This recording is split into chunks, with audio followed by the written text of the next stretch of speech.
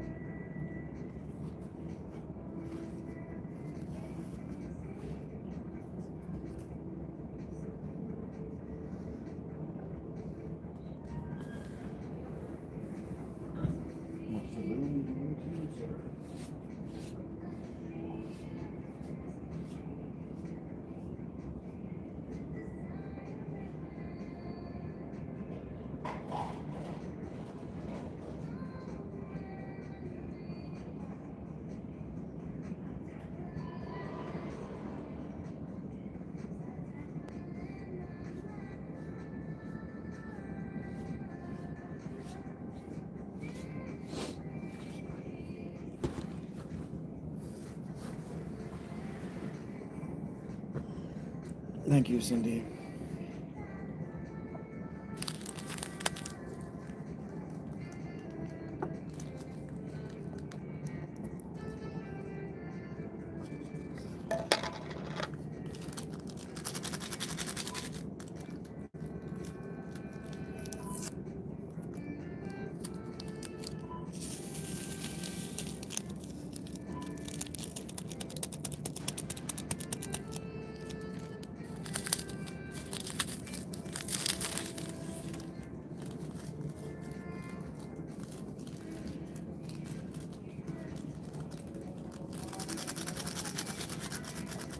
Hello, Hazel. Rach was asking about you earlier last week.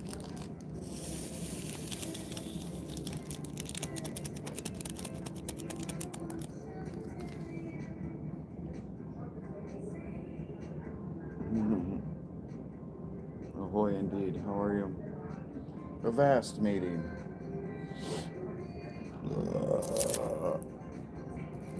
Merry Christmas to you too as well, Hazel.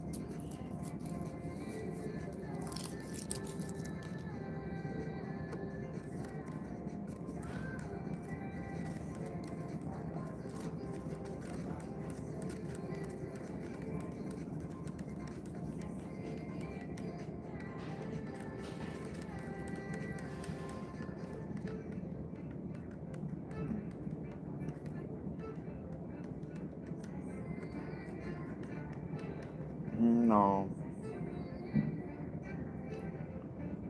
I bought this. It's an elaborate prosthetic. I'm fine, Cindy. How are you?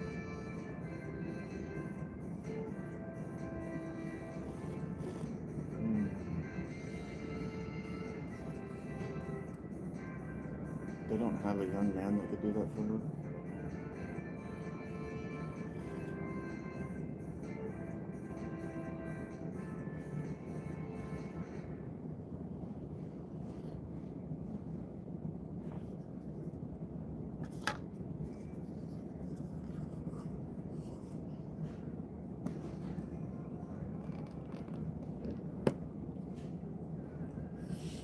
I'd love to hear that you're not great, Cindy. Glad to hear we're keeping our head up, though.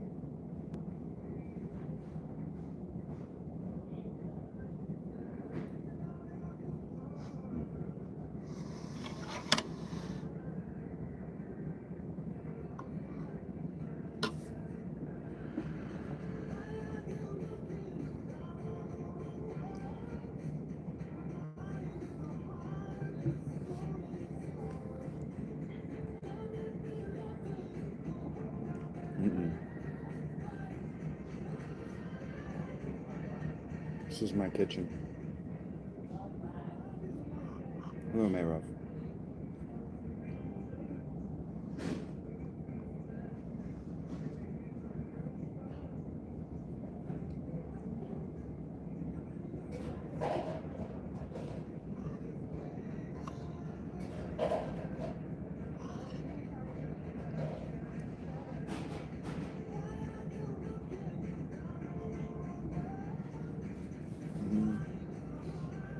I haven't cut it.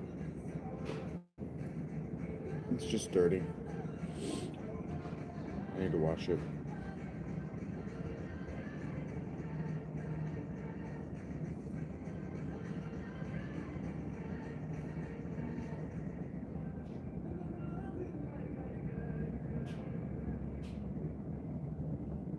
I love that, Cindy.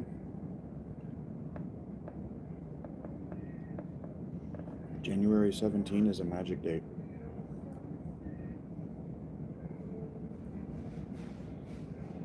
That's auspicious.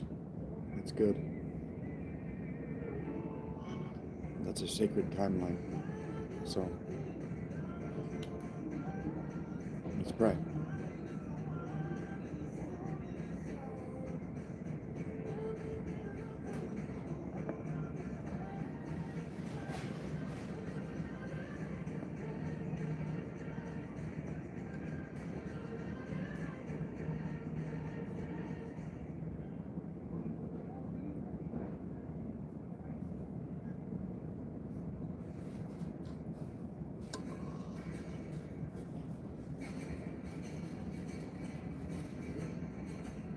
Good, Cindy.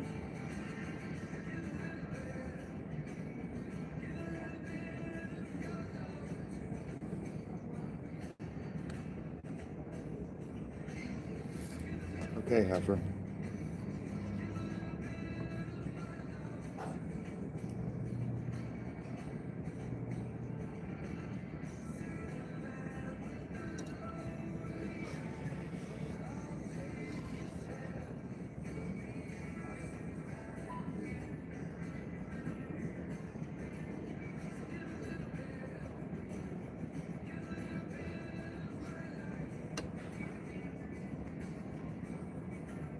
Pray for you, Cindy.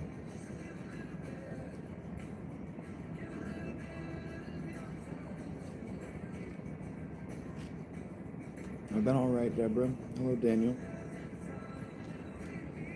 Welcome, welcome.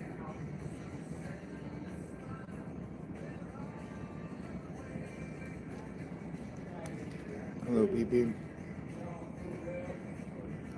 E4. Hello, Faith. I yanked all the mods before, except for the Patreon subs.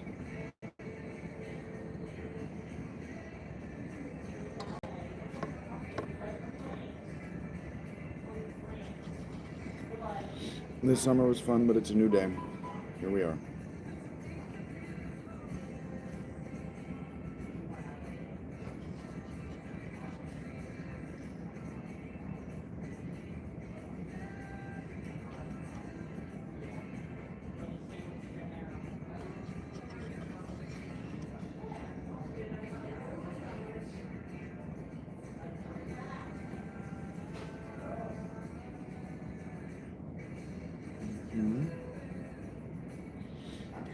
And I yanked all of the mods, except for Rach and Eric and Christopher.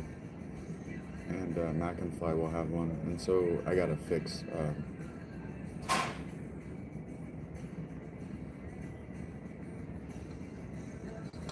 Mr. S's, for whatever reason, shadow ban, so I gotta fix that.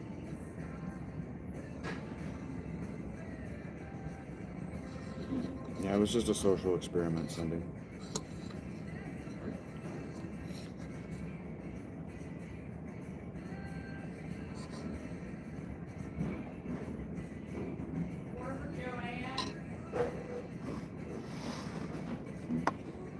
KISS. Keep it simple, stupid.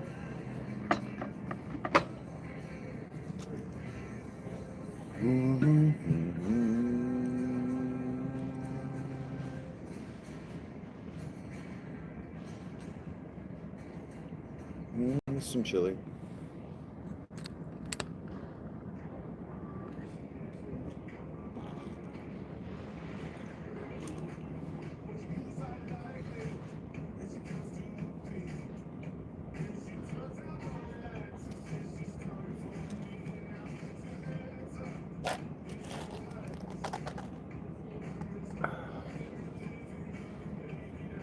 Just some chili.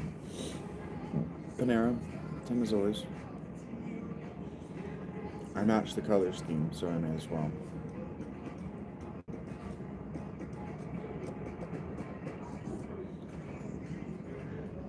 It felt weird to hang out and Taco Bell for 12 hours. 6 is probably plenty.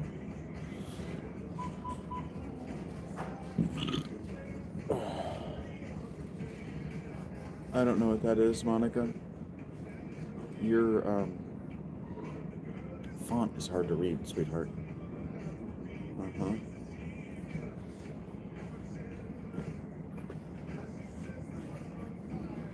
Watch that sucker burn.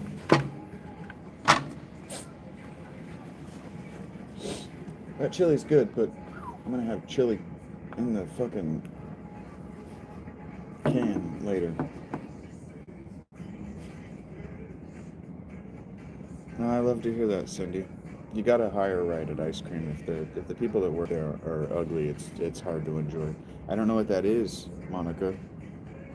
I'm not eating anything, Elias.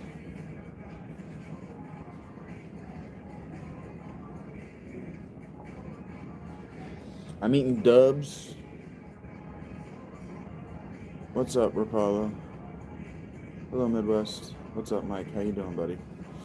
It's a group. Yeah, I don't know what that is. I'm eating Dubs.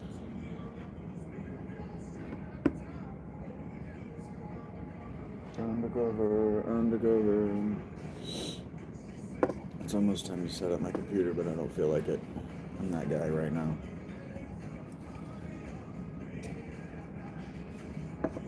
It's fucking cold. I'm kind of just watching the snow accumulate outside.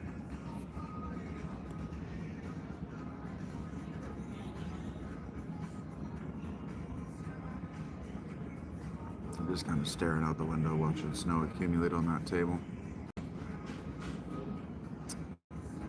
Because if it's accumulating on the table, it's accumulating on my tent. And so I'm trying not to think about how there's about an inch of snow on the surface area of my tent right now. And I got a pimple right here, and it hurts like a motherfucker. God damn.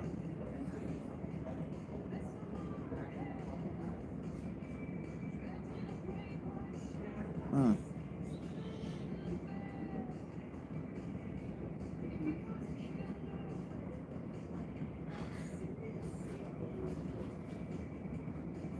That hurts like a son of a bitch. Did I get it? No. Damn. That hurts.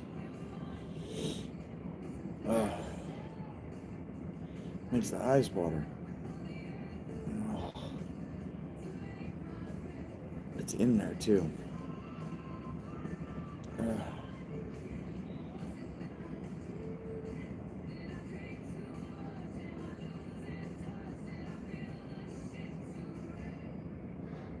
Sun and rain, floods, that sucks.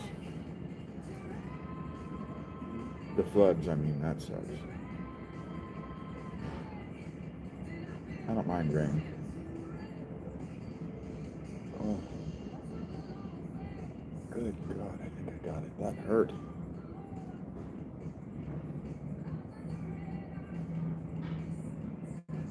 Oh, I think I got it.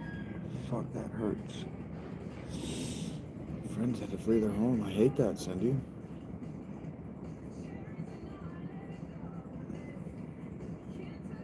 Damn.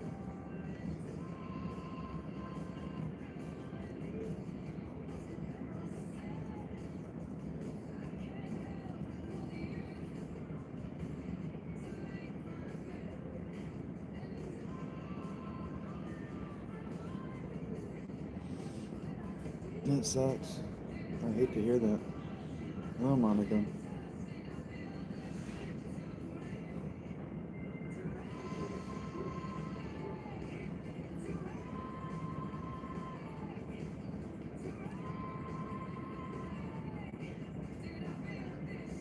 Did she build that ship direct?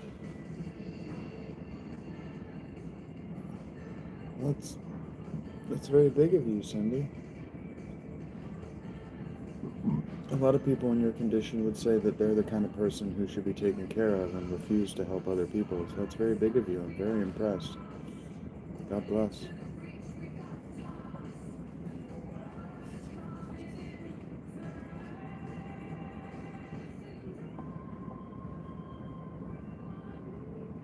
I haven't showered in like 16 months.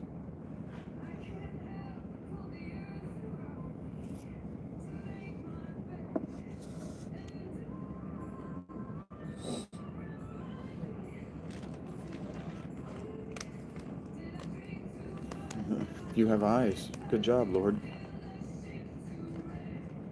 I'm proud of you. Your basic deductive reasoning is not even deductive reasoning skills. Your basic inductive reasoning skills work. Do you want a fucking cookie? I'm proud of you, Cindy. I'm proud to know you.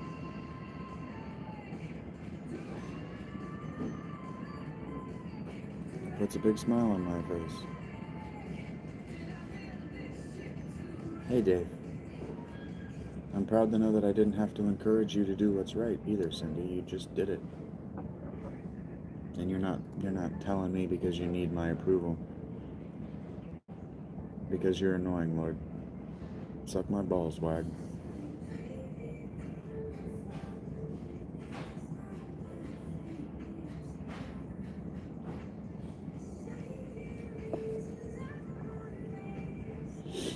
Does it not occur to you, Lord Alcatraz, that I can't have an attitude because I'm not the one with a trajectory? I'm the one who's standing still. So if there's a trajectory happening and you don't like my response to your trajectory, it's you who has the bad attitude. But you don't know that word attitude to mean trajectory, so why are you even speaking to me at all? Being kind to people is the blessing in the world. Am I, Lord? You're the one watching.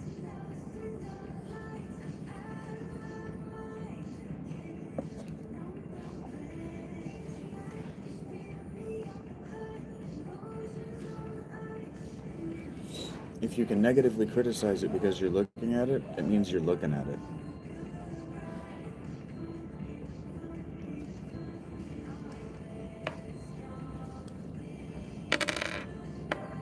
It's pretty simple binary to me. You don't like what you're looking at, you can do what I told my granddad. Look at something else.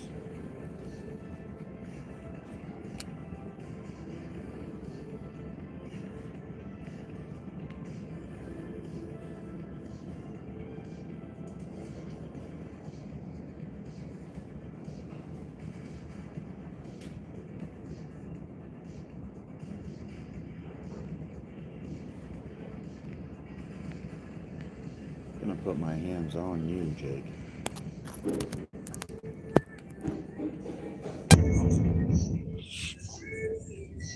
No, there's another wrong one.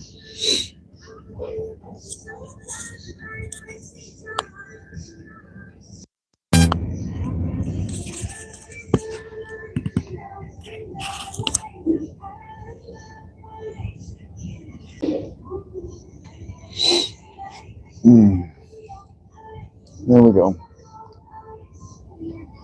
Make this a little easier on myself. I don't feel like projecting. Oh.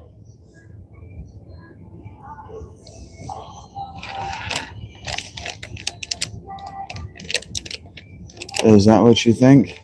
Or is that what you're doing? This is Patrick. As far as I can tell, I'm not fishing. But you do want my attention. So as far as I can tell, you're the one fishing. I might be the lake. Yep. He's fishing for attention.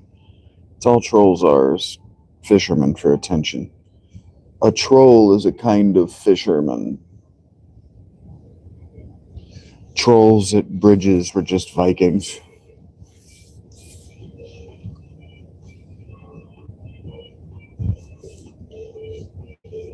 He didn't even have anything as interesting as 3 riddles.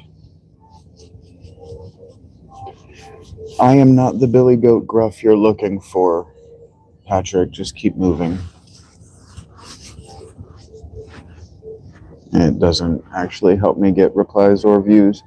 It doesn't help me get views or retain views dealing with the trolls. The engaging with the trolls actually chases away my core audience. They leave when I start talking to you idiots.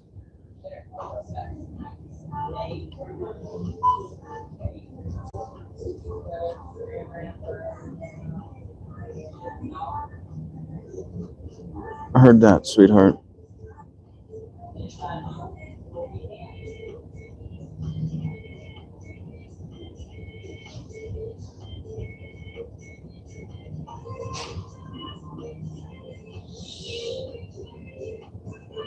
Anyway, a troll is a kind of fishing in Viking era Europe. Trolling is a kind of fishing. It's a kind of, you patrol the water in some particular way. I don't know. Yeah, just walk on. You're not going to find what you're looking for here, and you're going to think that we're friends because I'm engaging with you in the way that you think you want to be engaged with. But really what I'm doing is beating you at your game, but you're not smart enough to know it. So just keep moving. You're not welcome, and you're not smart enough to know you're being insulted, made fun of in public. And none of this is real enough because so few of you use your actual personal identities, and so few of you engage in places where people who know your real identities also engage, that any embarrassment that you have is residual at best. And so there's no learning opportunity because you don't think you've lost, because you don't know enough about the context or the scope of what you're doing. Okay, Omas. Is that an R? No, Omas. Hey, Faraz, what's up? My leg better? No. It doesn't hurt right now, but no, it's not better.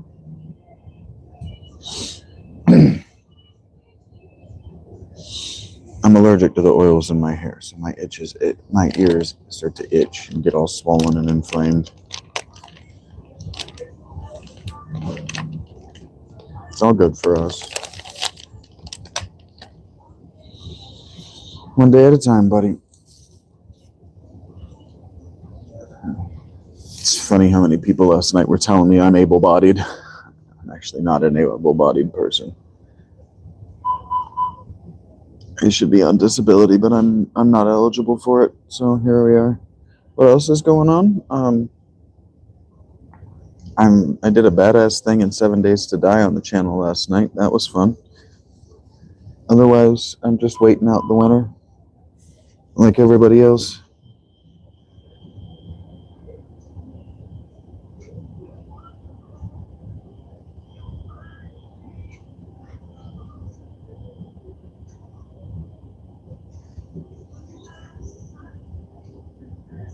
Panera Corp can just cope. They can't even make a fucking sandwich. They don't get to bitch at me for washing my hair.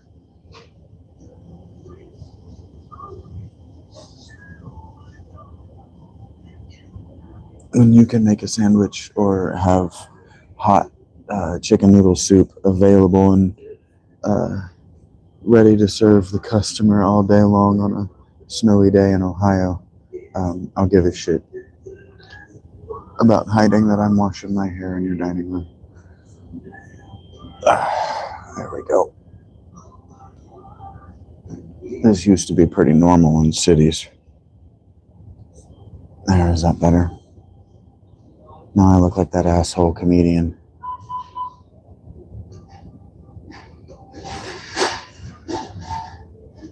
This is a pretty good look. People spend a lot of money to look this good.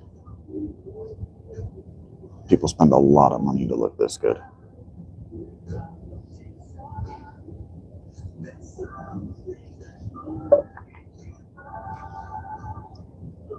And you saw how I arrived at it. Sorry to hear that, Monica. Hello, Colton. I don't believe you, Monica, but I am sorry to hear that. I lost a cat to cancer.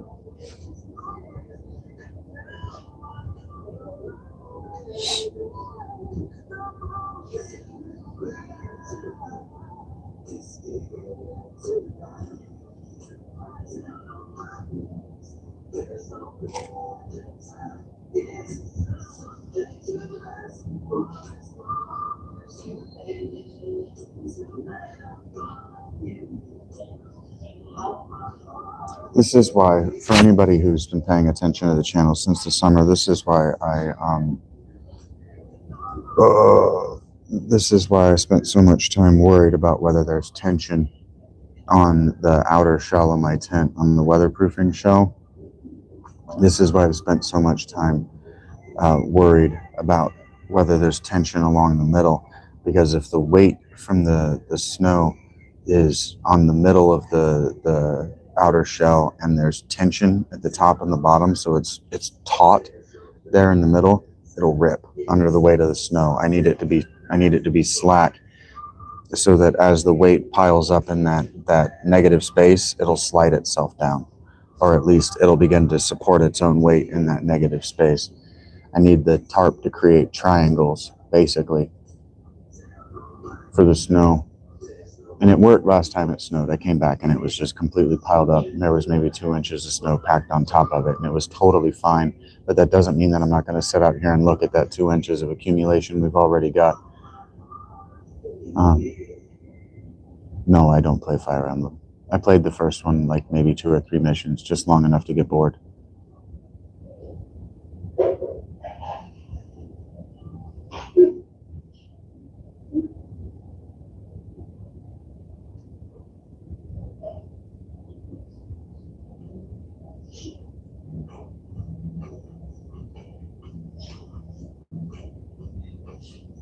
Unicorn, was it called Unicorn Overlord? Maybe? I accidentally used to call it Vanilla Unicorn. Resident Evil 2 Remake? What about it, Matt?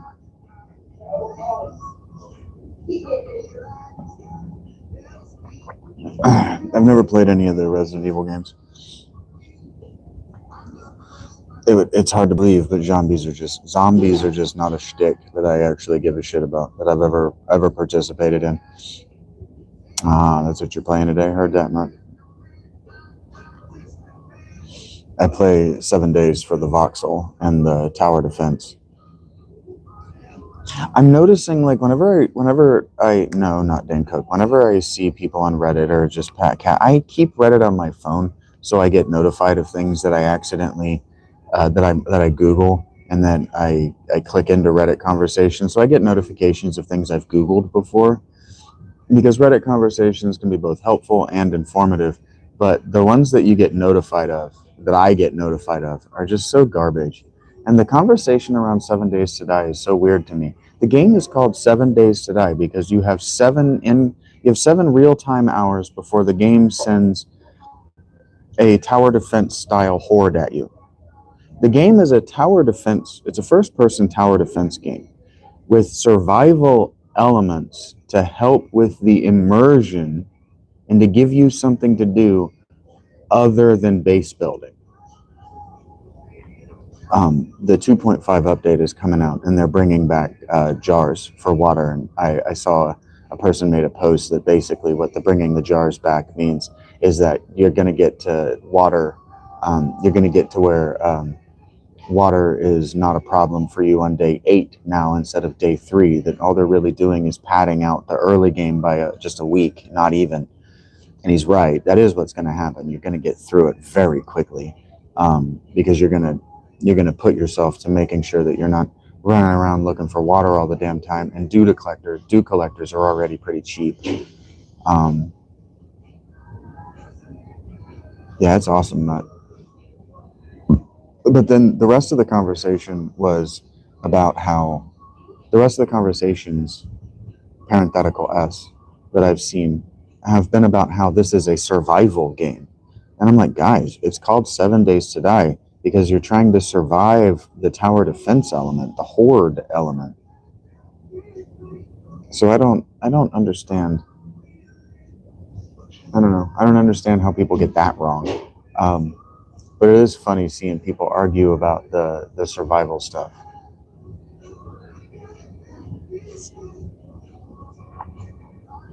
Like, people want bandits because they've been playing sunken lands, and so they don't understand. You even spelled 9 wrong, you fucking idiot.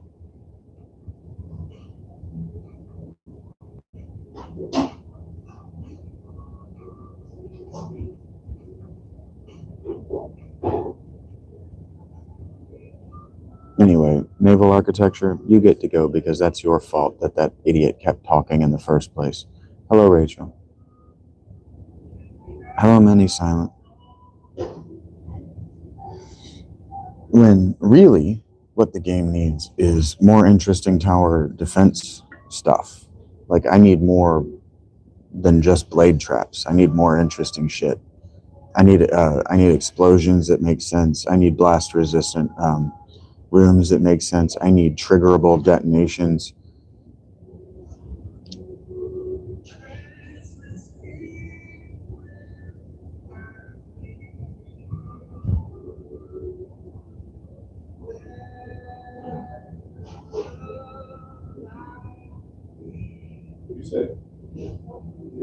I'm not a veteran, no. Like, I need masher traps. I need spike traps that come up out of the floor. I need cooler traps, especially if they want there to be PvP elements. So, like, one of the reasons that the Neebs guys, I've never seen the Neebs guys even talk about doing like a PvP thing where they're trying to do a destroy one another's claim block. They've talked about that, trying to destroy one another's claim block. But the reason they don't do it is because it's not fun. There aren't enough defenses, and once you get to automated turrets, they're too good. They're too good not to use, and they're fucking cheap. They're so cheap. So cheap to make. 20 duct tape is really not much. Take care, Rachie. Thank you for popping in and let me know when you're live. Don't worry about it, Monica.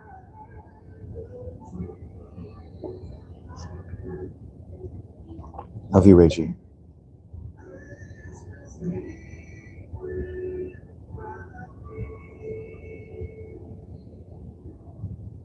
And like now, I just saw a 7 days Reddit notification for somebody who wants couch co-op, and it's like, no, it's not what the game is.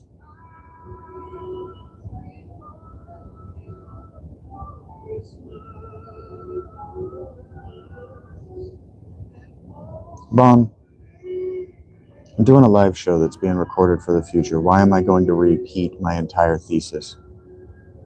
Just for you.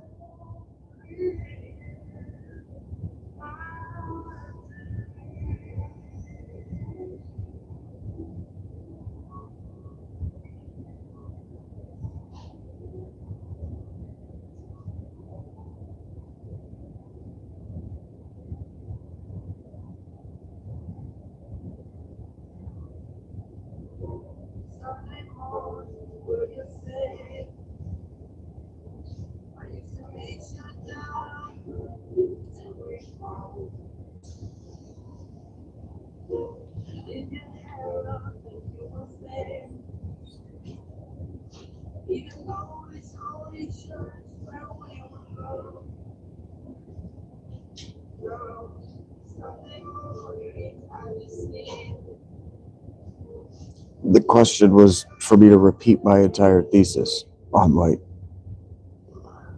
The first one was garbage with a lot of promise, and I haven't played the second one because I don't have the money or a modern computing system.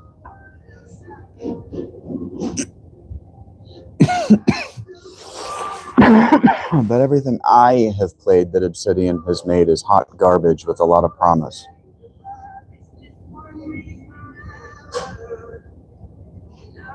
Basically everything that Bethesda and Obsidian makes, because I meant to say Obsidian. Bethesda, Obsidian, and BioWare. Everything that Obsidian, Bethesda, and BioWare makes is hot garbage with a lot of promise. So basically, it's Trent Richardson or any young quarterback prospect who gets overdrafted into the first or second rounds with very, very, very little college playing time.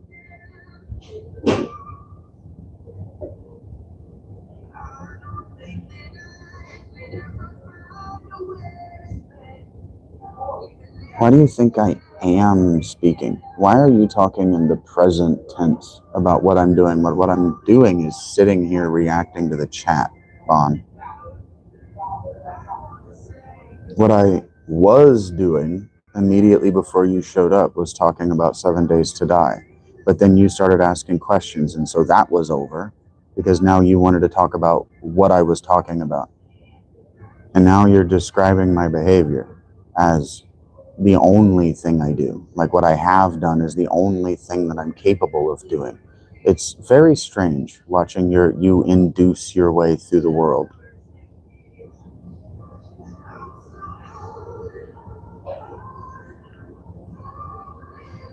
If that's what you took away from that, Nick, you can just keep going, Gur.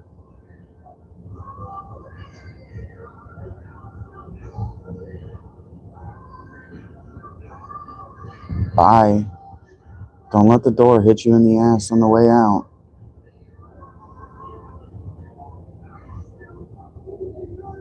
High and mighty dog shit.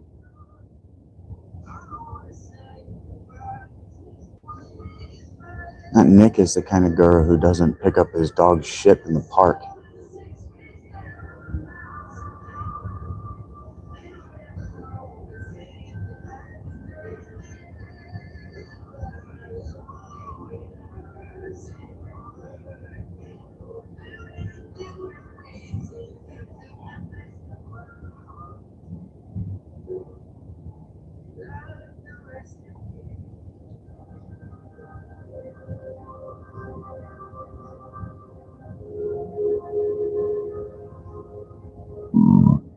Sure, Bat Boy.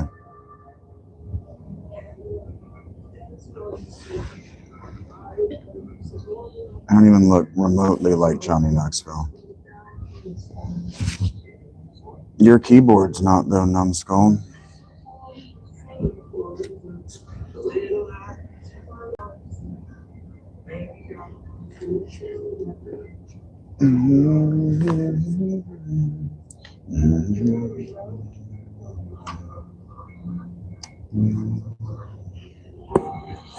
You're 28 years old and you've been in the Marine Corps. What does that have to do with anything?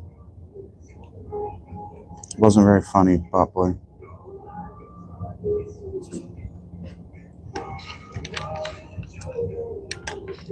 Jokes lose their amusement with repetition. The rule is typically 3. The first 3 times it's probably funny.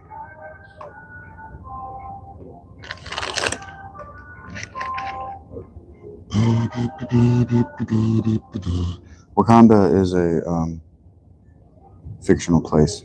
Deadly Delirious. Communism is happening in Venezuela. Pretty sure there's a whole civil revolution down there in Venezuela right now.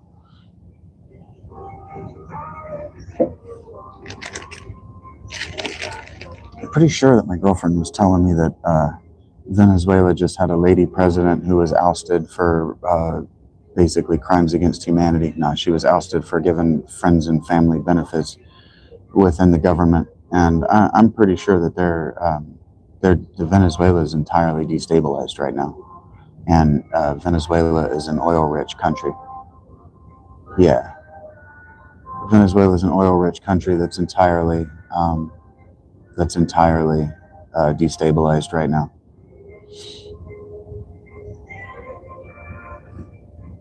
Just bear in mind, Bot Boy, that his service is making sure that the United States gets to steal that oil and Russia doesn't. So, I mean, his service is robbing destabilized South American nations of their natural resources. So be mindful of what you're saying thank you for.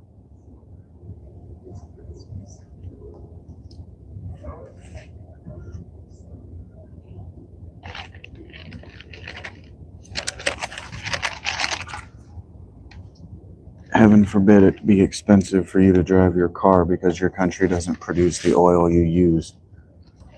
Hey, Gina. Definitely not buy.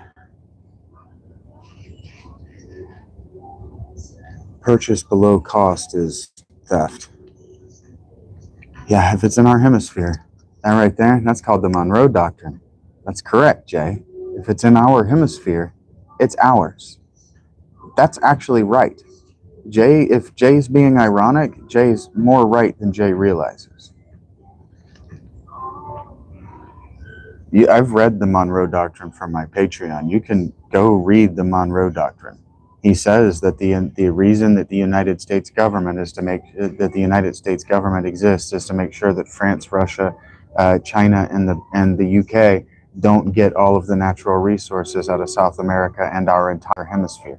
That's why expansionism to the west. We needed to control both oceans so we could control both poles. That's why we put that canal down there.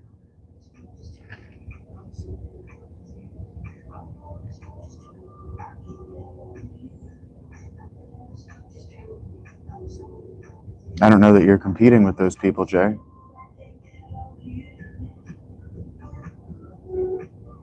Panama Canal, that's correct, but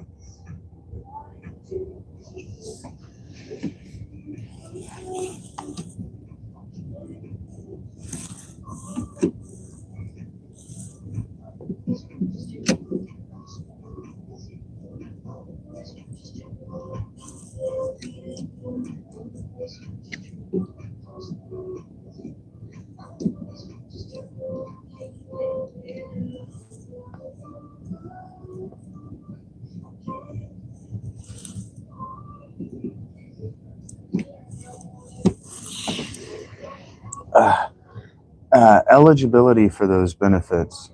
I've lost your name. Eligibility for those benefits, Jay, means that you are non-competitive. So if you're competing with those people, you're not actually competitive.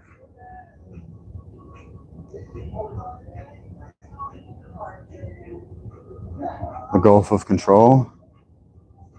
Well, you got to understand how hostile the British, French, Spanish, Portuguese, Russian, and Chinese empires were in the 18th century.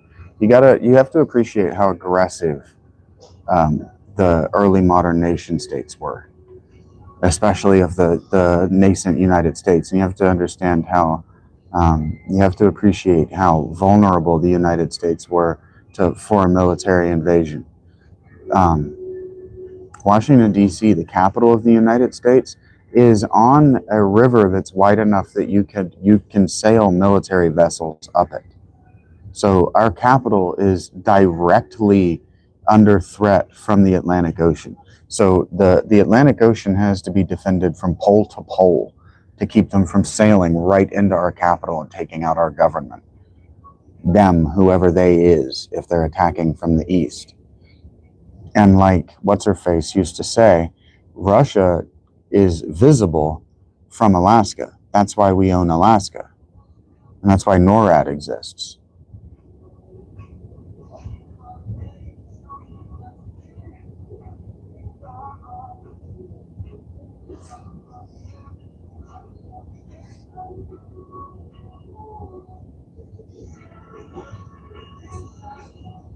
Hey, Samuel, what's up?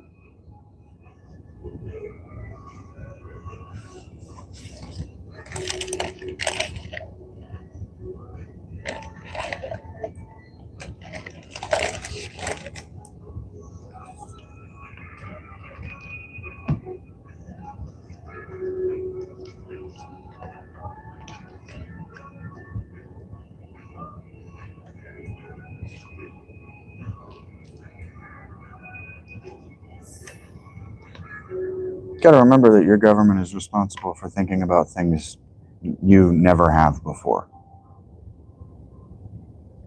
including the threat of foreign invasion from extremely hostile foreign imperial powers. Because we exist today in a time where France and UK are kind of a joke. But in 1776, the War of 1812, they weren't.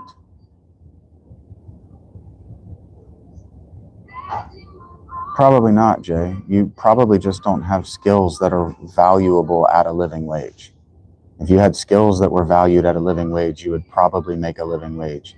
And if you had skills that were valued at greater than a living wage, you would probably make greater than a living wage. But again, because you're competing with people at the very bottom of the economic barrel, the difference between you and them is nil as regards the economic barrel. No, I'm not a Johnny Depp fan. I've never been able to take Johnny Depp seriously. I know Gina. Gina knows to lock in and talk to the Shaggy. Because cross chatter in the chat, if you're not using the @ gets very confusing very quickly. Old ID, I don't speak that. I don't read that script.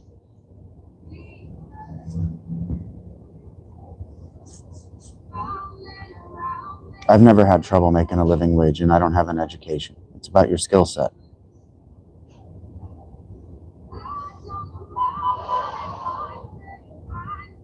Ford just opened up their hiring. They just brought on all of their temporary workers as full-time.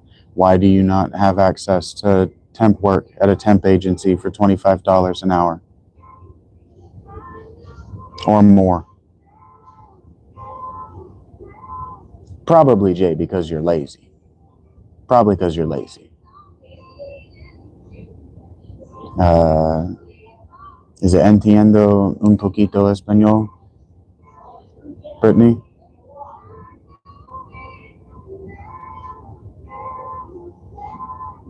No, maybe it's, well, definitely comprendo, but somebody tell me what entiendo means. Somebody remind me.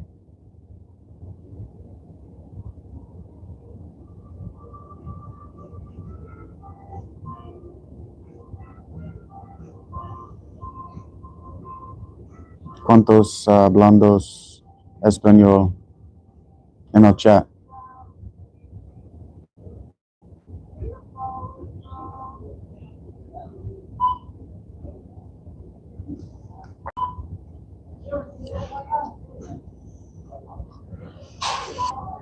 I feel like if I had a kid and I wasn't aware of it and they ran across me in a live stream, they would know instantly. They'd be like, oh, that's my dad.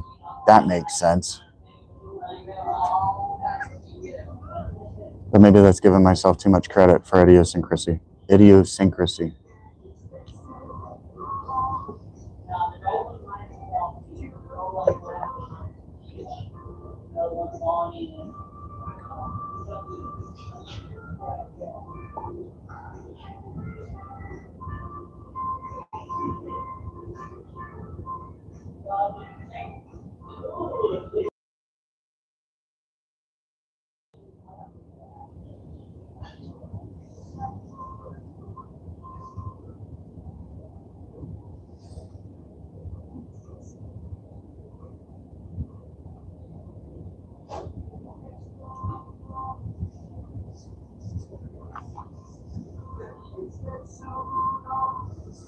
Never mind, I asked the Spanish speaker I know. She'll tell me. She'll act all girly about it. Because my pronunciation of Spanish is all right.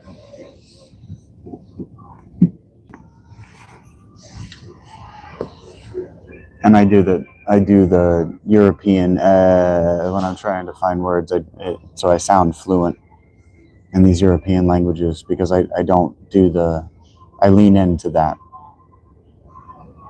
I think it sounds better. Searching for a word and you just got that quasi-Italian sound is better than an or an or a to me. It sounds to me like a buffering wheel. Hi, Grinch. This is an argument I've gotten in with girlfriends before, where they're like, you shouldn't do that. I thought entiendo means understand. Comprendo means comprehend, basically, is the difference in understanding and comprehension. That's why I reached entiendo. I understand very little Espanol. I comprehend more, but comprendo is not as interesting as entiendo, in my opinion.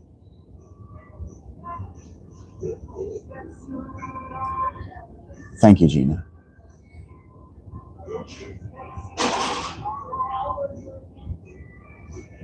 Más o menos, sí. Así. Yeah, más o menos means more or less.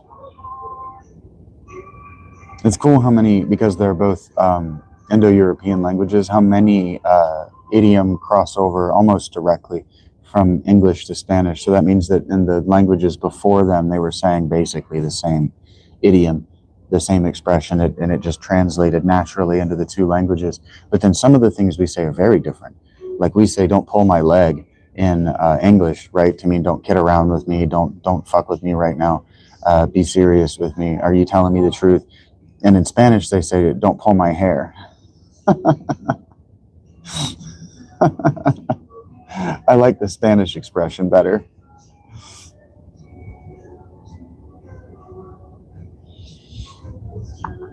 All right, nerds. I'm almost ready to turn this computer. Actually, I am ready to turn the computer on. So whether I have room to turn it so that you can see what I'm doing or not, I don't know. Oh. The hardest part is exfoliating in a real way. The hardest part of all of this is exfoliating. I don't know how people lived. I guess you just get used to it and you just stop caring after a while. But feeling my wind blasted dead skin on my face is just horrible. It starts to itch after a while.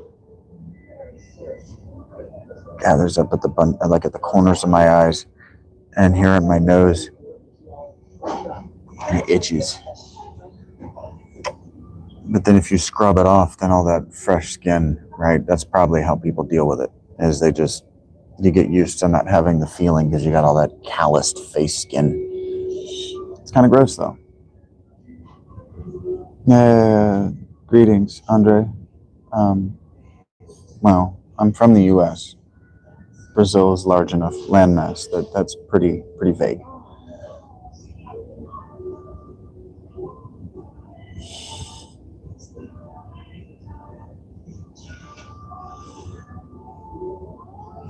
Because like you could tell me that you're from Sao Paulo and I would have just as much awareness of where that is in Brazil as you do of where in the U.S. Ohio is.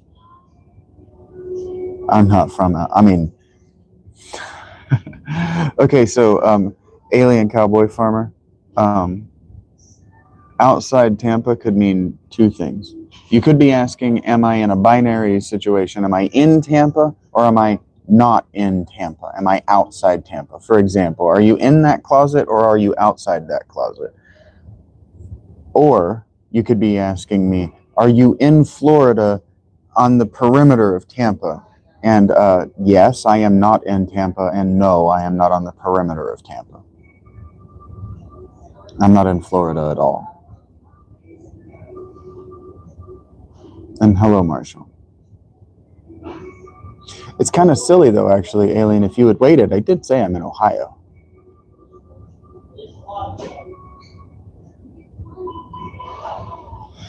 My mom, maybe none of you have ever heard this before, and so maybe it's just my responsibility to tell you, but my mom and I, when I was a boy, we used to watch a lot of mystery fiction together. We used to watch a lot of suspense movies. We used to read a lot of suspense books.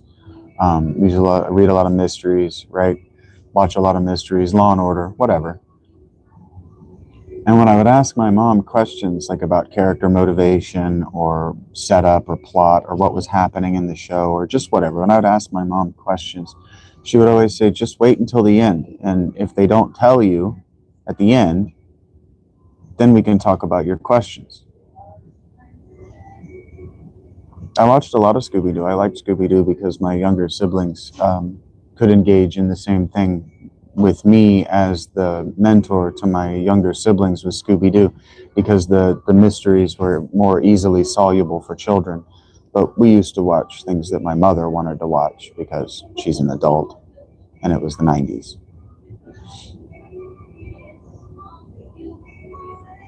So like thematically, a lot of the things we were watching were inappropriate for a child. typically murder mysteries, a lot of them about sex violence.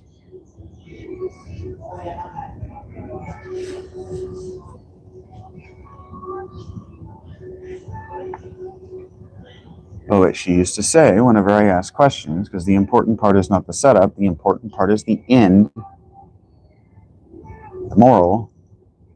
If they don't tell you the answer to your questions by the end of the show, then you start to ask questions. Then your questions become relevant. And so I'm reacting to people who show up and ask me things like, where are you? When if they just listened, you just sit and watch the show, I'm probably going to say the word Ohio, like here in Ohio, here in Zanesville. I'm just going to casually mention where I am. But every time you ask, I'm disinclined to answer because somebody else is going to ask immediately after you. And that's exactly what just happened.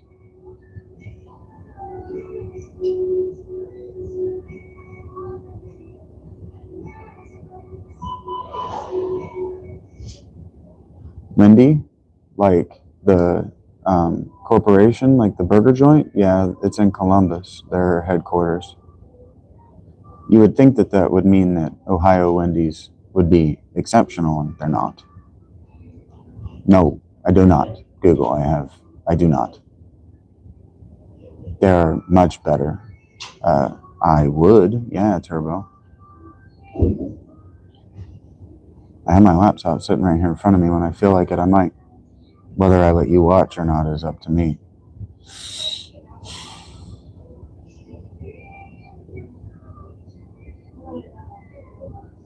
And frankly, whether I'm making money. Because if I'm not making money, it's all relative to me.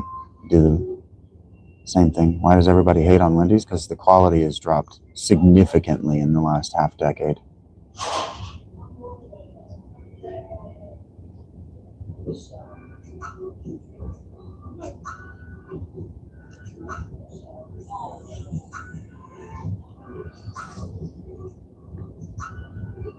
Same as it always was, 9 years old. Not really. I don't look like crazy John Mayer. Not really. John Mayer has a rounder face than I do. He has boyisher features than mine. I haven't really retained any of my boyish features through homelessness.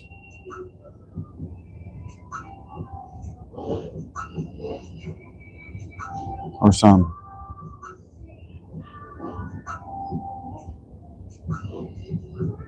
That's just not true, Google accountant. That's not true at all. It's just not even kind of true. The quality of everything in life has significantly increased in most areas, but our legacy corporations are decidedly failing us because the people who work for them are people like that Jay guy I was talking to earlier, who think that they're competing that they're actually competing at the lowest levels by doing a bad job on purpose.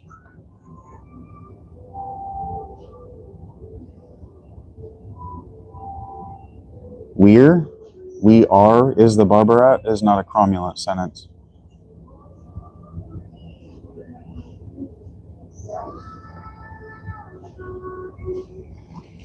You obviously don't remember the 90s. You couldn't get anything green in the 90s if you wanted to. Just the proliferation of guacamole on menus all over the United States is an increase in quality.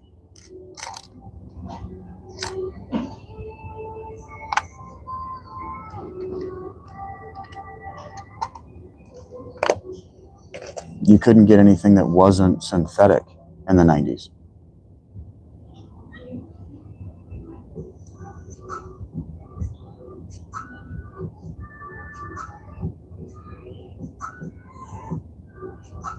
You said 4 decades. And so what, you think we peaked in 2001? Shut up, Google.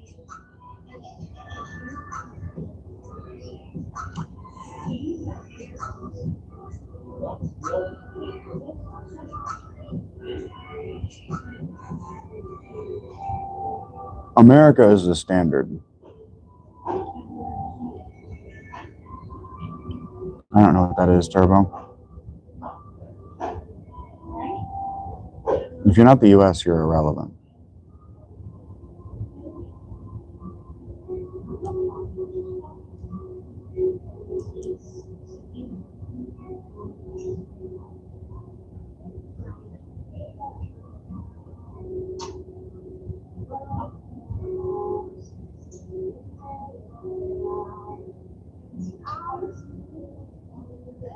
In fact, the quality of everything has increased so much over the decades, the most recent 5 decades, that you wouldn't even recognize what life was like 10 years ago. You'd be like, wow, this was junk and expensive.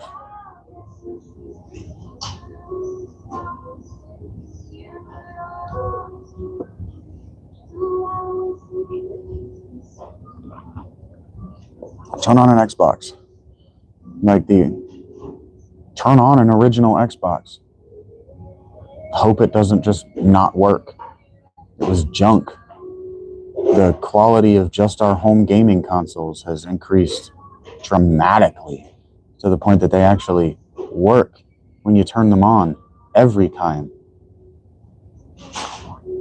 Just the quality of your phone. We couldn't even do this 5 years ago. So the quality of your entertainment services is on an upward trajectory that's so steep you don't even recognize that it exists. An OG Xbox was junk compared to a PlayStation 2.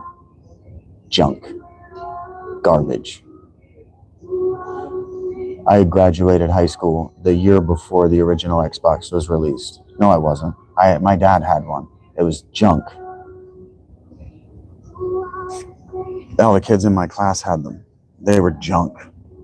The Xbox 360, just try turning it on. I worked with a guy who had to go through 3 of them because he had 2 of them that read Ring of Death the first time he turned it on.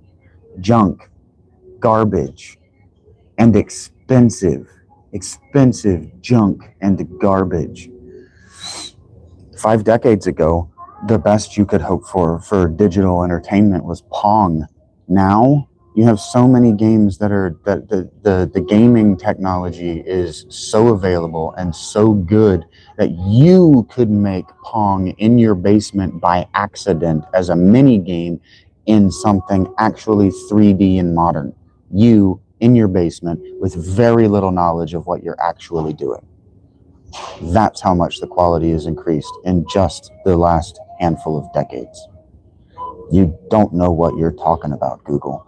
Even Google as a service, even the Google search engine since 2000 has improved in quality.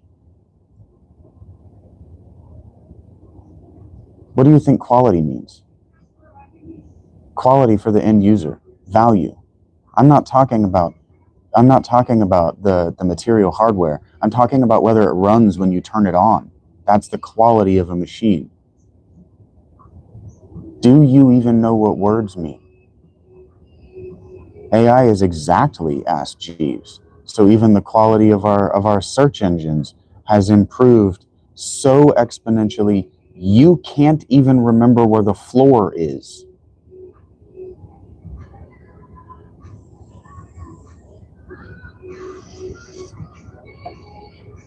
I remember when the most efficient way to use Google was to actually use the www.google, whatever script language, the word you want plus the word you want plus the word you want plus the word you want. I remember when you actually had to type out the HTTP address to get good Google results. I remember before Google was paid for, before it was a publicly traded company. And other people liked Ask Jeeves, but I got good at communicating with Google, so whatever. And I used Gemini instead of just a standard Google search. So Ask Jeeves probably was superior. And that's what I'm saying. The quality of the end user product has improved. You can have a whole conversation with your search engine now, and it will affect the conversation better. Most things aren't manufactured to break, though. You don't know what you're talking about. And the auto industry isn't designed to break. Everything is made with a limited lifespan in mind. It's not designed to break. You can't have a brake caliper that won't ever wear down.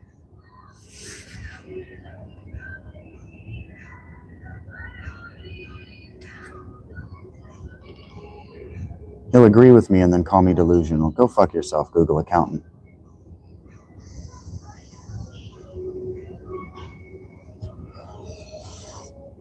And planned obsolescence is how you stay alive as a country.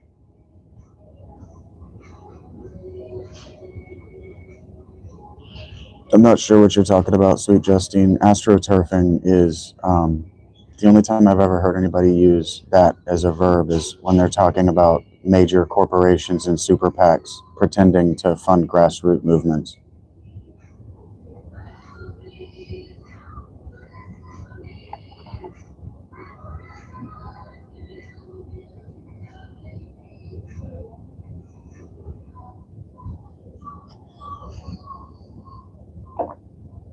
I don't know why people think they get to step up on my stage, address me, and then use my stage to turn around and address the audience. Hello, Caden. I don't know who you think you are, but you don't get to.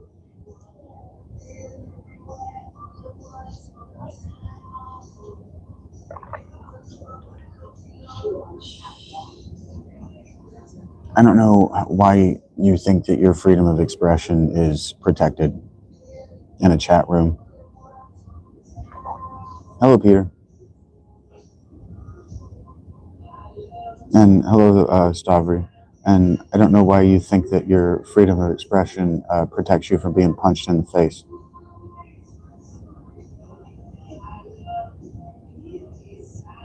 Okay, I'm not saying that it's not a thing, Sweet Justine. I was asking you to explain to me what you meant.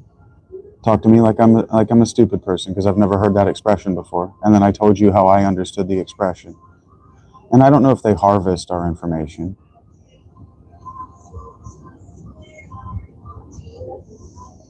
Oh, letting you find your information, the answers was what I was talking about. It was annoying. I'm fine, Caden. Hello, Peter. Well, they have to, Charles. You won't spend the money on a quality vehicle.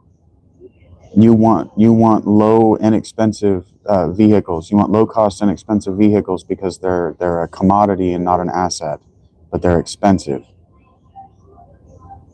So you want them to be inexpensive, which means that you don't want them to be made by educated, trained, skilled labor. You want them made by slaves with slave labor and inexpensive parts. Yeah, you drive a Civic. You drive a vehicle made with slave labor. Actually, Hondas are typically made in the United States with high-paid skilled labor.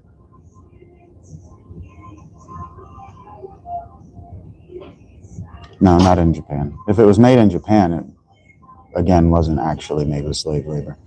But you want a cheap vehicle. You want an inexpensive vehicle because it's a commodity and not an asset. It depreciates in value over time.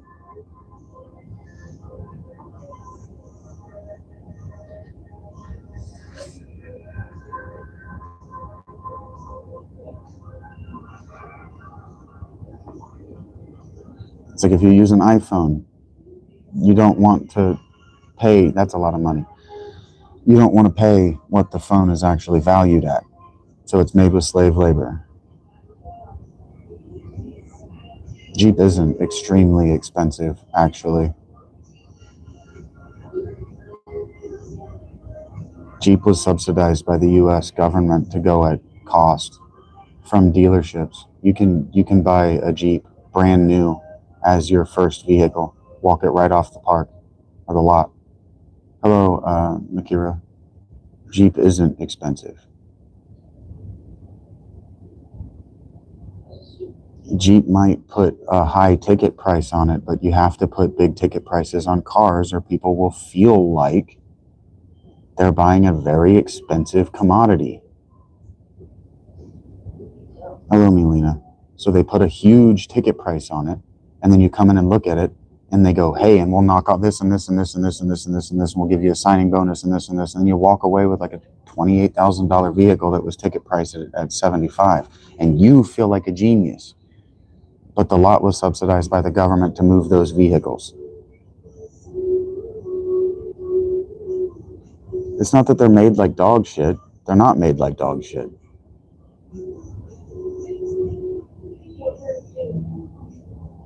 Just don't buy a car. Done.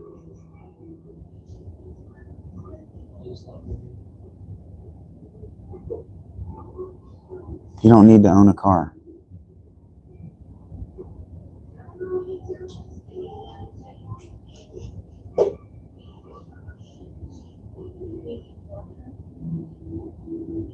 Except they're not. Like, what's your profession in Diablo? Are you an engineer? Are you an automotive engineer? Because they're not.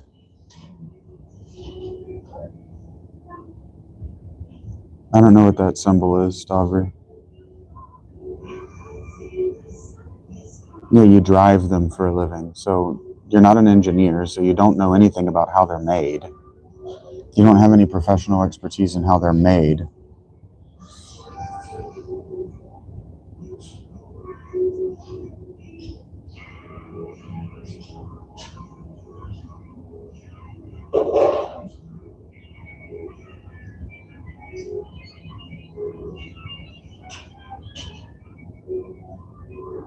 Maybe, Drew.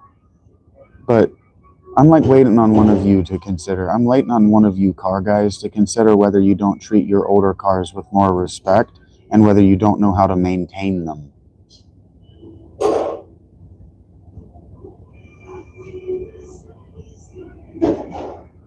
Your expertise frames your worldview, Charles. You should be an expert in something. You do need to be a professional to have an expert opinion on something.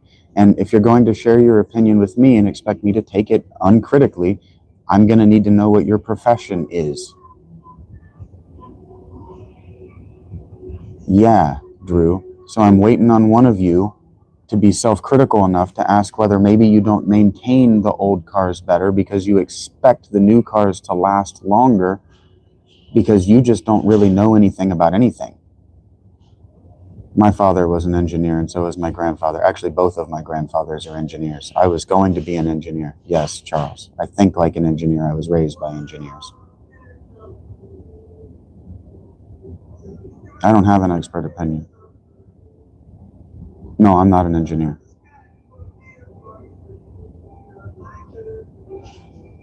Okay, Drew, then I'm waiting on you to think like an engineer and start to falsify your claim. When do you walk out on that bridge? I didn't say I was different than the chat, but I am superior to the chat. I think critically.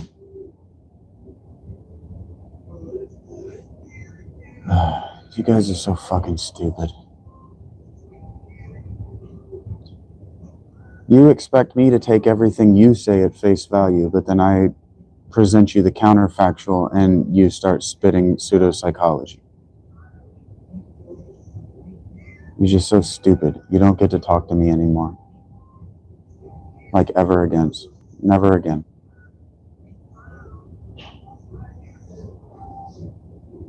I'm not repeating myself.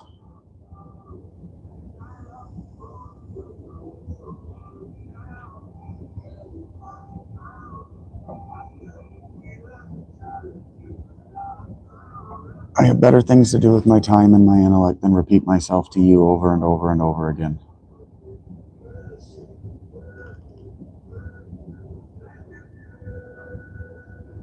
You can either listen, like you're expecting me to do, or you can go talk to someone else.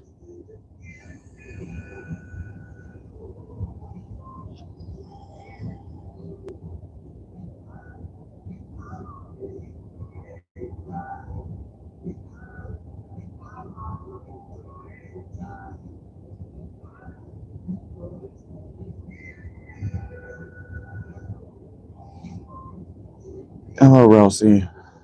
You seem to have had a stroke.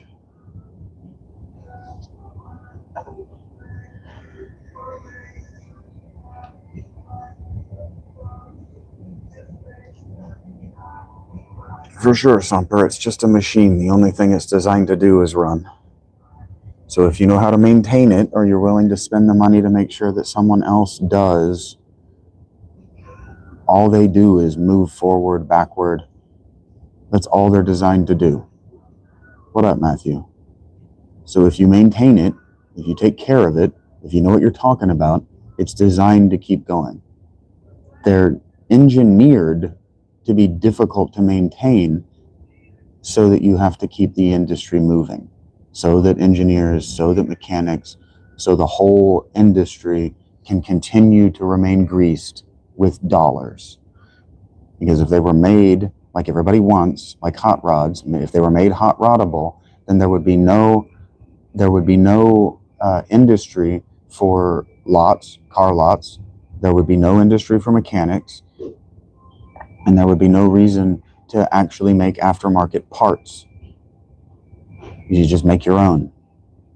There would be no point in being a corporate manufacturer of cars.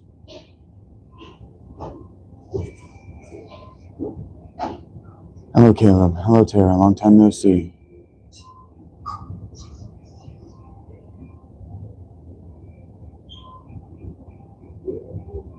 Right, Samper. And that's another thing that people make mistake all the time. If you make a relationship with the guy who fixes your car, he's going to do it at or near cost, because that guy has very low costs outside of the business if he has personal relationships. And if you're going to a business that doesn't try to make a personal relationship with you, take your business elsewhere.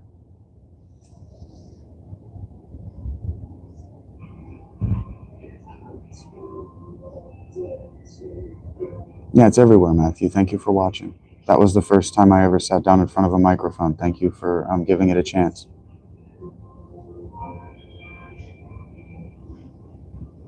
My face isn't as round as either of those people, Knight.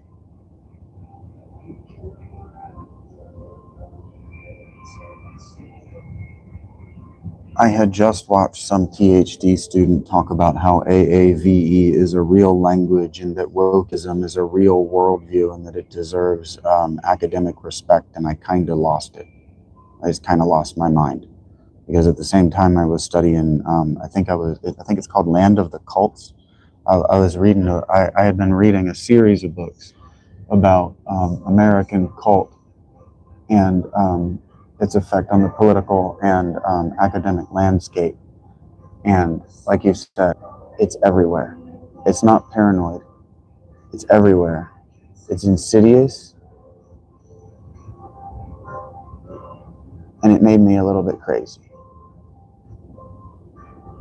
It's like, more often than not, I feel like a character in a Lovecraft novel, where I'm the only person who can see the tentacles of Lovecraft creeping everywhere. I can see all the people who are just puppets with a tentacle hopping them through reality. And sometimes I wonder if it's not just me. And that's how I know I'm sane. But I've also read The Telltale Heart, and he makes a pretty good case. Edgar Allan Poe, makes a pretty good case that if you can make an argument that you're not insane, you're already too far gone. So, to you, it's funny. To me, it's my worldview. It's my life. The world is crazy.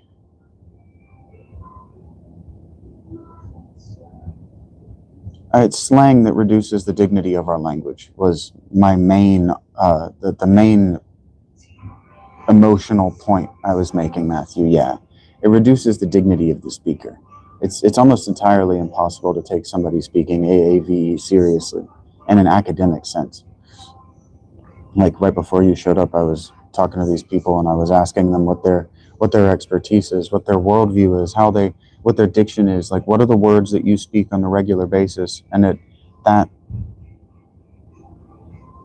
makes you understandable. It gives me a model to work with. Okay, what kind of person am I talking to, right? And so we used to boil these things down to race, and wokeism and AAVE are an insistence that your race matters and that your race is the beginning point from which you start. And we have agreed since at least the 90s that your great-great-great-great-great-grandparents don't dictate your present or your future. They might have dictated the past, but your grandparents have a tenuous grasp on your presence, and usually they were wrong about everything. Yes, that is the language that's employed to psychologically trick people and manipulate people into doing crazy things. Like, what's that fat guy that I got in trouble for making a short about a few months ago? Fat white dude, face tattoos, rapper, criminal, alcoholic, and now people are calling him a social hero for standing up and saying, hey, don't be the things that I was, even though you've made me rich for being them. Total hypocrite. Jelly Roll, yeah. He uses the language to psychologically mind fucking people into being non-competitive, like that Jay guy from earlier in the chat. If they believe they're being held down by some invisible force, like ICE not throwing people at their same level of poverty out of the country, then they could compete, then they could get out of poverty, because what? Then there would be more money to give to poor people? That doesn't make any sense.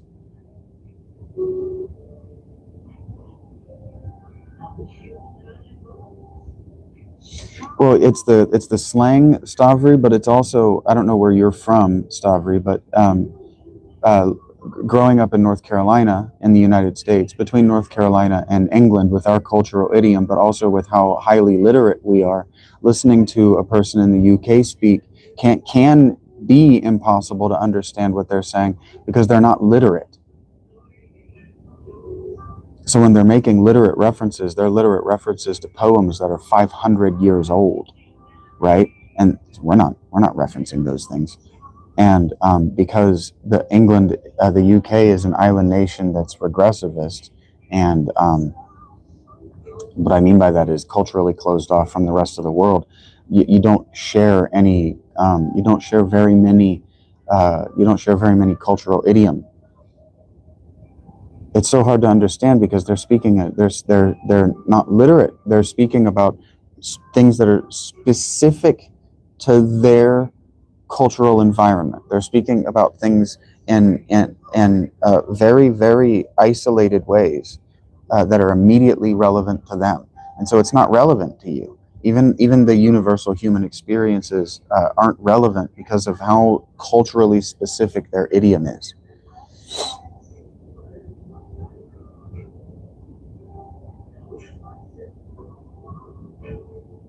Yeah, English, the language that we speak, especially United States English, it evolved and it churned.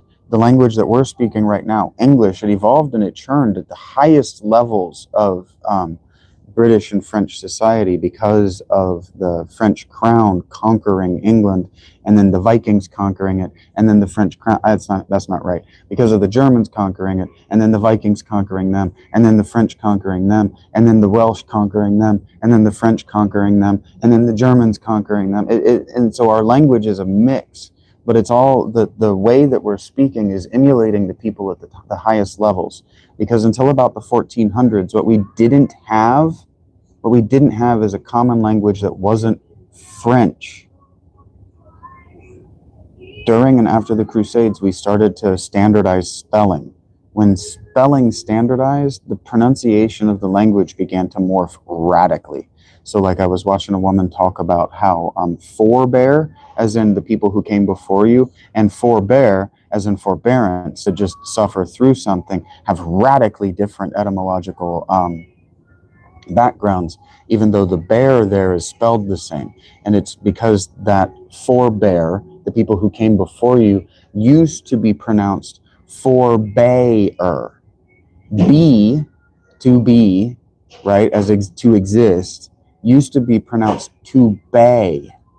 So to be a forbearer mean to be somebody who came before you, a forebear.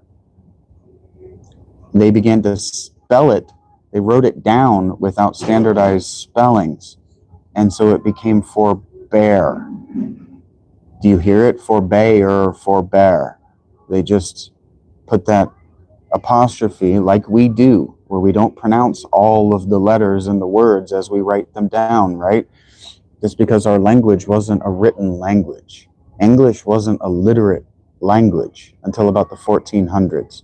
And then it became a rapidly literate language because the way to elevate from poverty, like what Jay wants, into comfortability was to be literate. And what that meant was to know how to properly spell words.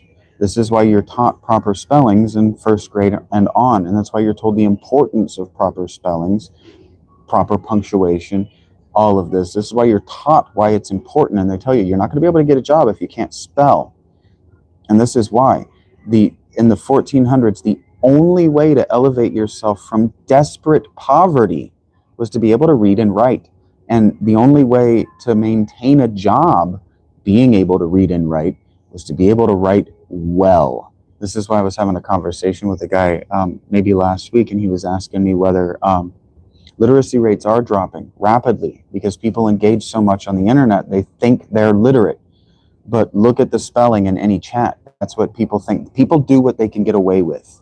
And in the 1400s, you couldn't get away with bad spellings because they were standardized now, and they were standardized to show who was cheating, who was actually poor, and who actually had a poor person's work ethic. Because a poor person work ethic will say, well, if we just kick out the people who are competitive, then I will make a living. But you also drive down the rate of you'll drive down the rate of competitivity in your landmass, in your country. That's why people were brought in who are competitive. This is why Sweden, for example, pays people in their 20s with college educations to come and live there and have children there. They're so different because the American English accent is a literate accent. We sound, the southern and coastal Northeast accents in the Americas, we in the United States sound, our regional accents, we sound the way people from the UK sounded in the 18th century, in the 17 and 1600s. Our phoneme, our sound hasn't changed regionally. The Northeast, like when you think about Boston or New York, and then when you think about the Southern accent, especially in North Carolina, that highfalutin, rich people Southern accent, that, well, I do declare, that's what they sounded like in the UK in the 1700s. Our idiom hasn't changed. Their idiom has rapidly and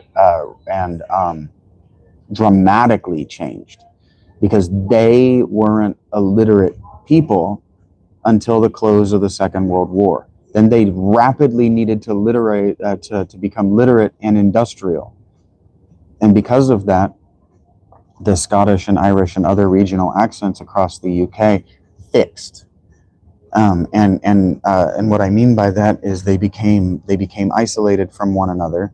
Those regions became fixed because the UK needed to be industrial, and so they fixed their people, they fixed their populations, and so the populations, once they became fixed, there wasn't a lot of admixture of the languages, of the spoken dialects, and so they specified into what they are today. They built up that little hill on which they are today, whereas we are illiterate people, and because our landmass is so wide, the English dialect that I'm speaking right now is actually called the American English dialect, and it's a broadcaster dialect that's designed to be understandable to anyone who speaks the English language anywhere in the world. And it's properly pronouncing the language as it's written. As I'm speaking, I have a teleprompter going in my head, behind my eyes, and I'm reading the words so I pronounce them correctly. We perfected the accent so it can be understood by people in India and China, by non-native speakers. Yeah. And it's a broadcaster language. If you listen to that old timey way of talking, that was an old timey way of talking. They talked like that in the 1800s too. That Chicago accent that, I'm not aware of David Graeber, no. But I've probably watched documentaries that, discuss his theories. Or Gregor, if you wanted to hum a few bars, our shit is very dumbed down. Our shit's dumbed down. Everything is written at a third grade level. Very dumbed down. But you got to remember that third grade was a master's level degree in the 1900s. Our third grade level, what we can consume and understand because of the complexity and the epigenetic phenomenon of being a child in the 21st century, what is third grade to us was upper university, master's level educations in just the early 1900s. Transatlantic, universal, Matthew, because you got to remember the American empire since the close of the Spanish-American War has been worldwide. I'm not educated, but I'm well spoken. I'm just affecting the people that I listen to. I'm talking like the people that I listen to, Tara. The people that I listen to are very well educated and a lot better spoken than I am. Well, I'm glad you have such great respect for Cam, Sumper. I wouldn't say it's better. I'm not making a hierarchical argument, Stavros. I'm saying it's more effective at communicating across the entire globe to non-native speakers. For example, the people who learn to speak English watch American TV, right? Listen to American music. They don't listen to British English because that British specific accent localizes you.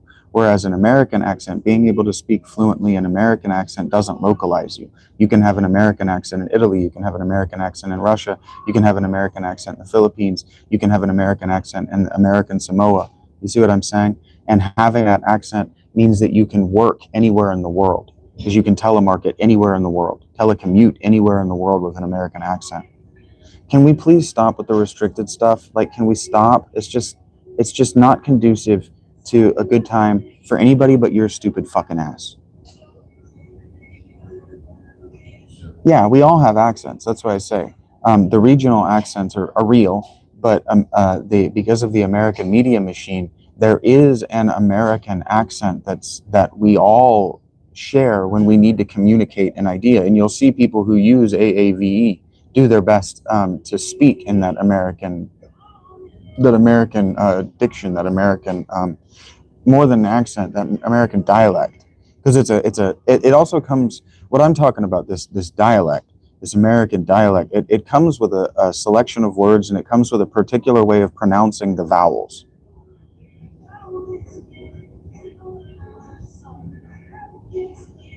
Yeah, well, back then in the 19th century, Matthew, that might have even been the 17th century, when Hobbes is writing Leviathan. The idea is to use as many Greek and Latin phonemes as possible, because if you're using words rooted in Greek and Latin but speaking English, you're communicating in English at the highest levels of scientific and philosophical thought. 17th century, and Hobbes is a philosopher, so he was educated and very well read. He could probably speak Greek and Latin, and back then you needed to communicate in Latin because it being dead meant that there would be no words that anybody didn't know how to use. And so he's using all of these big words, these big Latin and Greek root words, because and they seem big and hard to parse right now because we don't speak Latin. Thank you, Sumper. That, Brian. Don't do what an asshole would do. That's what I mean by don't be an asshole. It means if you are an asshole, don't do the things that an asshole would do.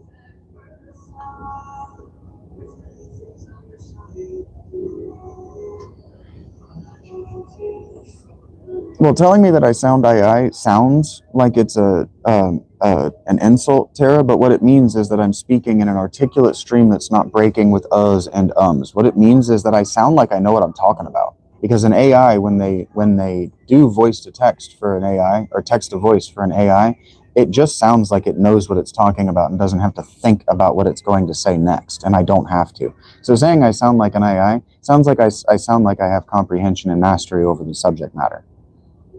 Hey, Hunter, what's up, buddy? I haven't seen you in a while. What kind of thing? I don't know what you're talking about, Brian. Existential native languages? I don't know what those words mean together. That sounds new age, rough. It sounds like new age gobbledygook nonsense. It doesn't actually mean anything, but sounds profound. He's just contributing in his own way.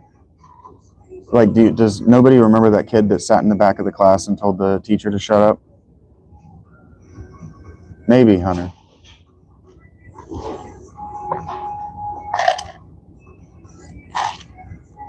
Yeah, Stavri, but I have a friend who's Syrian, and his happiest moment in life is when I told him that his accent sounded Native American, native United States.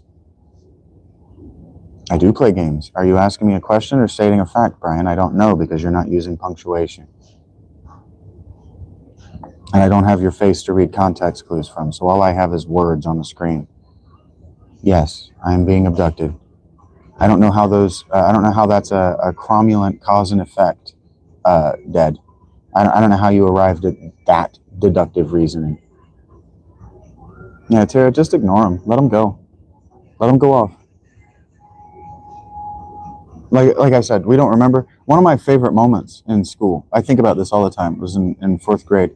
And one of the kids in class, he was the disruptive kid or whatever. He had already been set apart from the class to do independent study. And the teacher is talking and talking, and we're all bored. Nobody's learning anything. And he just stands up, and he stands up on top of his desk, and he goes, shake. He goes,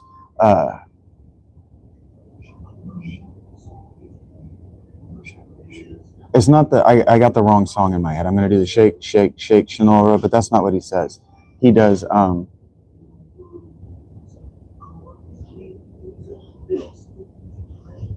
anyway, he just stands up and he starts screaming, shake your camel. And it was the funniest thing that's ever happened. So some of these trolls are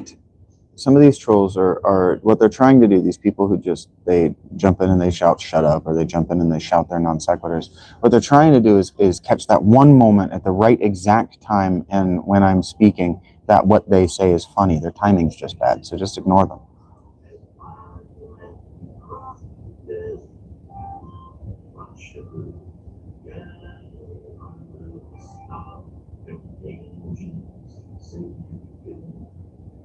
I think he might be entirely wrong, though.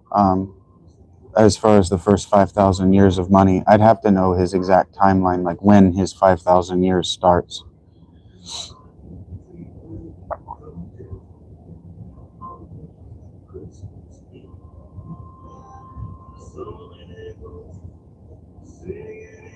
Hello, Nobbing. COD Mobile was only okay. I dominated and it got boring.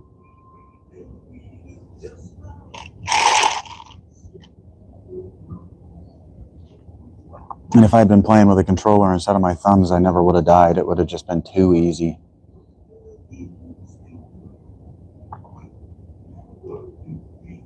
Thank you, Justin. This is just what it's like being around me.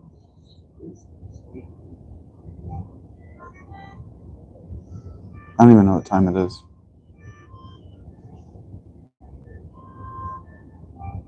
Thank you, Justin. I appreciate it.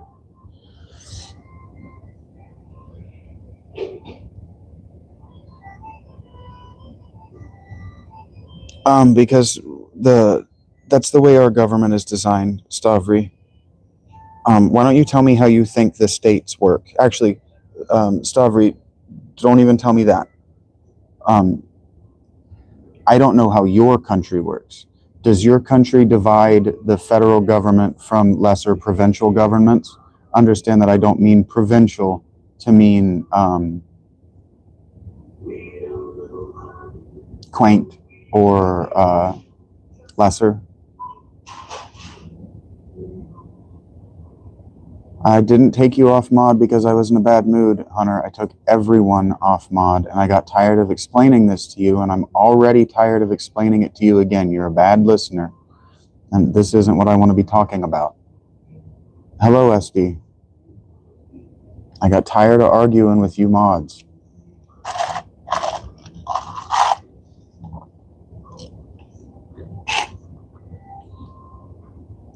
My shows became correcting the behavior of the people with the wrenches instead of engaging with new people who might actually give me money for what I'm doing.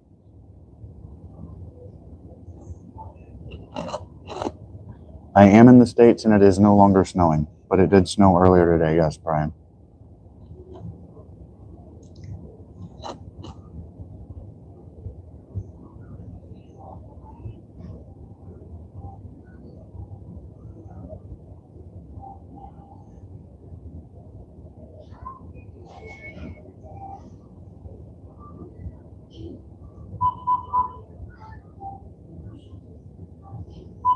Okay, there are provinces. Okay, I understand. Your laws are very centralized. You live in a different landmass than I do with a different... I'm not trying to criticize you. I'm trying to understand how you understand the world. Okay, but you do have different tiers of government, right? Like, so you have a federal government. Like you said, it's very centralized. They're very particular about what they want their people doing, but they do have a second tier of government before like the individual cities, right? Like the cities and the towns are all in like one cluster, right? And then it has a government that answers to the federal, right? Do I understand your structure? Do you have that? Is kind of the question I'm asking. For sure, Tara. Sort of chill.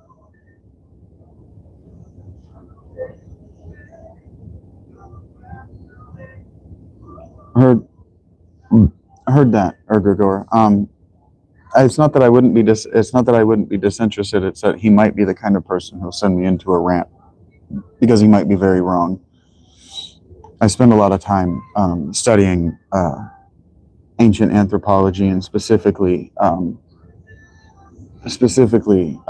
ancient histories, and when we start having written accounts circa 3500 BCE. And so I know a lot about that time period, and there's a lot of just false information out there.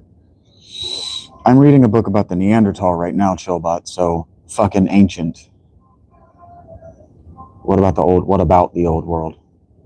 Like before European colonization of North America, not North America, of the New World.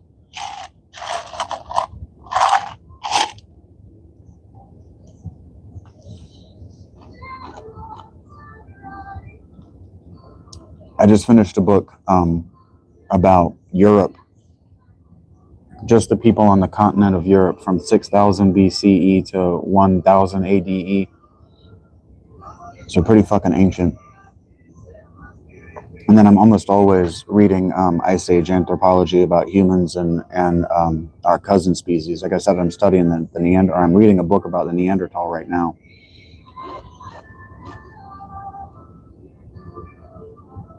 And it's interesting because this book was published before some information that just came out. And so it's talking about the things that are similar genetically among Neanderthal. And we just found a pocket of Neanderthal in Spain or France, somewhere in the region between Spain and France, that were genetically isolated pockets of Neanderthal. They didn't genetically interbreed with any other communities of Neanderthal for like 100,000 years. So they were genetically distinct from all other known Neanderthal species. Was the finding what finding? Oh no, the finding was a genetically isolated pocket of Neanderthal that were completely unique. They're not necessarily unique, but that were completely isolated, completely cut off culturally and genetically from all other Neanderthal. And so one of the things that we believed about them is that they behaved kind of like for a long time, what's been happening is people have been coming up with this idea. We've been noticing a lot of similarities between the Indo-European language family groups and Neanderthal remains. And so for a long time, what people have been suggesting is that the Indo-Europeans, what made us different is that what happened to the Neanderthal. Because the Neanderthal are named after the Neander Valley in Germany, where they were originally found. And so that's where we thought they were from, was from Germany. And if you know anything about the Nazis believe that they're the pinnacle of the Indo-European family group, because it was Germans who first figured out, using philology, that there are family groups and that language goes back that far, and you can trace language in the movements of people, and you can use that to track deep history.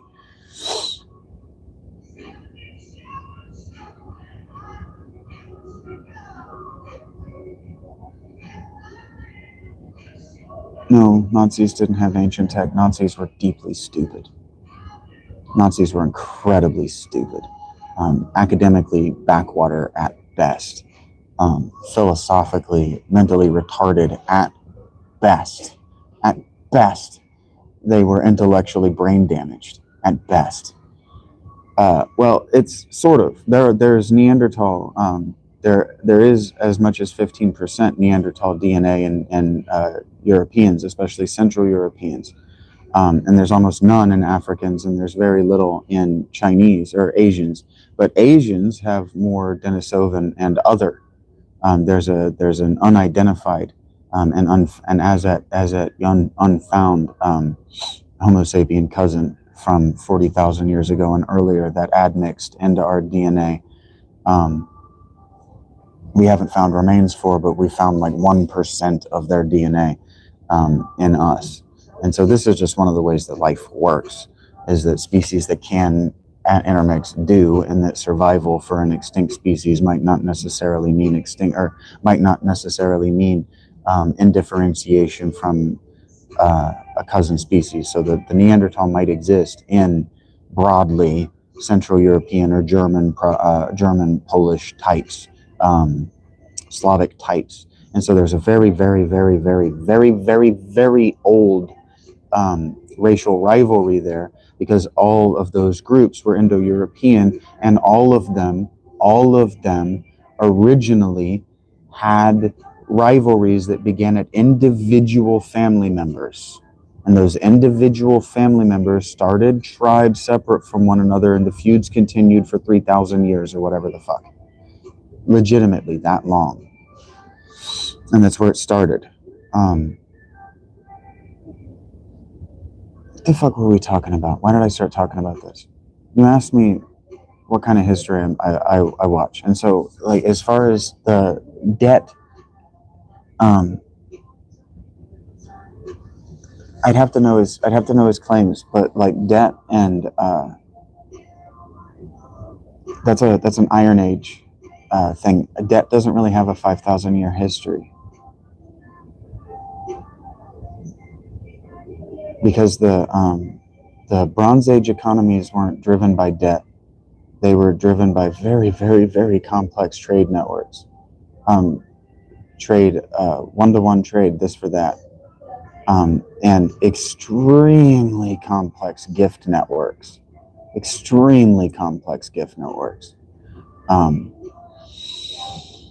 Offering money for a job or a service or a good in the world of 5,000 years ago would have been demeaning of the product, the work, the service, or the good. Everything was on Xenia. Everything existed on hospitality and family relationships. And so the idea of you want a bowl from your family member and offering them money at profit for that bowl is unthinkable today. The expectation is that you'll say, "Oh, I like that bowl," and they'll go, "Oh, here, have that bowl." And that's how commerce worked all the way through the late Bronze Age collapse. That's why the late Bronze Age collapse was such a devastating collapse. It affected China. It may have affected North and South America. Like, it was devastating to the entire world, destabilized the whole world and all of the world's governments. That's what I'm talking about, Stavry, the expansion of the Indo-European language family. Yes. Well, no, we're not talking about neighbors, Jill. I'm talking about family members.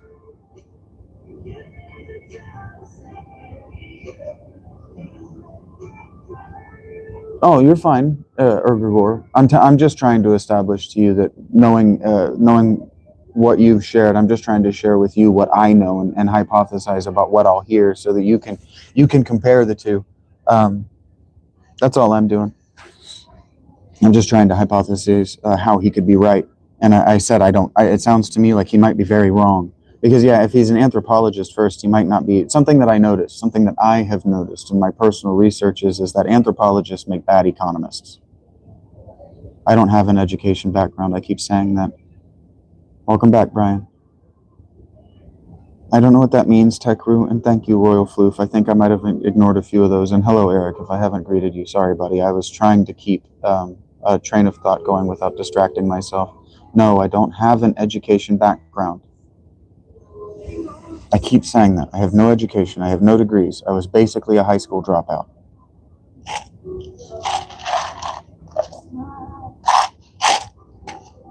I graduated with a 2.5 and I thought I was going to get involved in music.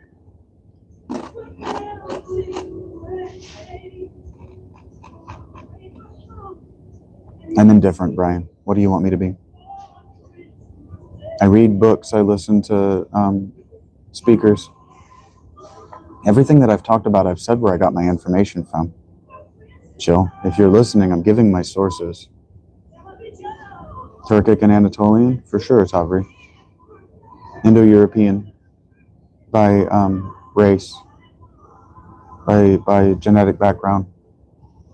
Doesn't mean that your ethno-cultural background is Indo-European, but if you're Turkish and Anatolian, you're Indo-European.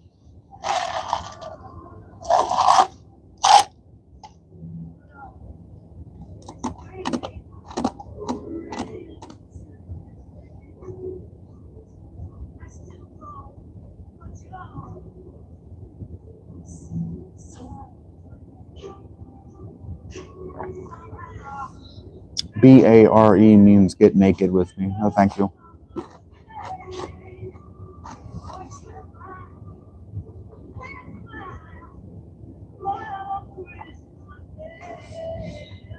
Oh, thank you, Brian.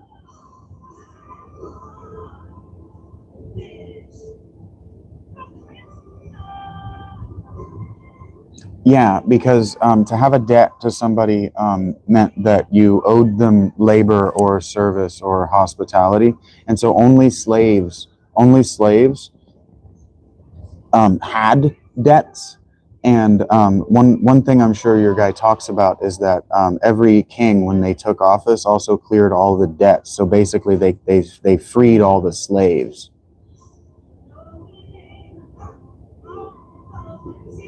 Made sure you meet again. Yeah. Well, think about it. When you go into a restaurant and you get bad service for your money, you're disinclined to come back.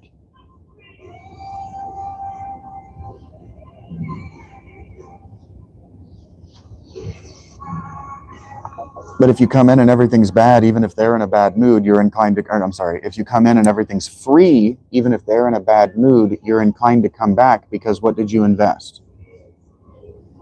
I don't particularly enjoy reading about Rome, Stavri, because Rome is cliche at this point. But yes, Tom Holland. I wish his name were spelled with an H so he could be easily differentiated from Spider-Man. But Tom Holland is my favorite historian, and his book, Imperium, maybe? I don't remember what it's called, but his book about Rome is excellent. And I own the Rise and Fall, Edward Gibbon's Rise and Fall of Rome, and I can't get myself to read it. It's like 100 hours long, and it's going to be in that 18th century idiom, and I can't bring myself to do it. No one has ever said, hey, if you read that, I'd give you money. So I just haven't brought myself to it yet. I've listened to a lot of great lectures courses that include Rome. And so like the book I just read, no, probably not. I was probably killed by a Roman in the past. I wouldn't have fit in. If my temperament were my temperament, not my personality, my temperament were the same across all my lives, I would have gotten killed very early in the ancient world. I would have been killed as a teenager for my temperament. But like the book that I just read that was Europe from 6000 BC to 1000 AD, Rome is 1,000 years, right smack at the latter third of that. Rome collapses in 600 AD. That's when people give it. I'm fine, Tua. Romulus and Remus. It's just R-E-M-U-S, but yes. Well, it is mythical, and that's not the only way they founded the city of Rome. Romulus and Remus were absolutely a story because every Indo-European founding myth has basically that setup.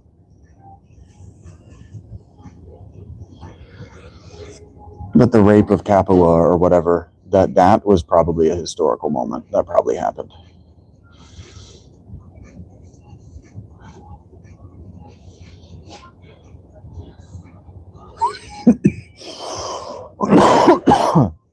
Yeah, that freedom thing, Ergagor.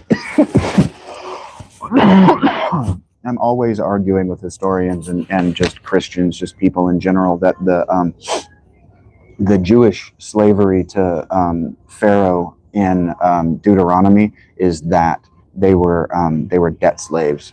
They owed Egypt service, fealty, these things. They were a vassal nation, and vassal nations didn't get the rights of a family member. They were treated like slaves. And so they were slaves. They were slaves to Pharaoh himself because they were a vassal nation to Pharaoh himself. And so, no, they didn't build anything, but they were a slave. They were a slave people. In the same way that the Greeks called themselves slaves to Persia and wanted freedom from Persia, it's the same idiomatic use of the term, and it means to be indebted to somebody. That slavery is a debt in the ancient world. So, like when people make the post-atheist argument that Judaism and Christianity are evil because in the Old Testament, the Deuteronomy and the other law books have God's voice explaining what to do with your slaves. Well, God should absolutely intervene when you have someone in your debt. That's why Jesus is worried about forgiveness. And what do you do? What is forgiveness? It's not claiming on a debt. No, I didn't go to college. I keep saying that. The Holy Roman Empire didn't begin until about 800 AD, though. And it was neither holy nor Roman nor really an empire. It was holy, but it wasn't really Roman or an empire. It was in Germany. It was housed in Aachen, Aachen. That's in Germany. That's not even in Italy.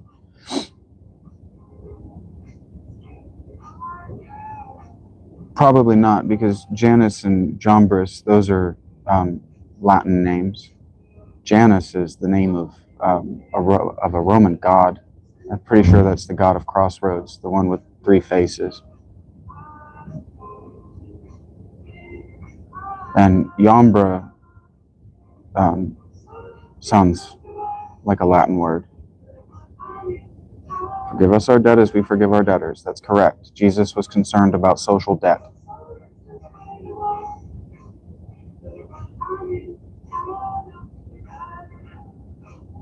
I'm pretty sure that Janus is the Roman god of crossroads. Pretty sure he's the 3-faced god, the god that sees into the past, the present, and the future. I have Google.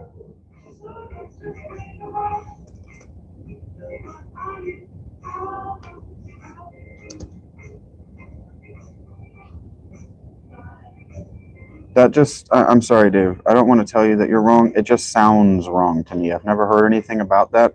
And anyway, if it's specified by Paul, it's 1st century AD. So it has to be older than what you're saying.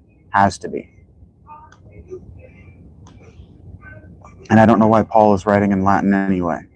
But Paul you don't want to use Paul as a source in the modern world when you're talking about ancient history, especially ancient non-Christian theology. Paul was a conflicted man. What are we looking for? Janus. God of?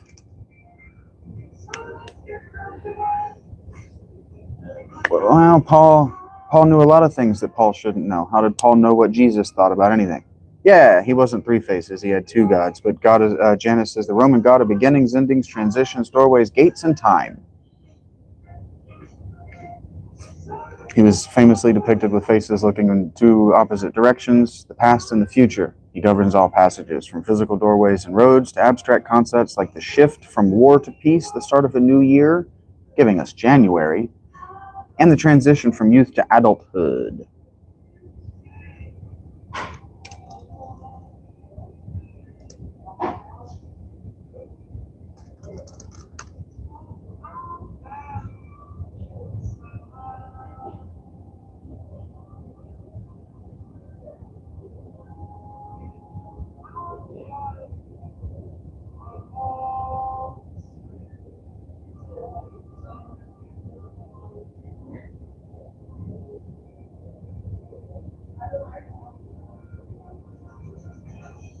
Oh, that's interesting.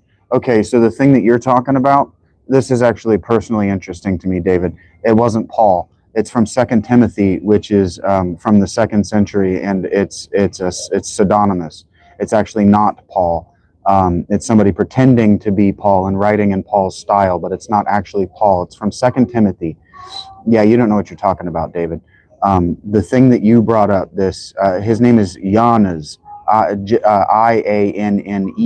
not Janus. His name is Janus, and he's paired with this Yambras, and their Egyptian magicians, yeah, who opposed Pharaoh in 2 Timothy, which isn't Paul. And I was right, it is 2nd century. It is much later than where you were trying to attribute it. And it is a mystical story, and it has absolutely nothing to do with the Moses story, which is also a fiction from 4 or 5 centuries before. But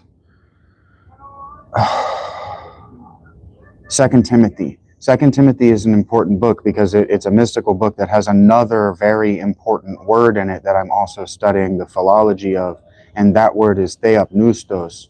And theopneustos means God breathed. That's how we translate it today, but it should be translated as God breathed, and that means something very different. Or God breathed, not God breathed, God breathed. We translate it to mean inspiration or inspired. But inspirited, inbreathed is a magical term. It has a very specific meaning to the author.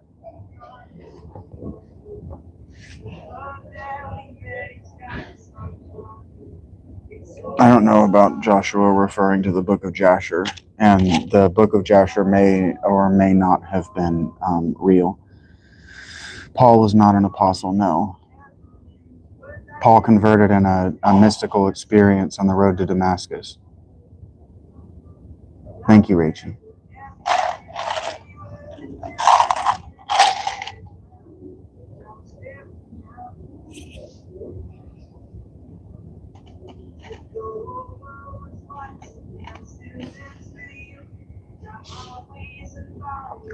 And Jasher might be from the Middle Ages anyway.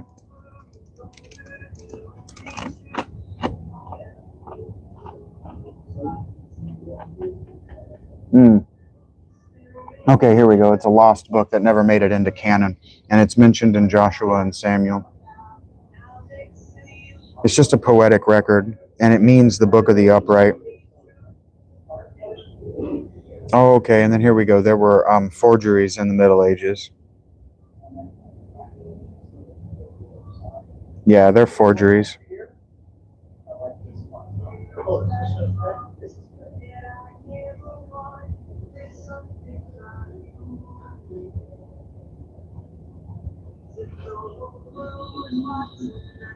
I don't know the story.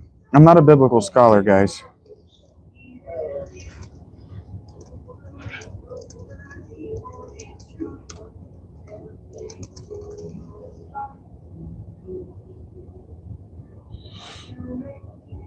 Okay, so according to Jewish Women's Archive, their host offers the concubine in the Levite's place. Let's just go look at this fucking whole article. Take care, Rachie. Okay.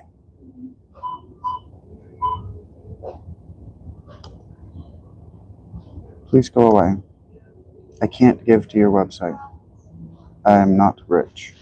It's the first time I've ever been here. Okay. So, concubine of a Levite from the Bible. The concubine of a Levite is likely a lesser wife who perhaps was unfaithful and left her husband. After her husband finds her, the house in which they're staying is threatened by a group of Benjamite men who wish to enjoy the Levite woman, or the Levite man, actually. Their host offers the concubine in the Levite's place, which they reject. She is then thrown outside to them, and she returns to the house and is near death. In retaliation for this act, the Israelites launch a series of attacks on the Benjamites. The narrative of the concubine is horrifying and shows the chaos of life before monarchical rule was established. So what are you asking me? It's a tragedy designed to contextualize how life before monarchical rule was bad. What do you want me to judge about that story? Do you also want me to judge the Jason movies? I don't know what that means, Dave.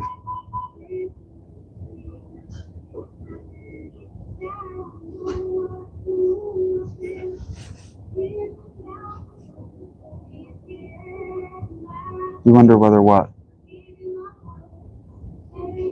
Dave, you wonder what?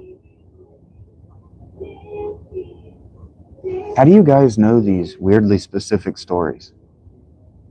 Where do you guys hear these? I've never heard an academic talk about these stories. Why do his actions need to be justified, Amara? That's why I asked you. Do I need to justify the actions of Jason in the Jason movies? The story is a horror story. It's a tragedy about how life before monarchic rule was bad. So the behavior of the villain in the story is villainous and unjustifiable. Why do I need to justify it? He's the bad guy in a horror movie. Hello, Spicy.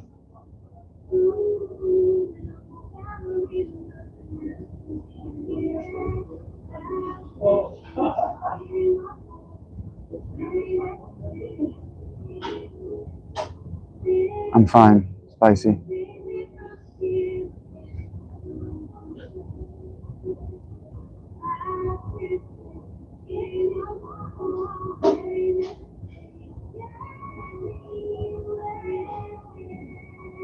Okay, well, if you're not sure, neither can I be, David. I love you, but my dad used to say, collect your thoughts before you speak.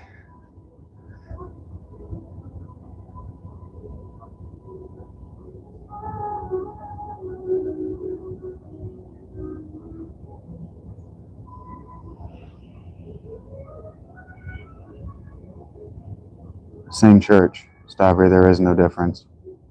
It's just two names for the same thing. No, Spicy.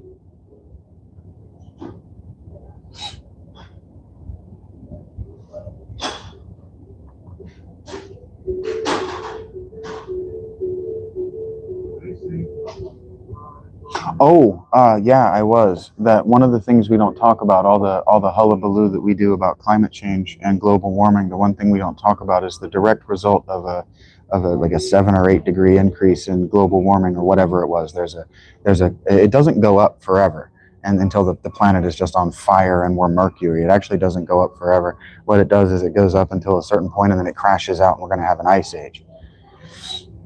And so that the planet being suddenly cold toward the equator is just one of the natural responses to global warming. It crashes out. Eventually it's going to crash out and stay that way.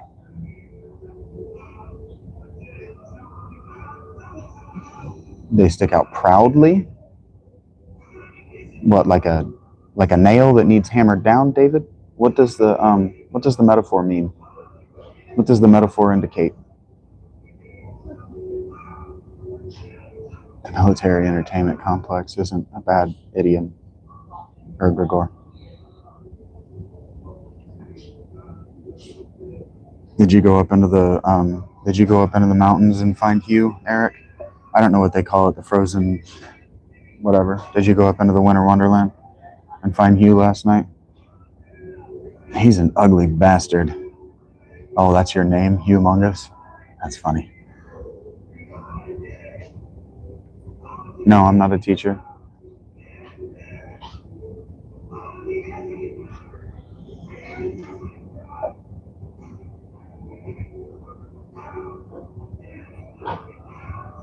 And now we know that Spicy's not a girl. How am I that? That's a weird question to ask. I don't know even how to begin framing an answer.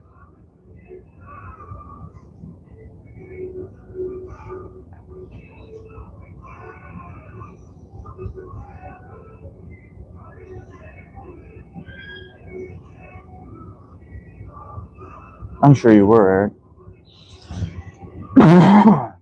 If I didn't notice, that's on me. You're done?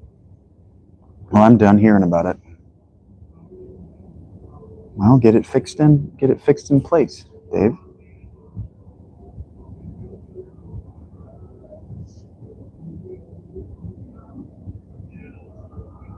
You're back, Rach, and your front. They're both here.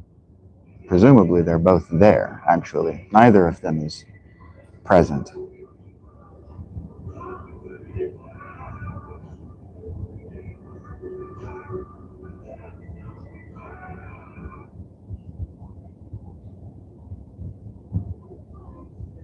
Your PFP looks particularly Brazilian. It's not in Cleveland, but it is somewhere between Cleveland and Cincinnati.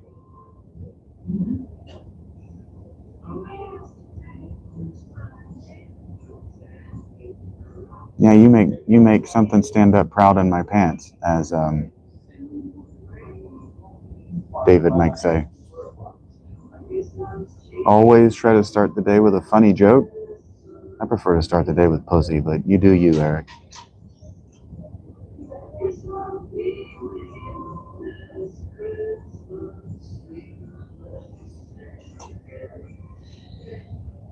It makes the morning better. I agree. Pussy makes everything better.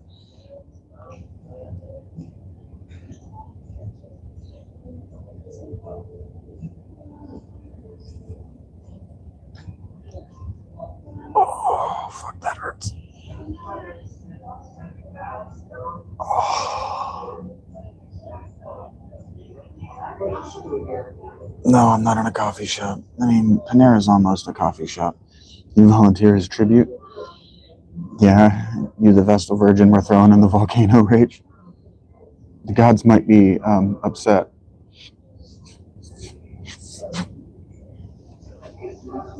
Am I musically inclined? Sure. I did get soup in a bread bowl yesterday, Spicy. Well, I got creamy paste in a bread bowl yesterday. No, I just got a bowl of chili today. I didn't even... Chili's kind of a soup. Kind of like a tomato soup, I guess. I don't really know the difference in stew and soup.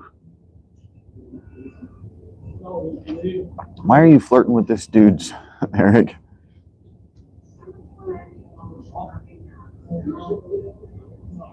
Eric really does like you. Eric's lost his mind.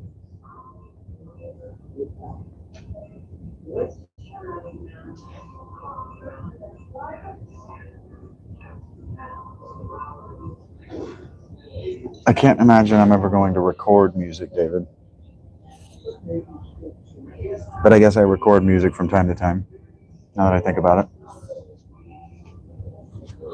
What will I be doing for Christmas? I don't know. I might walk down to McDonald's. Probably I'll just sit in the tent and I'll sleep it off. Never say never, but never.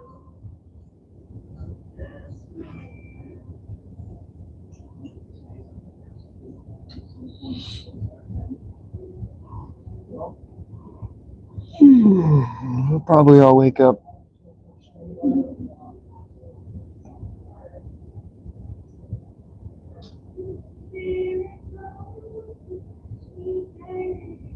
Oh yeah, for sure. The shooters and Marvel movies definitely work to desensitize foreign combat. To how do I want to say this? They took the time and they invested the money necessary to reinforce the dehumanization of the enemy combatant.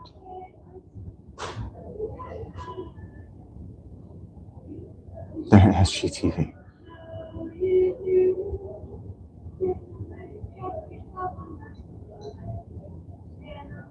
You're a weird guy, Eric. You're a weird guy, buddy. Hey, Eric. You just got your hearing back, Big J? Okay, you don't have to shout at me, Eric. I'm right here. I haven't gone anywhere. Just ask the question. You guys would save yourself so many characters and so much time if you just asked the question. No, I'm probably just Vincent. Oh boy. Now you got Rachy chirping.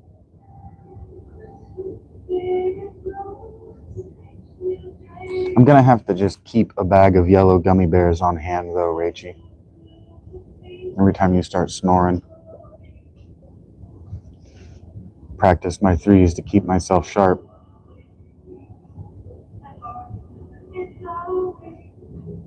They get harder whether you survive or not, buddy. They get harder every day. I don't know if I would use that idiom, Ergregor, but I have made a video talking about extreme individualism, and I do think that we're in the midst of the cultural backlash of extreme individualism.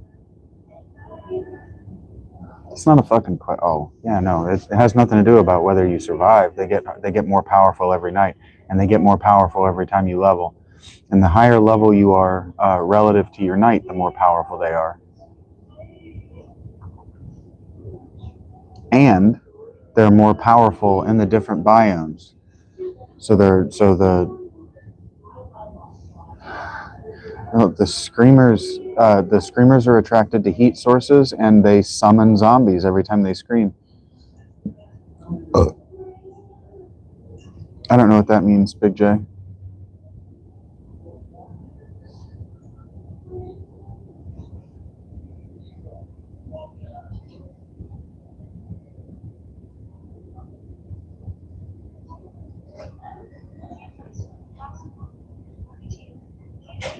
No, Mike.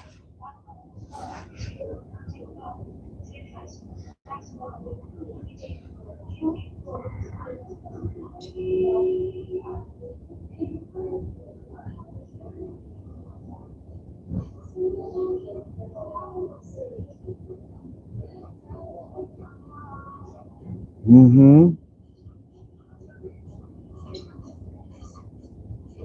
I don't know what that means, Spicy.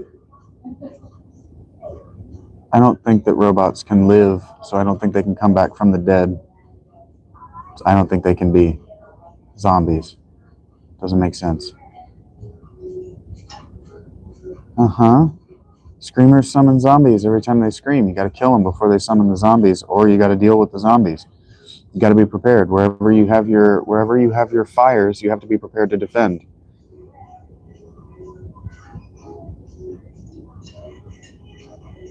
The screamers are fun.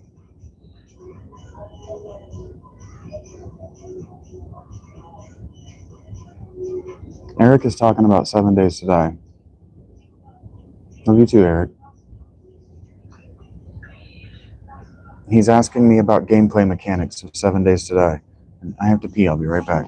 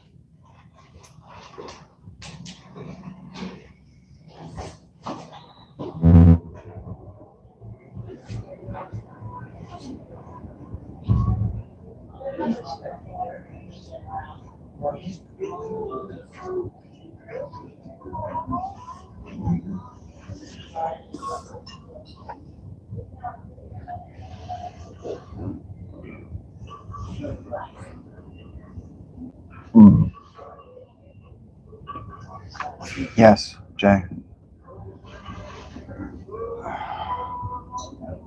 Shit.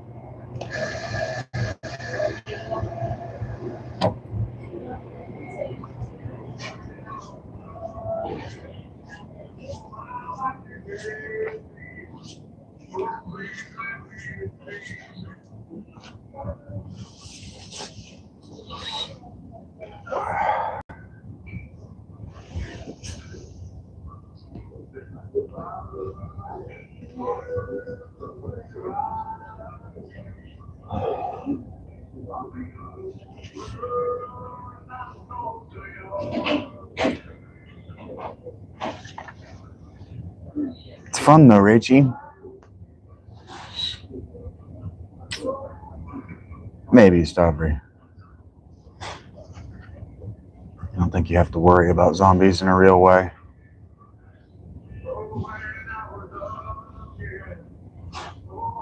I doubt there's anything you have to worry about.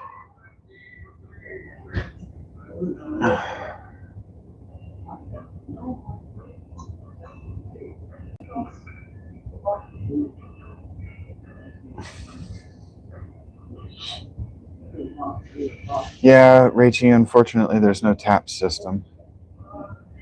The game plays itself for you.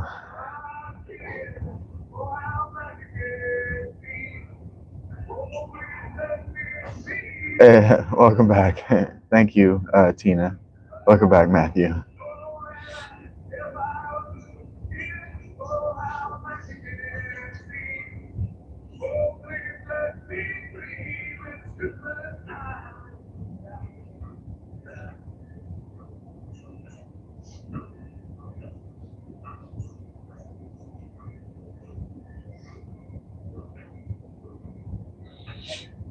For sure, Rachie. I'm sure you were. You will. Docu-series about Sigmund Freud. I don't know Edward Bernays. I don't know that name. I might have missed the title there, or Gregor. Or you said that a minute ago.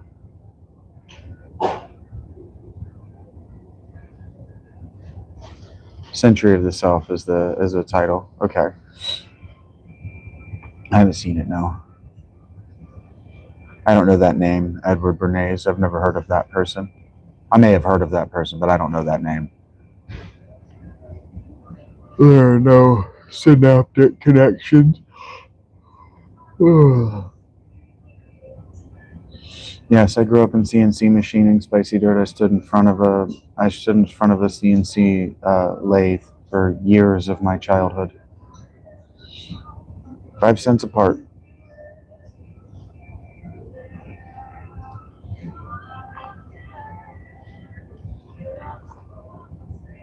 And then I made brake calipers for a German corporation for 6 months of my life. And then I worked a CNC brake press for a year and a half. So yes, I have worked in CNC machining. I was responsible for 2 other adults when I worked that brake press. I programmed and supervised 2 other people while they worked the brake press. I haven't seen that movie. Sorry, NYC. But I don't look like either Brad Pitt or DiCaprio. Oh, you're awesome, Eric. Sloth Sanctuary, you're a dork. That's funny, Rachie.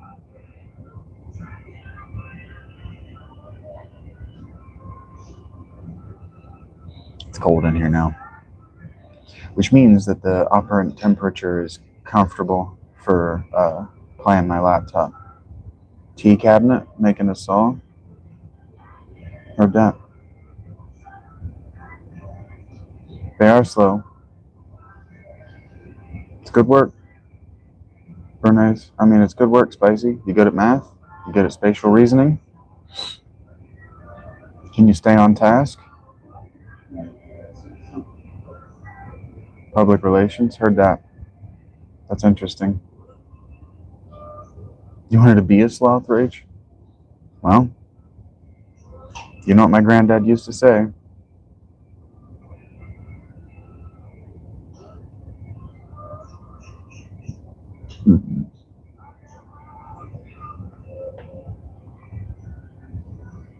You probably wouldn't enjoy CNC machining. It's all math.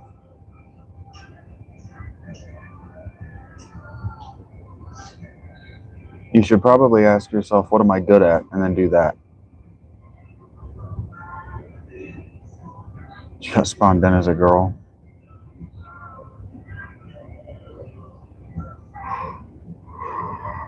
Oh, I didn't struggle, no. What does that mean, struggle? I don't know if you remember being 9 years old, but we feel naturally good at everything at 9.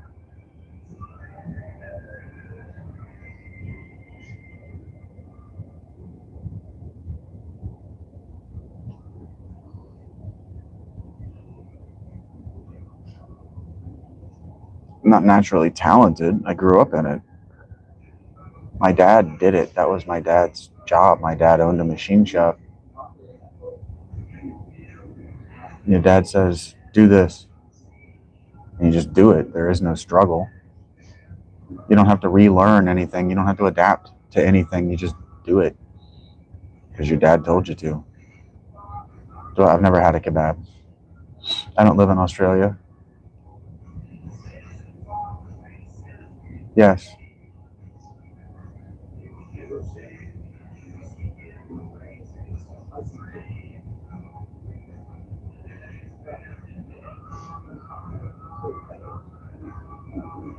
I did in 8th grade, we did a math fair, and I drew stuff in CAD, won a prize. I won the most applicable prize. What if the machine rips your arm off? Why is your arm in the machine?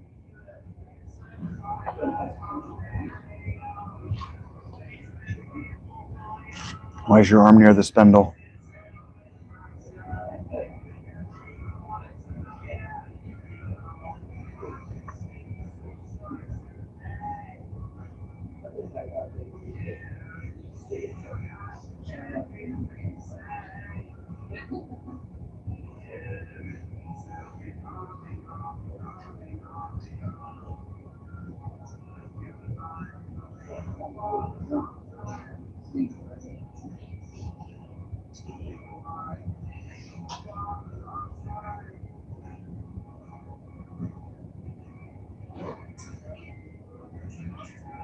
You have to? I can't imagine that you're going to work in an environment where they want you to be naked.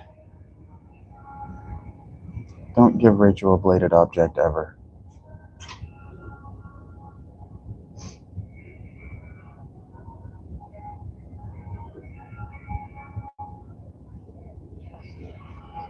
She's that scene from that show that nobody watched.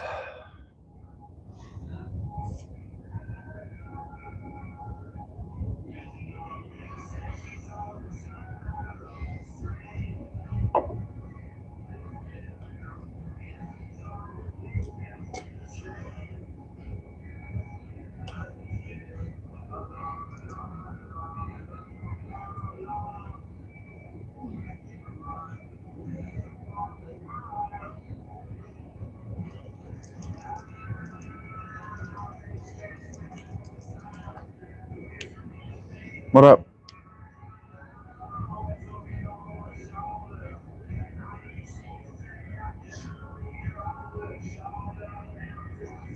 Indeed, Grow.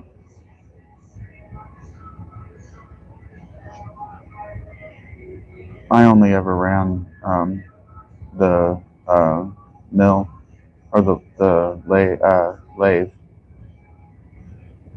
Well, I mean, I guess I don't remember what it was called. The Matsura was my dad's mill. I never got to run it. The lathe was my favorite. I can't remember what it was called, but I enjoyed those a lot more than the machines for the brake caliper company.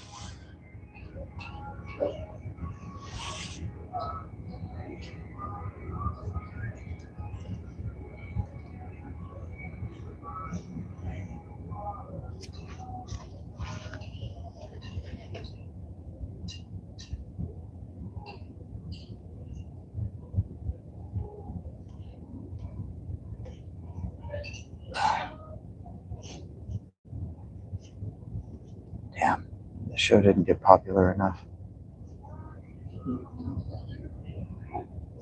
Dead true, I don't know what that means, Spicy. Just look like me. You want Okay, like Detroit, like in Become Human or whatever. What does that mean, Tex? What is any channel about? Could you tell me what the channel FX is about? Yes, Wave Runner. Move on.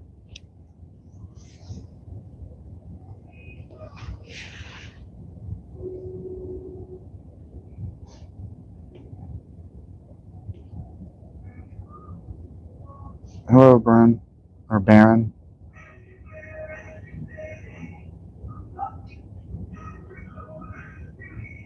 I don't know what that is.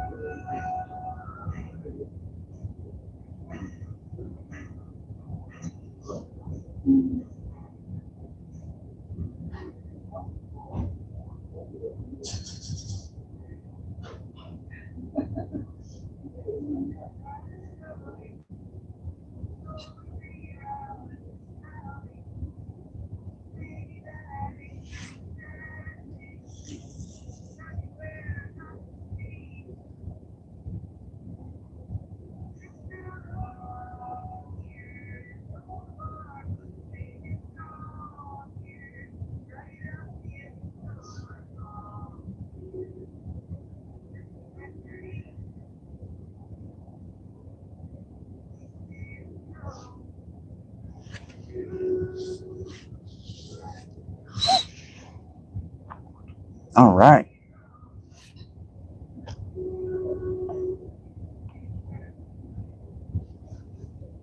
Starting to run out of energy for this just in time for this store to almost be ready to close. I guess I got 2 hours.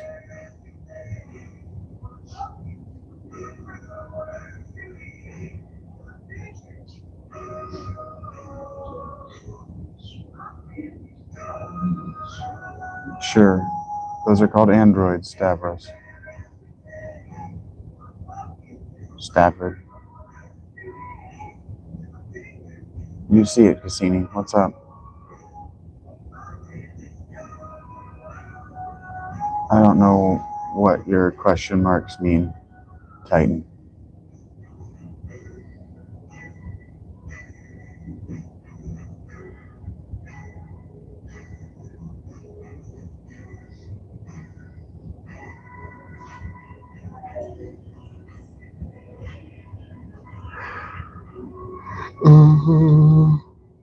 Hello, Brian.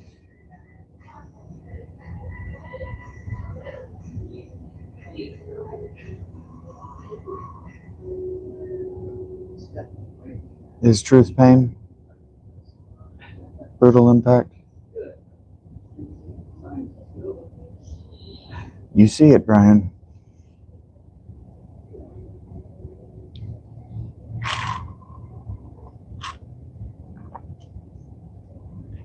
You're literally watching what's up.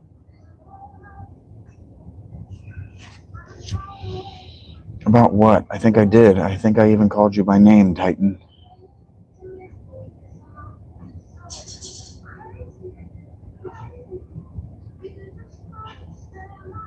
Not tired. Why would I be tired? I've only been awake for 4 hours.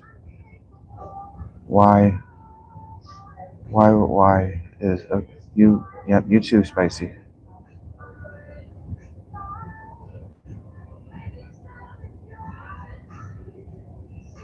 I have adequate blankets. Yes, Spicy.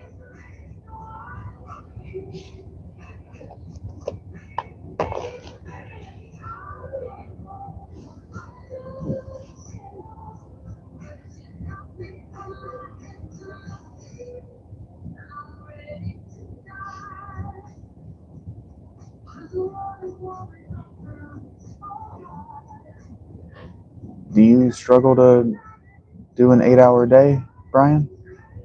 Without a nap?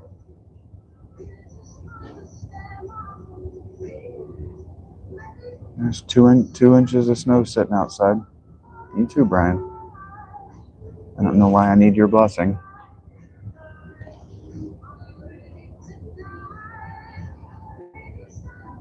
Why do I want to be taken in?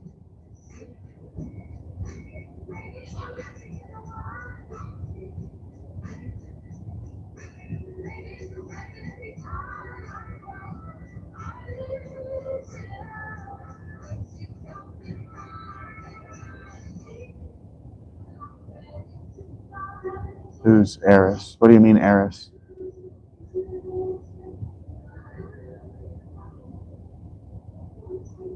I'm not outside right now, Spicy.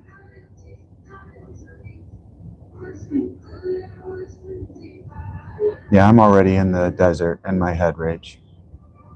I'm earning my desert time.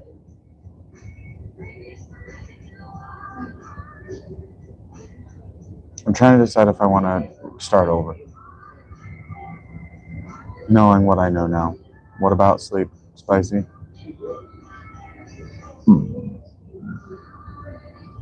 We all do it to one degree or another.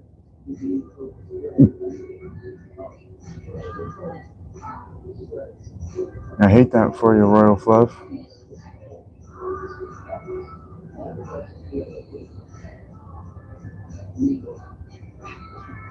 Do I do drugs? No. Whatever I do, you want in? I can sleep wherever the hell I want.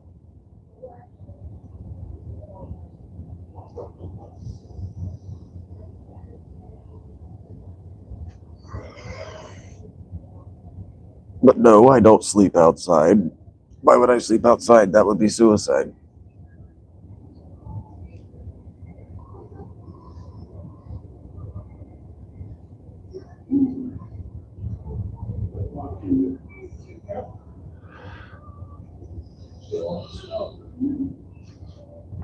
Okay, I'll figure that out, Rachie.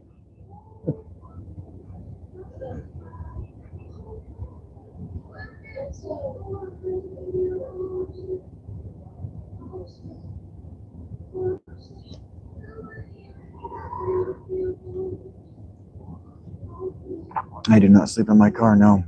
I sleep in my tent.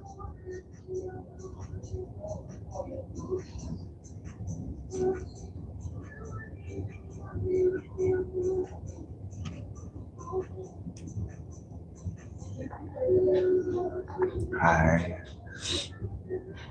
Thank you for sharing, Titan.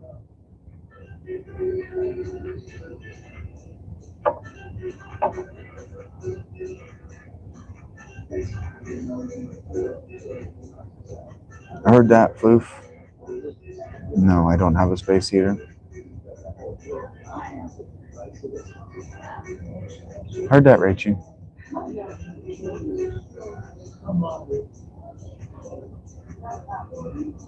I'm probably going to put on a Neebs super cut or playlist. Rachie, did you miss Dora's story about his stuffed bear? You didn't mention to me that you heard it.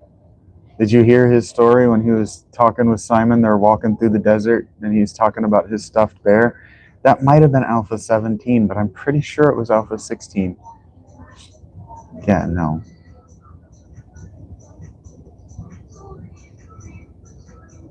The questions people ask indicate their preparedness. Thank you, Brutal. Appreciate that.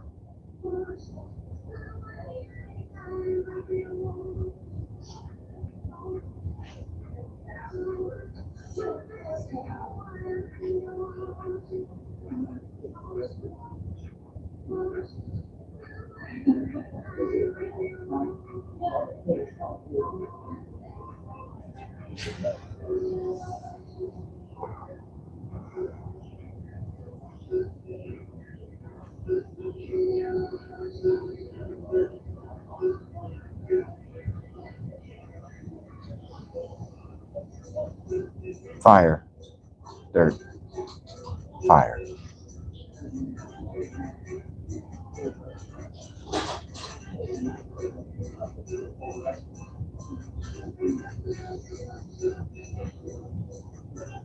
Okay, I'll have to look for where that moment is. I don't remember where it is. That's one of the best things that's ever happened. Maybe it is off of 17.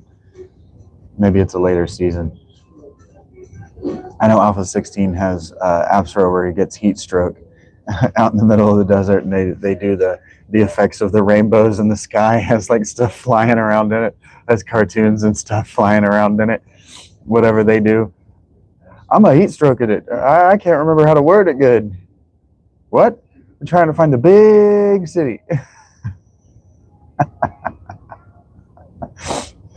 The goddess of discord. Heard that, Ergregor.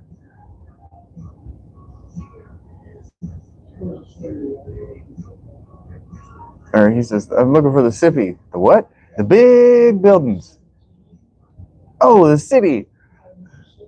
And they go into the building and they get split up. Absro dies and he does the Dak! Dak!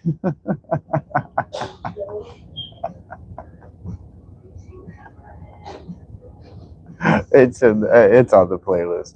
And if it's not in the playlist that you were watching, I'll show you how to watch it for real. It's better if you watch the supercut. They get more money if you watch the supercut. So I'll show you how to get to the supercuts. Heck!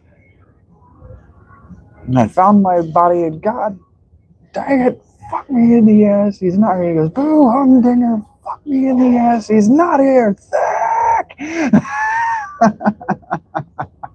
And it's great because he's screaming like that. And there's only a wall separating the two of them. And Dick is pretending like you can't hear him screaming at him. And he catches up to him and he's like, you idiot, why'd you separate from me? And he's like, oh, I couldn't hear you. Me too. That's why I'm asking you if you didn't hear that moment. You had to have slept through it if you didn't hear it, because it's the funniest thing that's ever happened in front of a microphone. I will never top that moment. There's nothing in my life as funny as what happens between Simon and Dora when they're alone and bored.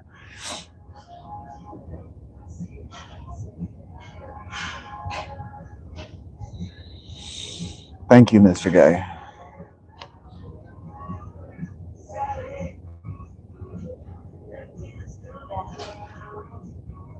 I bet you I can find it. I'll look for it real quick.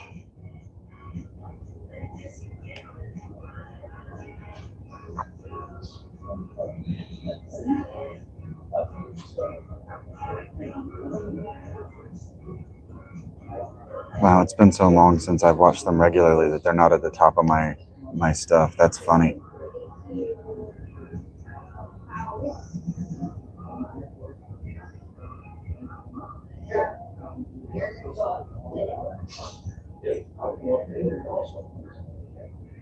Oh, I'm on the wrong names.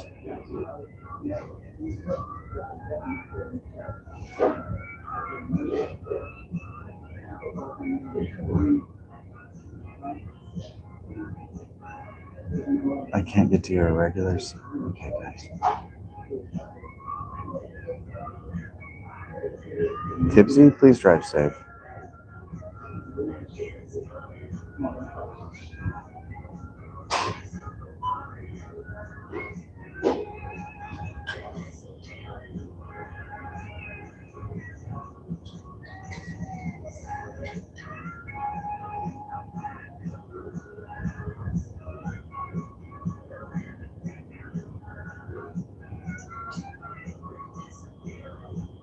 I don't know that I know that SC stands for.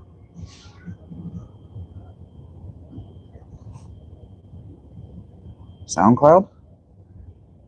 Drink water. Chug water.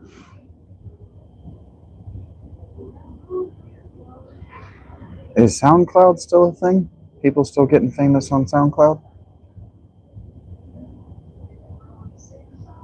Did we ever stop and talk about that as a culture? Super chat. I'll find it.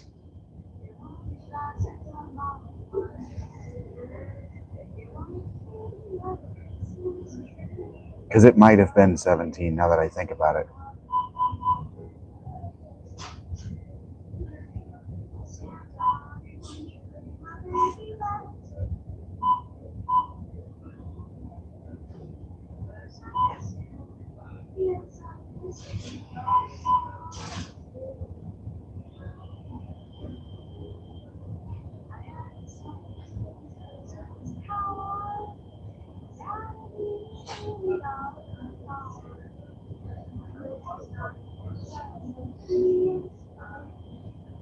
I don't like wasabi, no.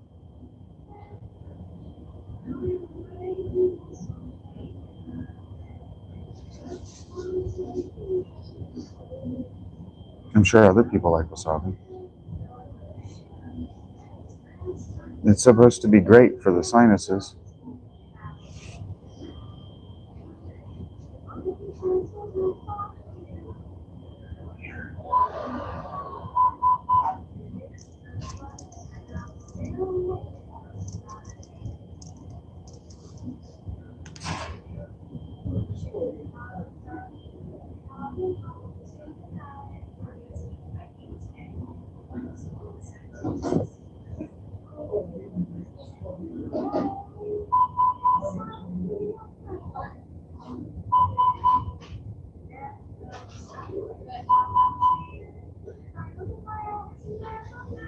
I was right. It is 16.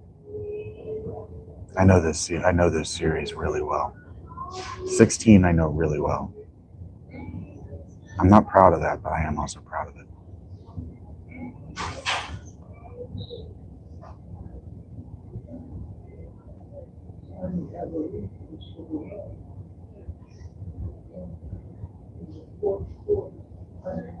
I stopped right on it too. I stopped right on the name of the episode. I'm about to send it to you. I stopped right on it and then second guessed myself. Stopped right on it. I had it right on it, and then I went, I'll go double check and Google. Somebody else has got it, and I was right, because I'd sit here and I'd back and forth the scroll bar right over it and miss it over and over and over, and I'd have the right episode. So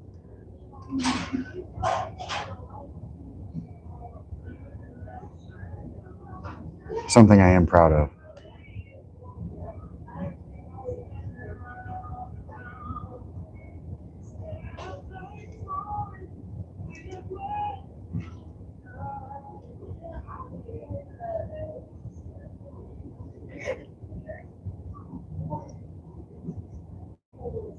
Shouldn't be through the virtual cable.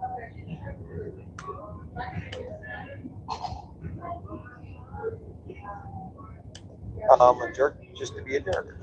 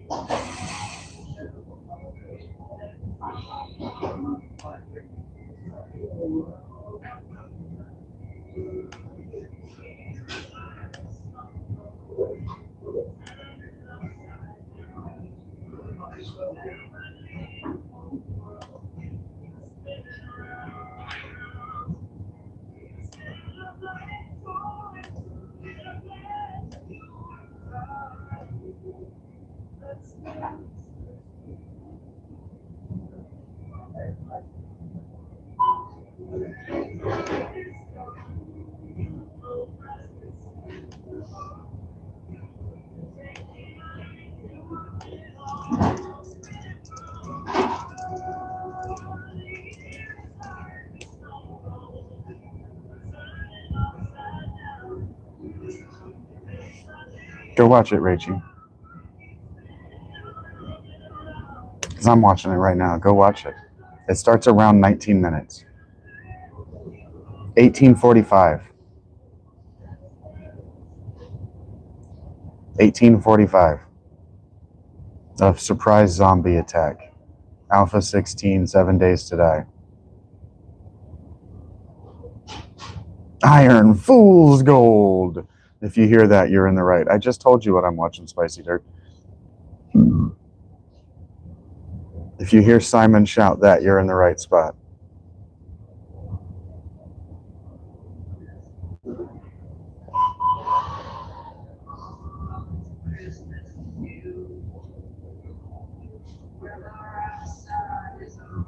Thank you, Rachie. If there's one thing I'm good at, it's finding dumb shit in memes. And then they quit. Like me, I quit. This font job isn't worth the $6 in a sandwich. 143, sweetheart.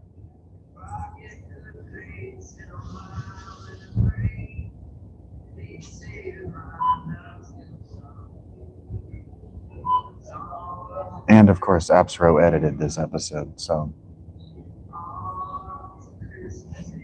It's just art. I don't feel comfortable stretching the truth. Not stretching. Not stretching. We're going to fluff it. We're going to fluff the truth. Let the blood flow to the truth.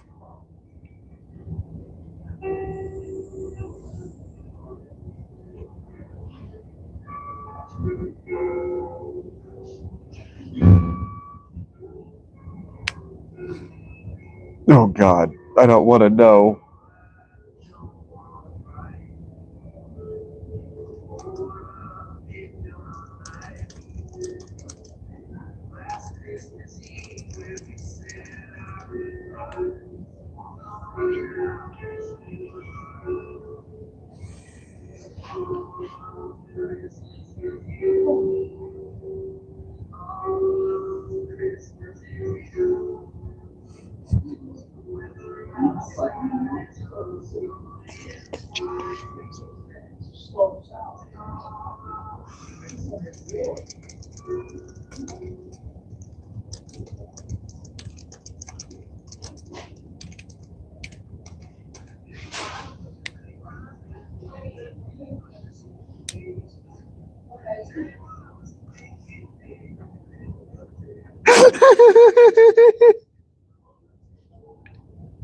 And that's why we keep going.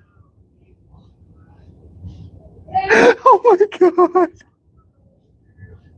Forget it. Forget it. All you need to know is that we did great.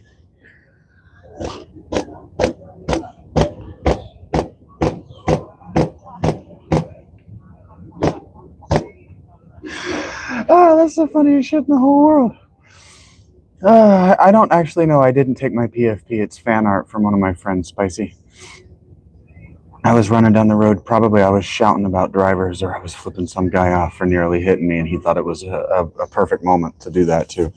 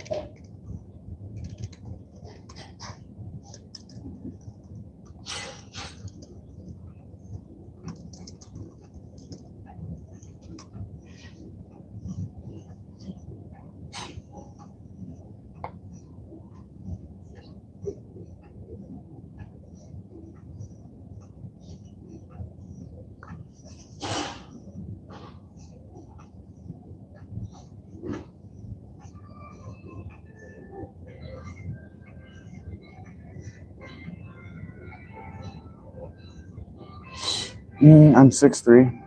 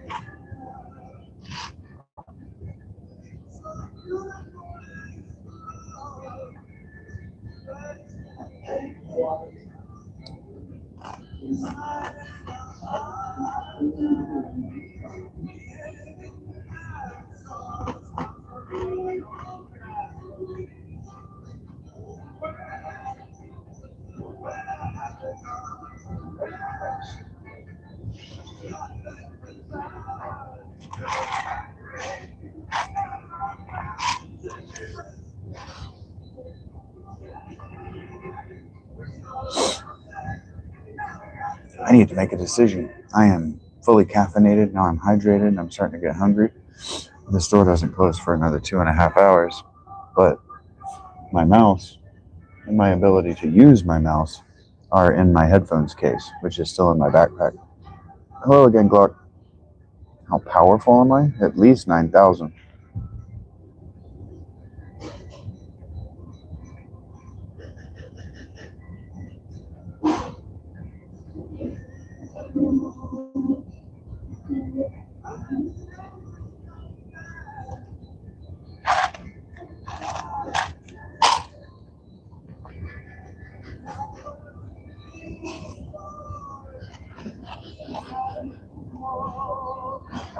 Same as always, Glock.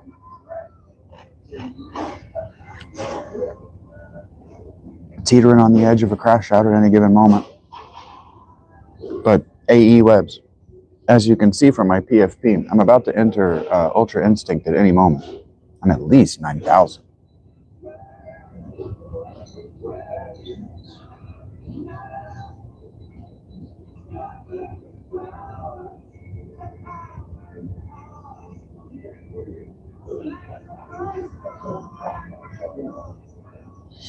Oh, I remember somebody asked me what my most recent inquiry, my most recent curiosity, the most recent, I don't know, Spicy Dirt. I don't actually watch Dragon Ball Z.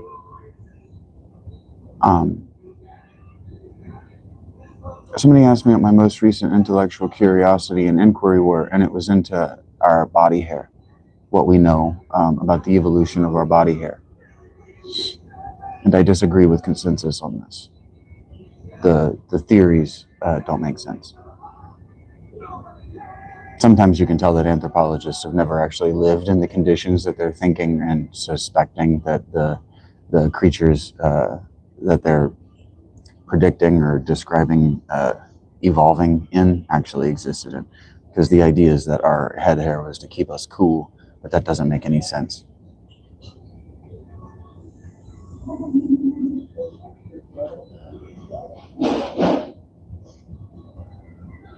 We retained our head hair for sexual selective reasons.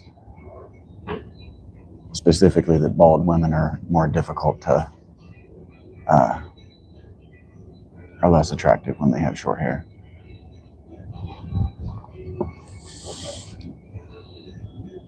And sexually selective traits tend to be, how do I want to say this, environmentally detrimental to survival. That's why men tend to go pattern bald after their sexually selective early years.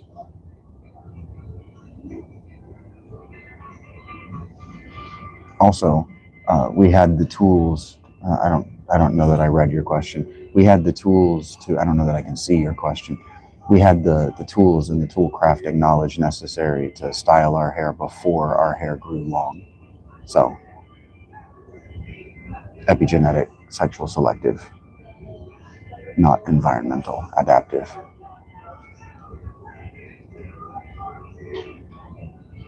This is why people change and dye their hair.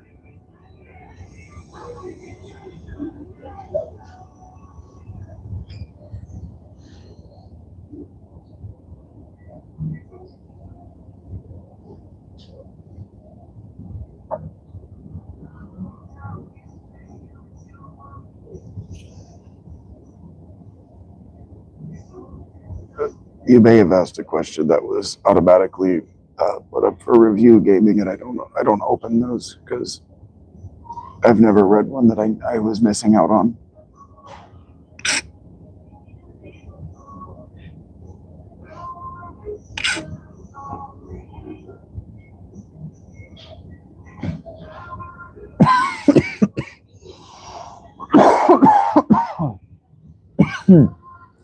That Godfather purpose, good shit.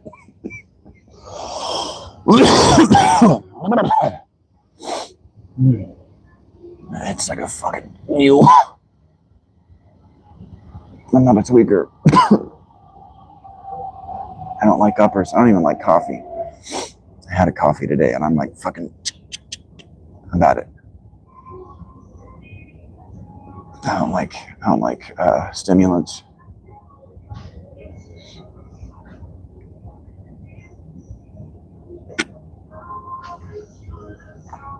Ugh.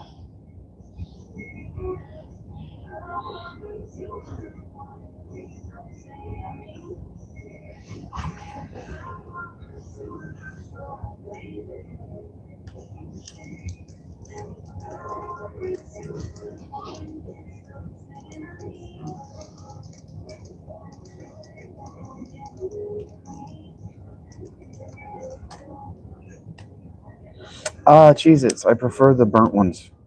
The whatever they're called. They're burnt.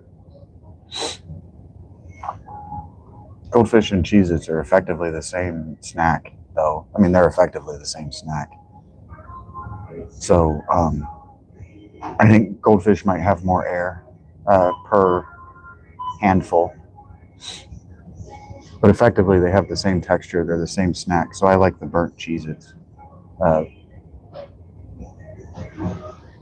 like the caramelization. I like the carbonization. I like the taste. I like the texture. I don't think they make burnt goldfish. I can't imagine kids want burnt crackers. Femboys for sure. Tomboys are fun, but they're boring. Unless they like butt sex. Then tomboys.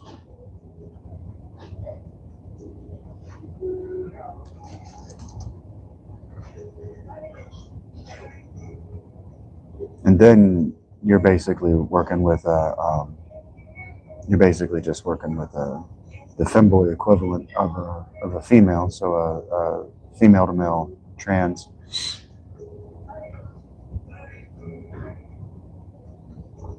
They're sexually adventurous and fun to be around.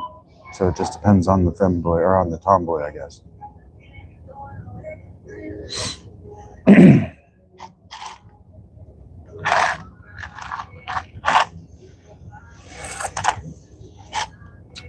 Femboys are emotionally needy in a way tomboys aren't.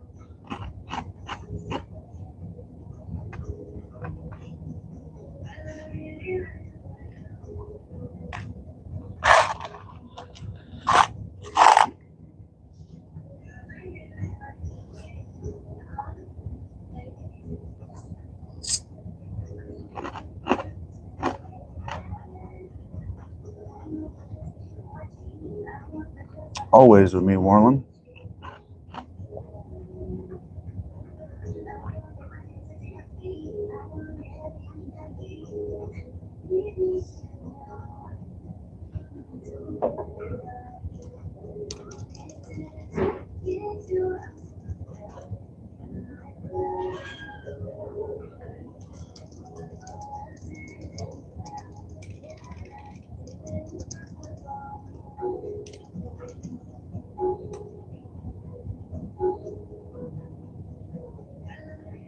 Accommodation?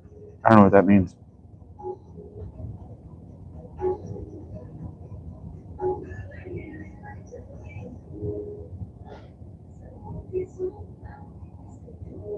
Thank you, Vertaxity. I don't know what that means, but thank you.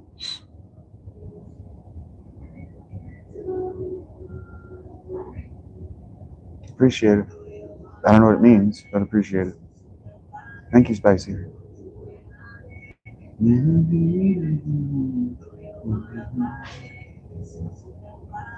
Well, telling him I don't know is an indication that he can tell me or not. ABGG. Thank you, Vertaxity. I might start calling you Vert because that's too many syllables. Having a good day? I'm having a fine day. I wouldn't say it's a good day. The number beside that little chat with a star in it is too small for me to say I'm having a good day. Oh, I see. That's pronounced I'll tell you. I didn't bother to try to read it.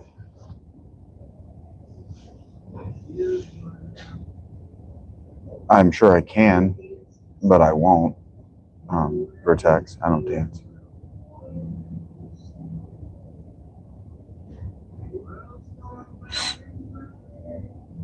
Hey, King. What's up?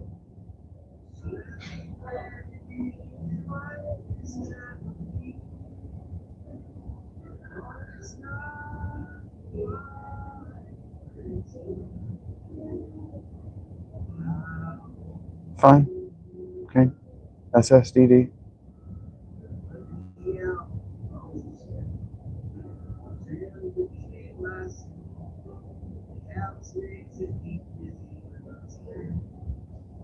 Maybe.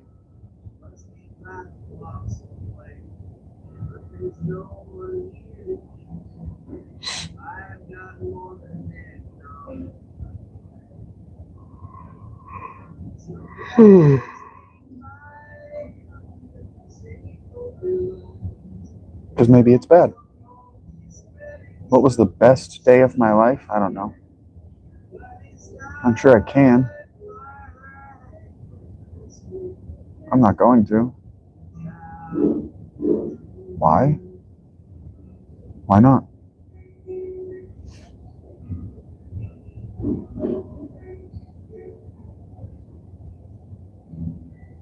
I don't know why.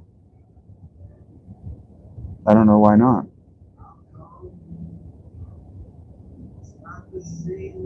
Maybe.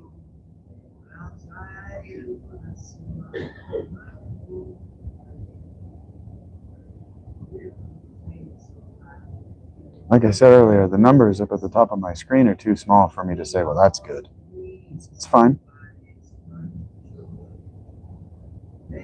No, it wasn't a joke. It was just copy pasta crossed.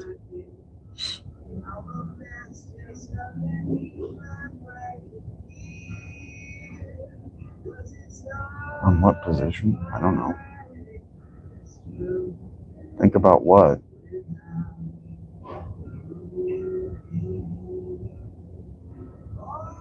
This YouTube channel's 2 years old.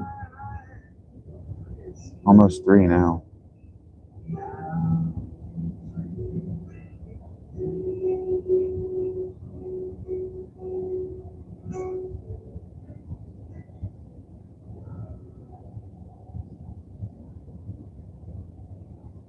It's just copy pasta crossed.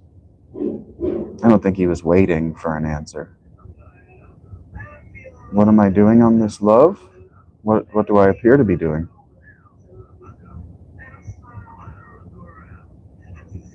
I don't know. Okay. I don't know why you're repeating it so often. Said I don't know. I don't know where your scale begins. I don't know where your 0 point is. I just frankly don't care.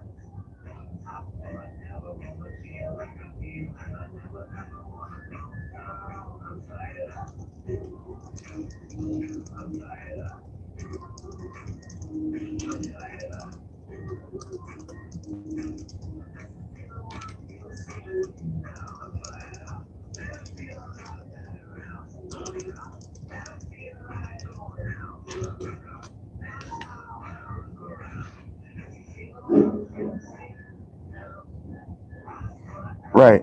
The terms are relative, so I need to know your 0 point in order to know what left and right are.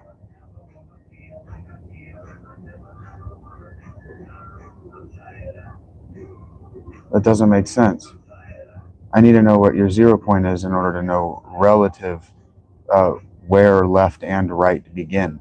So if FDR is your 0 point, I would need to know all of his issues, and I don't care to. I'm not voting in that election cycle. If you say so, Spicy.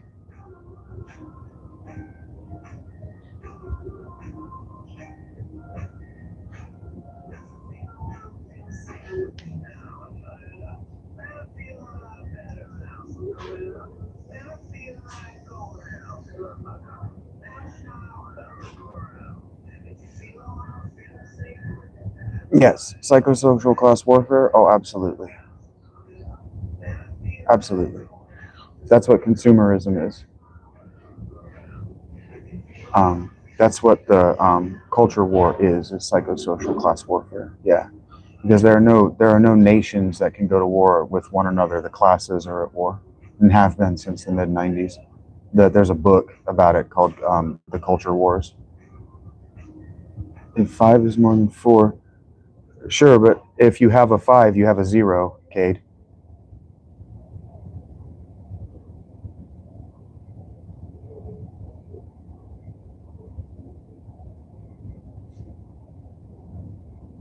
So if you're starting at 5, 5 is your 0 point.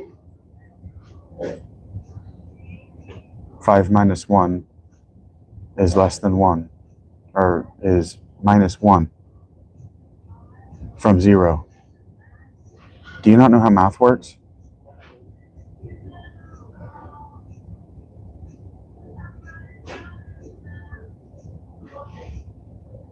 It doesn't matter, and no, they're not the same.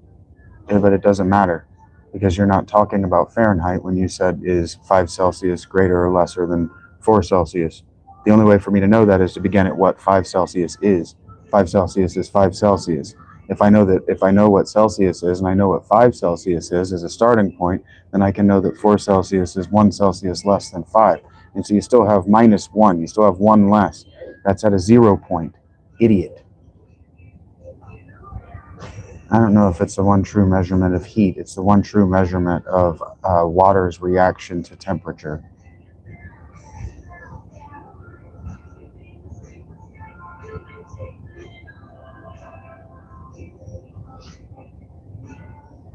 Using water as a 0 point.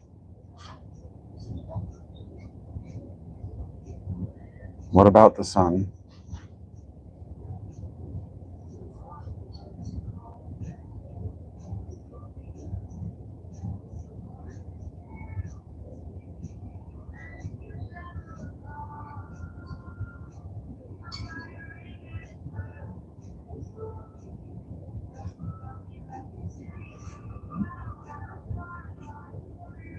I don't know that the sun is in Celsius. The sun is probably measured in Kelvin.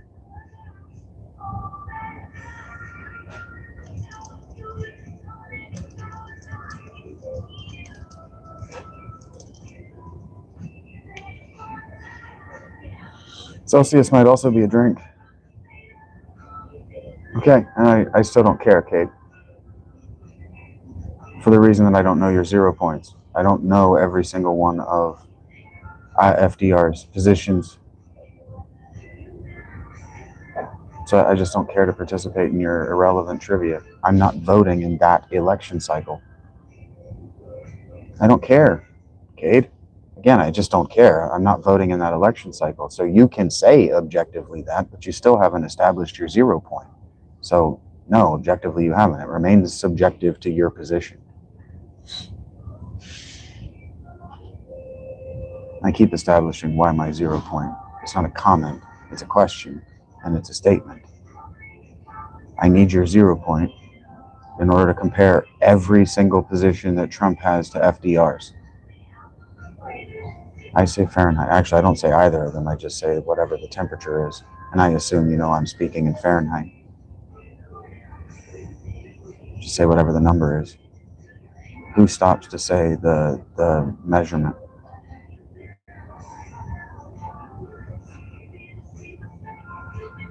Oh, I understand perfectly, Kate. The fact that you're refusing to establish a 0 point means that I just don't care. You can't understand that I don't care. I'm not even reading more than the first 5 or 6 words you're writing. I do not care. I'm not engaging with you on your terms. You can engage on my terms, or you can go fuck yourself. Yep, and I've established that I know the difference, Il, and that you're quibbly. I keep establishing that quibbly and pedantic trivia is just not interesting to me.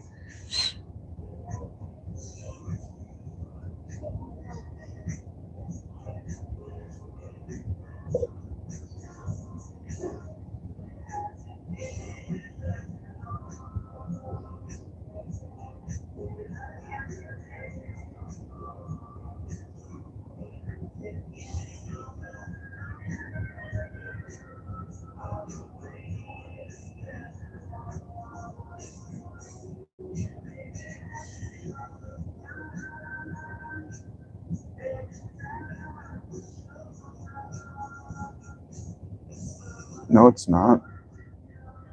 Per hour is a standard. There aren't different hours. Yeah, you could care less. I could not care less. You care plenty, Cade. You're going on. Look at all this. I keep telling you I'm only reading the first 4, maybe 5 words, and you keep feeding me paragraphs that I'm just not reading. Go on, Cade. Go on. You're generating me a passive income. Keep it up. Schizo Psycho War? I've never heard of that.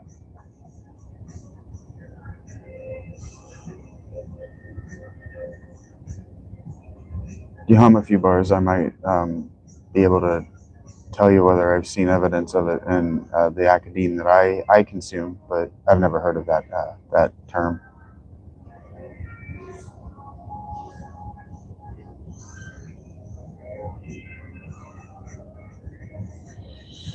I don't know how to answer that question, Pat.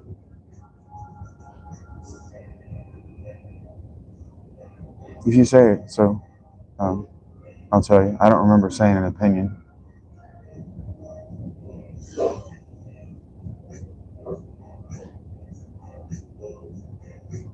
That's how you feel, Nemo.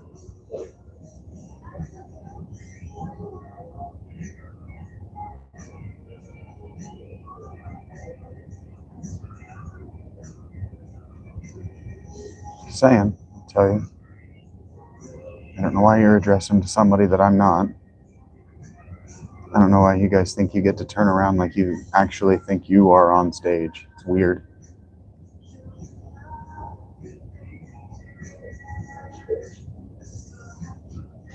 Like when they do, whenever there's like whenever Charlie Kirk would do like his addresses in public to rooms full of people, and they would pass the microphone around, or they would leave the microphone up on a stand for people to stand in line and ask him questions, like address him on the microphone for the room to hear the address. There's also somebody standing right there to take the microphone away if you want to talk to the room.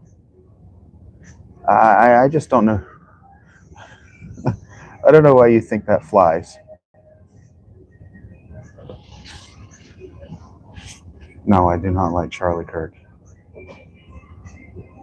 But I know that you would find that as common idiom.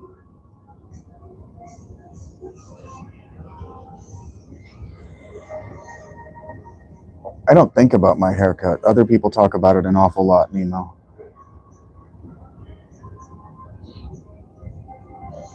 I genuinely don't think about it. And that should be evident from how it looks.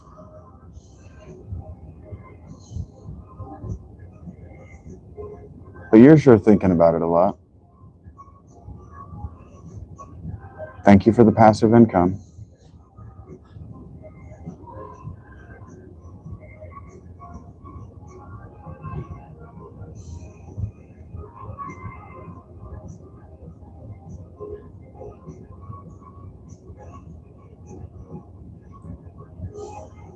Aren't they, Eric?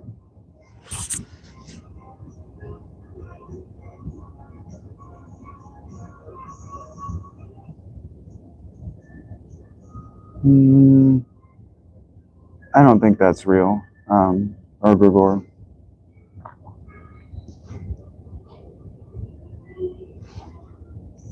I don't think there's any evidence of that.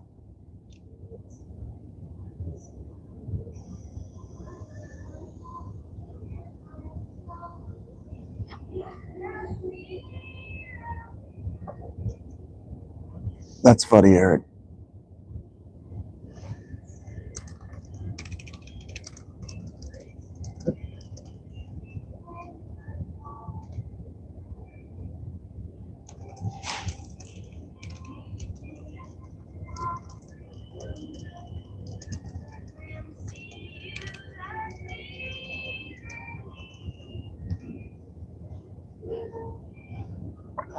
Thank you, Pat.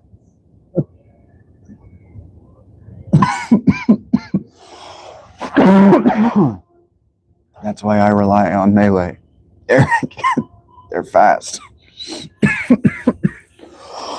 They're fast. I'm not that. I'm just just not that good. So I rely on melee. And I like the sledgehammer because it's a horizontal swing across the whole screen. It gets the whole area horizontal of the crosshair, not just the area immediately at the crosshair. So I can defend myself even when I'm lagging or they're just too fast. Yeah, you got to get yourself a full set of armor. Or you just got to be prepared to keep them all the way away from you and slowed down. You got to slow them down if you want to shoot them with guns. So like if you're doing clears at night, you're going to want to start carrying spikes if you're trying to do it with guns. Drop down your spikes, go get them, run behind your spikes, shoot them as they get into the spikes. The club isn't the whole screen, it's just the right half of the screen, and it doesn't arc, but it doesn't hit the whole horizontal. It's just the right half of the horizontal. Yeah. The club doesn't have the same follow through.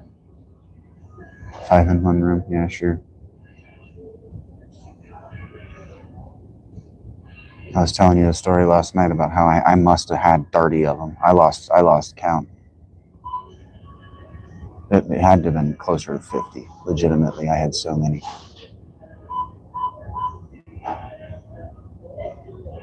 That's awesome.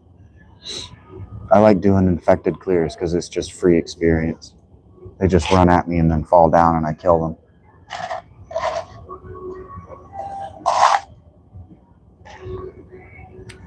I'm sorry, infested clears.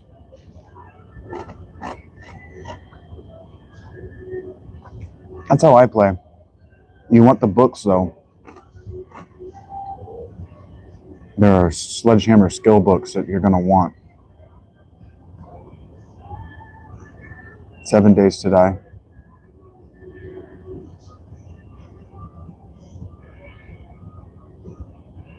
The bikers are nasty early. The military dudes aren't that bad. The bikers are nasty. They're big and fast and they're hit like a motherfucker.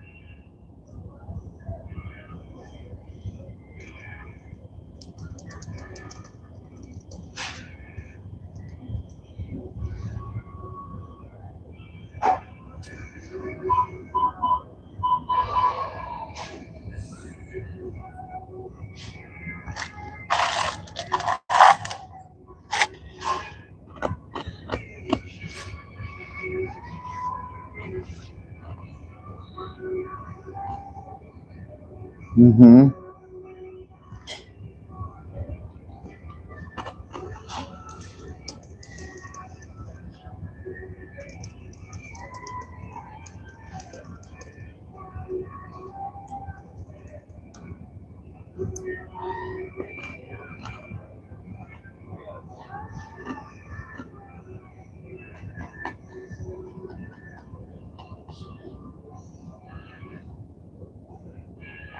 Sure, Ergogor.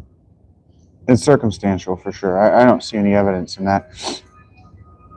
And it depends on your behavior. Like antisocial is more is more specific than sociopathic, because it's actually not sociopathic traits that people in positions of power have. It's psychopathic traits that people in positions of power have, and there's no evidence that police officers are persecuted by executive branches of government. Heard that, Eric?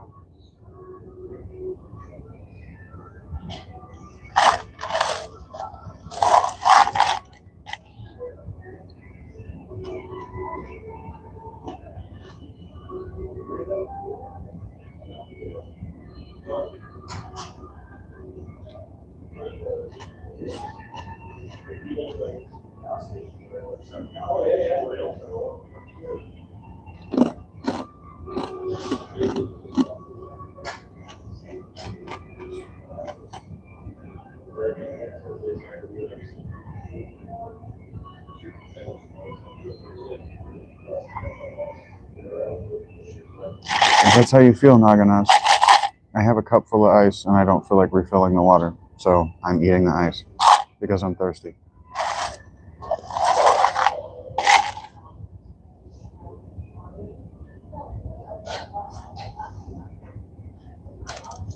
We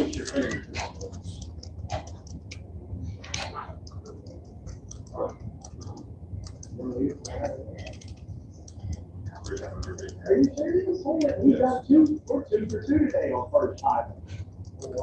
First timers. We've never had them there. And, for real.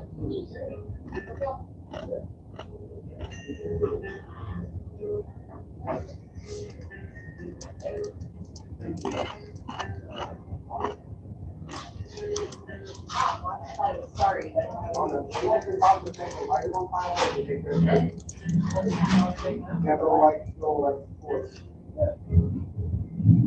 Topic? No topic. Oh, well, the topic was like 2 hours ago. We crossed that bridge a long time ago.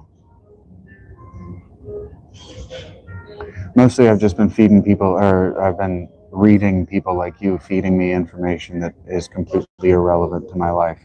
Like that, the temperature where they are, the advice to my life that has nothing whatsoever to do with me. The ice is hurting my teeth.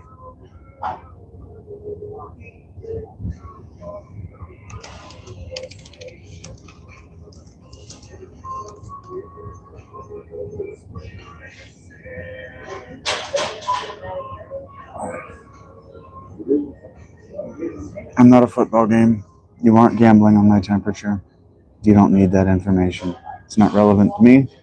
It's not relevant to you. Oh yeah, your first impression was bad.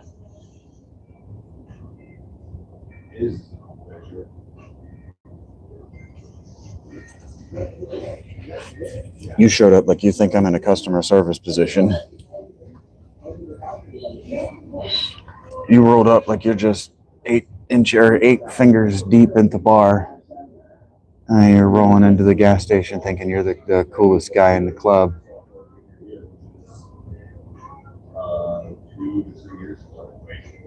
Hey, Iron Mark. He went from in my helmet coming up to my shoulder to he almost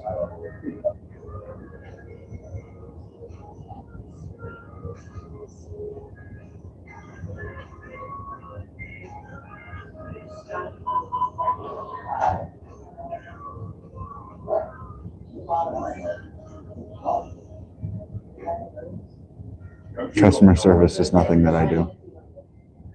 It's like I don't. There's a lot of Yeah, see, people like you, you're the only people. You're the only people who don't know that your good time is completely unearned. Cats rules the world, if you say so.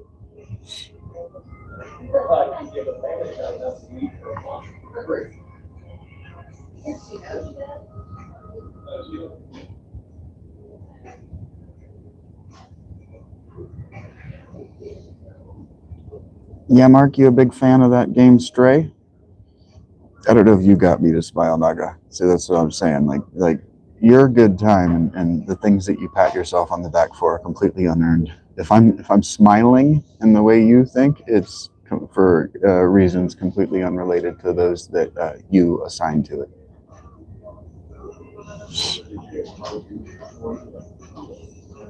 I was smiling because you gave me the opportunity to say something deeply mean.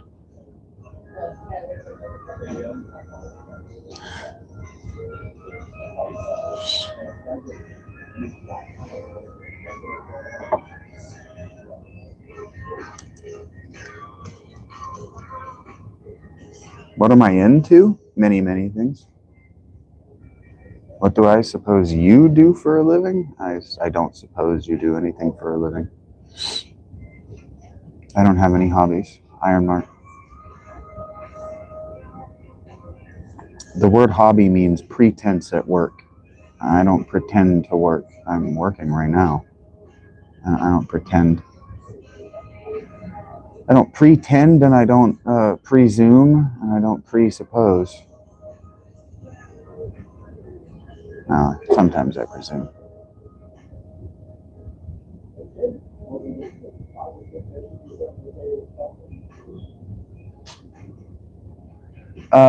In what genre? Iron Mark, I read a lot of books. And my books are like my children.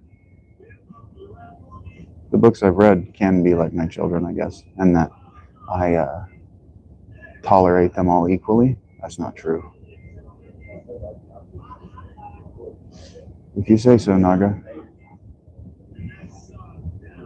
I don't know how you arrived at that conclusion, but you're wrong, I guess.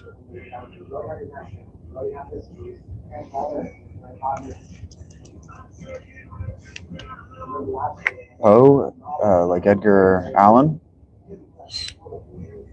I have strong opinions about The Murder of the Rue Morgue. I like Doyle. Doyle's good. Well, I don't like everything Doyle.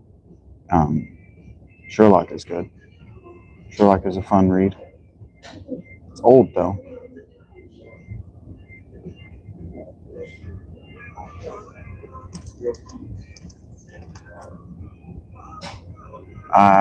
Dune, I haven't read it. Is that Frank Herbert? When people say a name that I think I know, I try to say what I think the property that they belong to is. Can I suggest a book titled One, Iron Mark? You can suggest it. Whether I take your suggestion is another thing.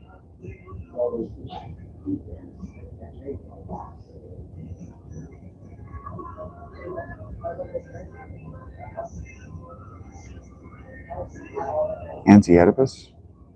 I don't know what that is. Anti-Oedipus would be appropriate to our century.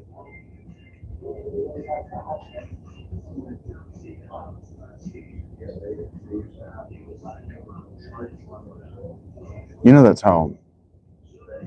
not happening. Slow Burn by Bobby Adair.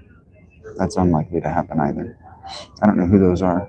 And both of those sound like fiction, and that's just unlikely to happen. I'm busy.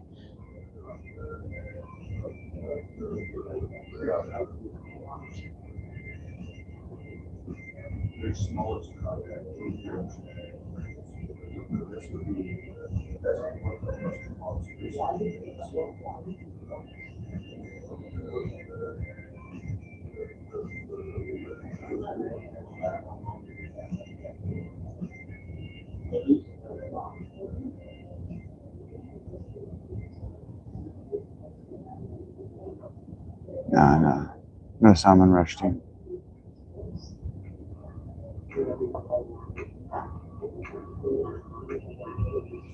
Hello, Tricky. Isn't Dance Scott Dow and Gantz a band?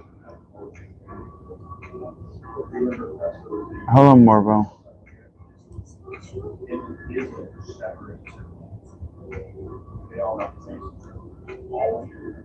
Huh? We see it, Tricky.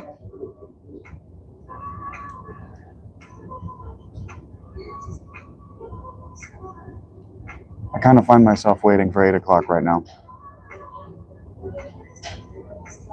It's kind of what I've decided to do.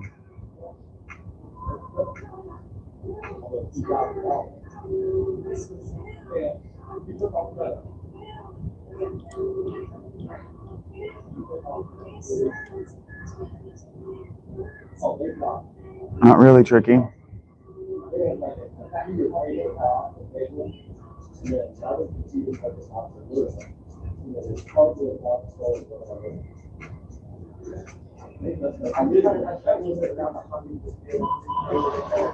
No money, more problems. My life presents to me more problems than I want as it is.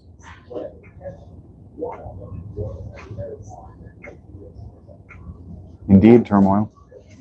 Are you a speaker of Greek? What about Trump? I don't know how that's a question.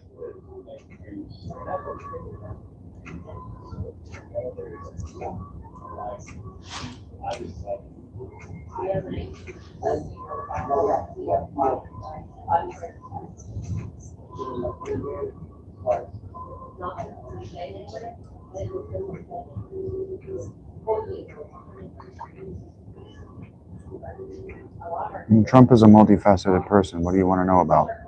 Trump isn't a corporate entity.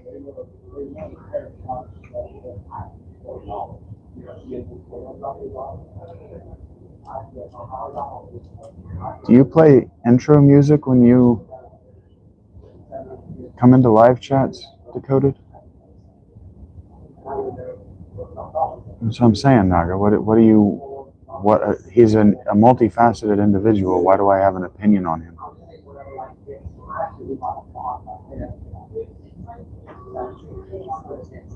He's not a corporate entity or a product. Why do I need an opinion on him?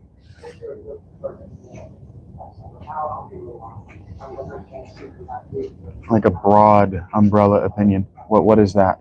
Why do you have that about things? And why do you expect me to have it like pre-configured? And then why do you expect me to give it to you for free when you've been less than stellar company?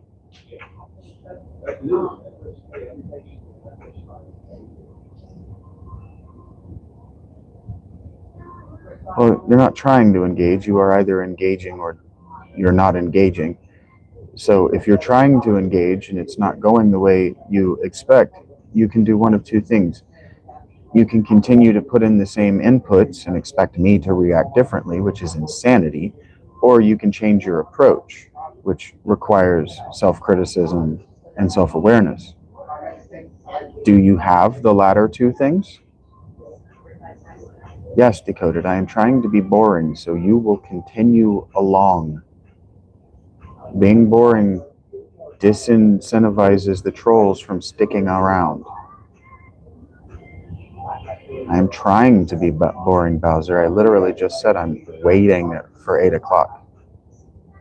Well, you should criticize your bad first impression, and then you should criticize yourself for your approach of asking a name as a question, and then you should criticize your inability to answer my question. What aspect of Trump do you want me to opine about? Is he or is he not a multifaceted individual and not a corporate entity? Like, I can have an opinion about Pepsi. They make a middling product and they rely on Taco Bell and Mountain Dew to move money in the economy. I can't have an opinion like that on Trump because Trump is a multifaceted individual human being. What opinion do you want me to have? And do you have broad opinions like that about individuals? Why do I need to repeat myself? You have the ability to scroll back and listen to me again, having said it the first time. This is recorded.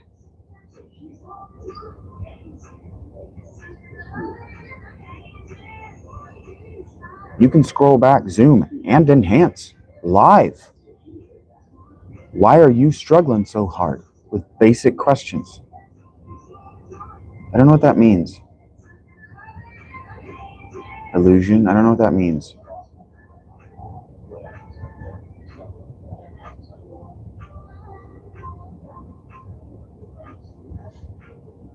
No thoughts.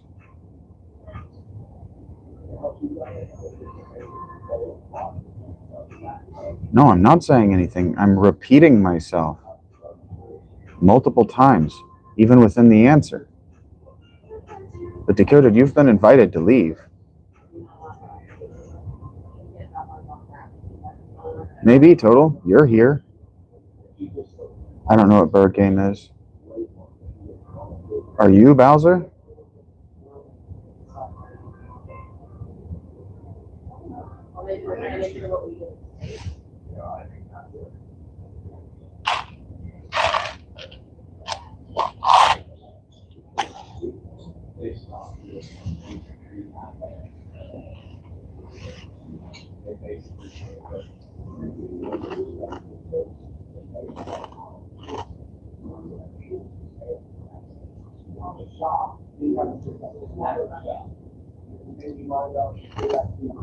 Maybe. I don't know why we need models of desire, Gregor. I wish you wouldn't, Decoded. I wish you'd just leave. Leaving is easier than spreading cheese whiz.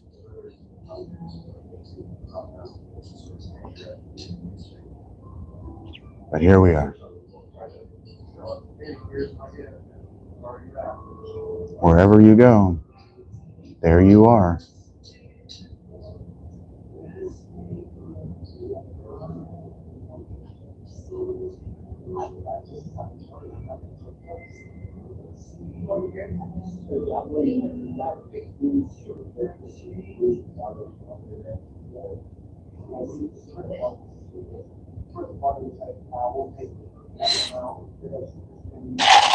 I think I would object to the idea that our desires are under control at all.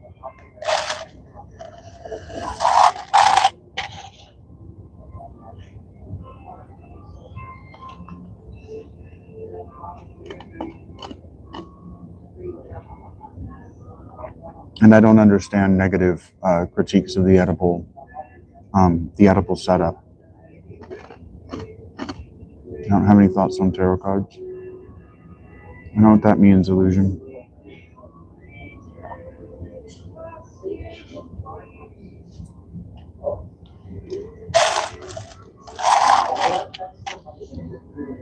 Welcome back.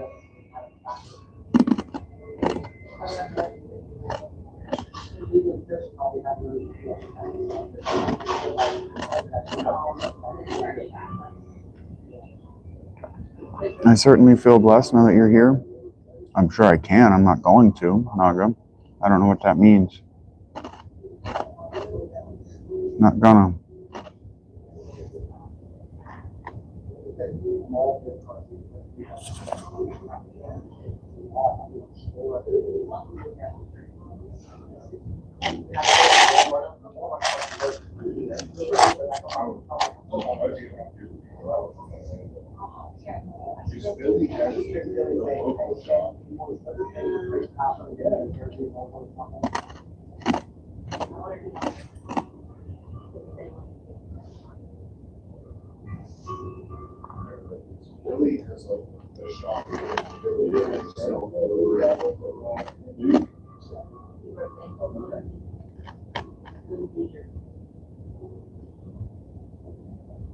Do you often ask people to do things for free, Total Gamer?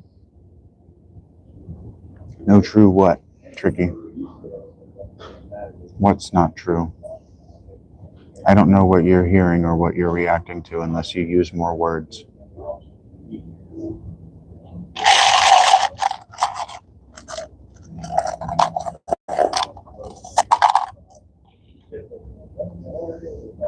There is a point to what? I don't know what you're talking about.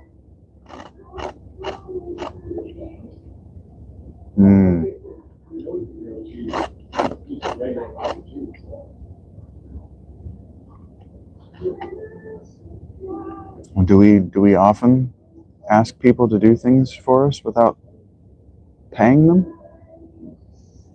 Is this just a thing we do?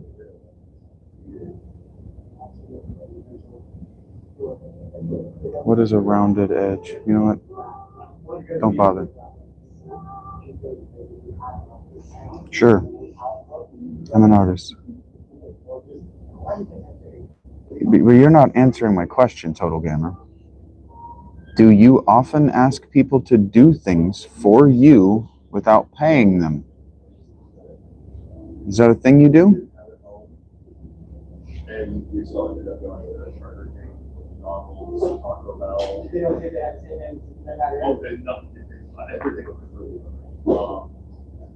But like, it was like, but like really much like those three places out of all the places. Because like by like day 4, we're like, okay, this is we had all done.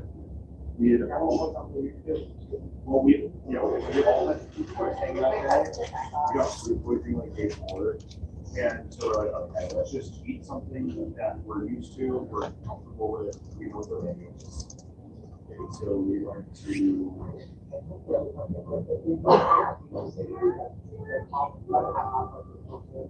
I don't understand why you guys feel like you can ask me questions and I have to be compelled to answer, but I can ask you very simple questions and you'll refuse to answer. But then you'll respond with snark. And so I'm wondering why you think that snark shouldn't meet snark. I'm wondering why you think I shouldn't just open with snark because I know that you're going to close with snark. No, Tricky, I'm an adult man.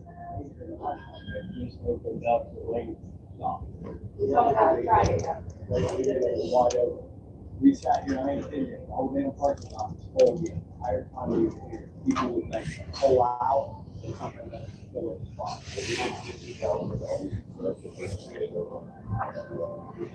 We tried to go to day two.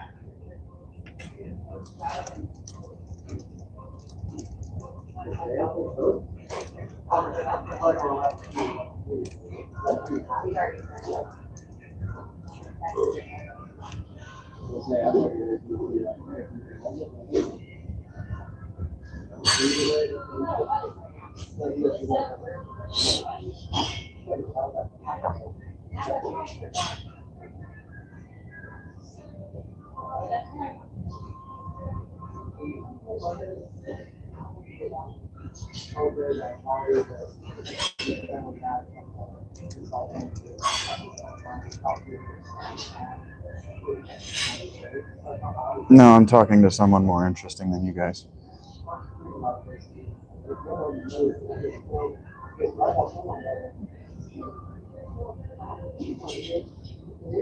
Do you think that books are written 30 characters at a time?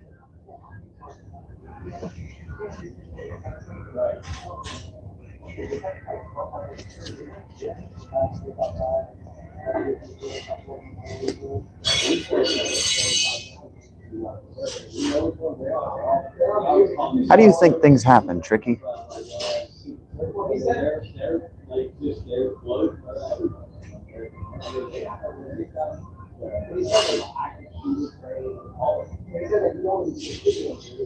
Do you, Total Gamer, do you think I'm on YouTube because you're interesting?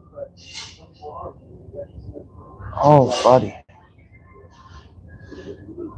The parasocial relationship that you guys walk into life with is upsetting, to say the least. That you think you're bringing the party is really something, Total Gamer. I understand that, Tricky, but work isn't done seconds at a time. open. It tends to be done in 8-hour periods at a time by serious people. Committed people never stop working.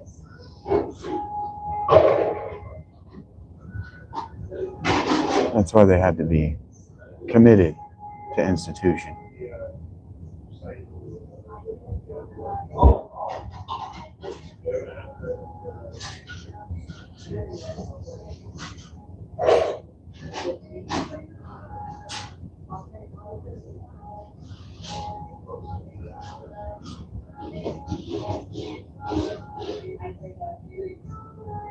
Do you really think I come to these lives because you guys are interesting?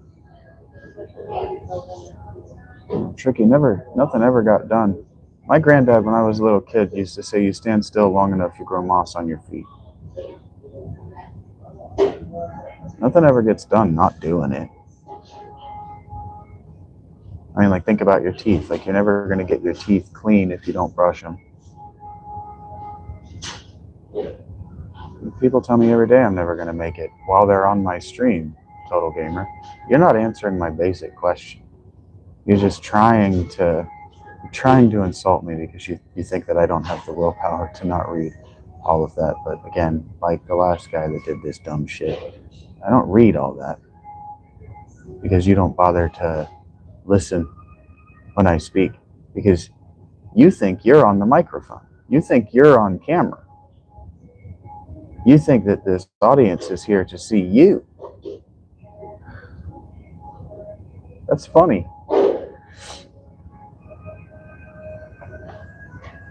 And then your rebuttal is, oh, they're not here to see me. Right now, Domina, I'm being informed by Total Gamer that I'll never make it because I don't understand that he's the life of the party and that we should all be glued to the edge of our seats to see what he has to say. So here we are, glued to the edge of the seat, waiting on his thumbs to furiously pound out something with spelling errors and plot holes. He'll get there. We have to wait because he doesn't know that he's not on microphone. So, like, you don't have to wait for me to articulate, but we have to wait for him. So, I guess we're just doing that now. He might listen to you. You apparently have a pair of tits and leather boots.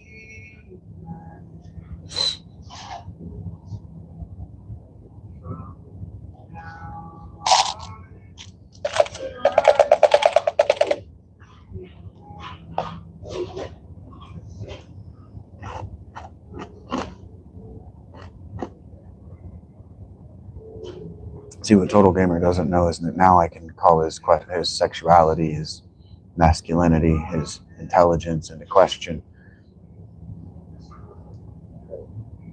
And he can't react in real time because he doesn't know which side of the camera he's on. Whatever. He's been gone for a while. I'm using him as a material example of how not to behave. I have one rule on this channel.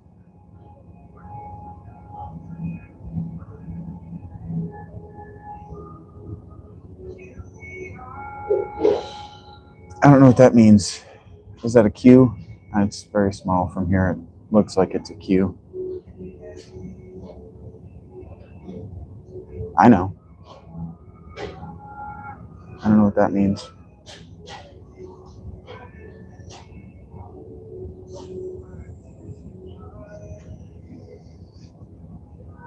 What you don't understand, TQE, is that a rule is a measurement, a standard. And so if you don't care about the rule, I don't care about your feelings. So I don't care that this is going to make you a lot more upset than it would make me.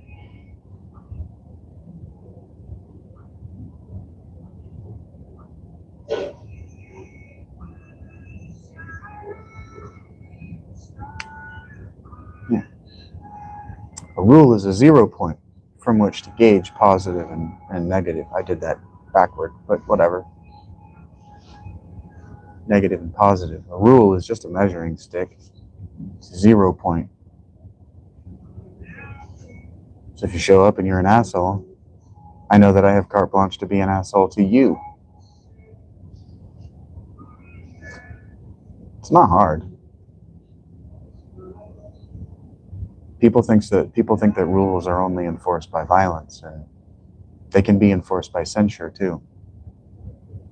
Like I was reading the Three Princes of Serendip for the channel, and it opens with basically the copyright, the medieval copyright, so 1500s, whenever it was, and the medieval copyright was enforced by the papacy. And so what the papacy would do is excommunicate you, so you lose your citizenship, fine you, and confiscate all of your books. So they would take your citizenship, your money, and your legacy if you stole their books. There are a lot more things you can do to somebody than hurt them.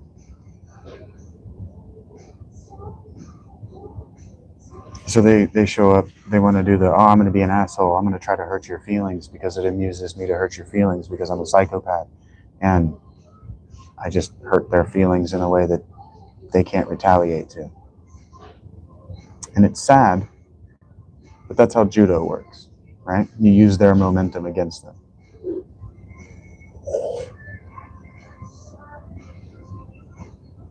I know you don't care, Jesse, but see, this is what I'm talking about. You just give me opportunities to weaponize the tools that I have at my disposal, because violence isn't the only way that I can hurt you. I can exclude you.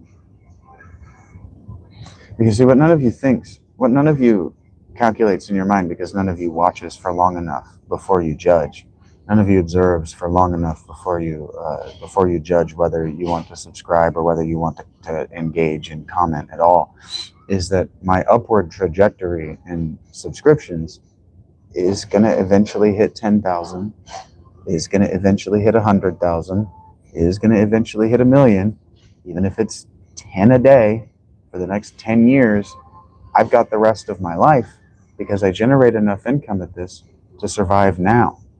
My costs aren't going to increase unless my income does. And that's an upward trajectory that leads to more subs, that leads to more followers, that leads to more income.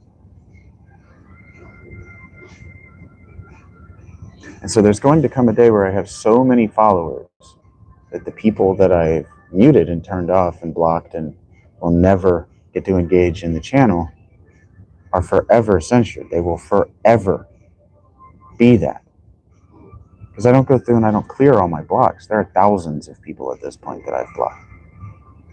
But they'll never get to be a part of it. And they'll always know. They'll always know that they don't get to be a part of it. It's not about revenge. It's not about revenge. It's about censure. It's about protecting the core group. All of you who are here, all of you who meaningfully engage, all of you who stick around, all of you who build up a community around what I'm doing will know that you belong to something that other people will never belong to, and that other people will have to fake identities in order to belong to. And you will also know that there will be ways to out those people and get rid of them. I'm not worried about the people who want to show up and drop negativity on the channel. I have skills. Luckily, I have a hairline that people will gather around just to look at. So here we go. Call it arrogance.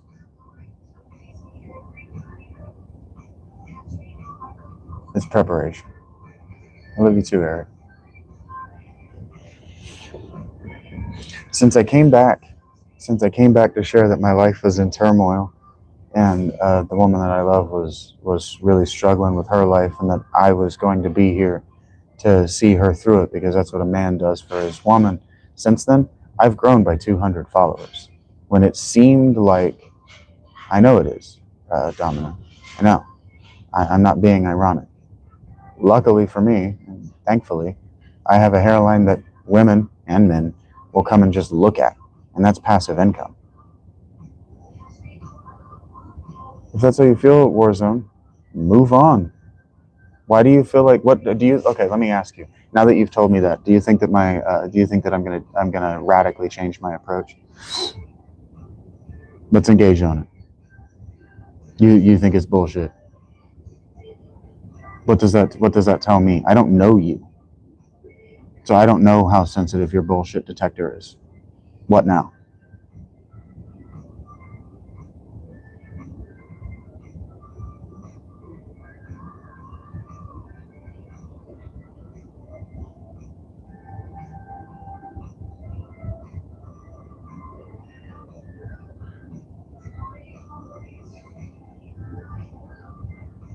Oh, I will. I'll hit 12 million subscribers.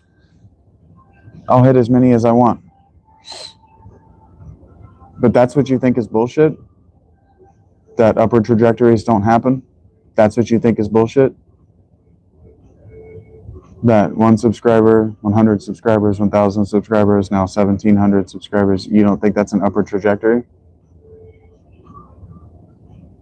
You don't think that people subscribe to things just because other people are subscribed to them?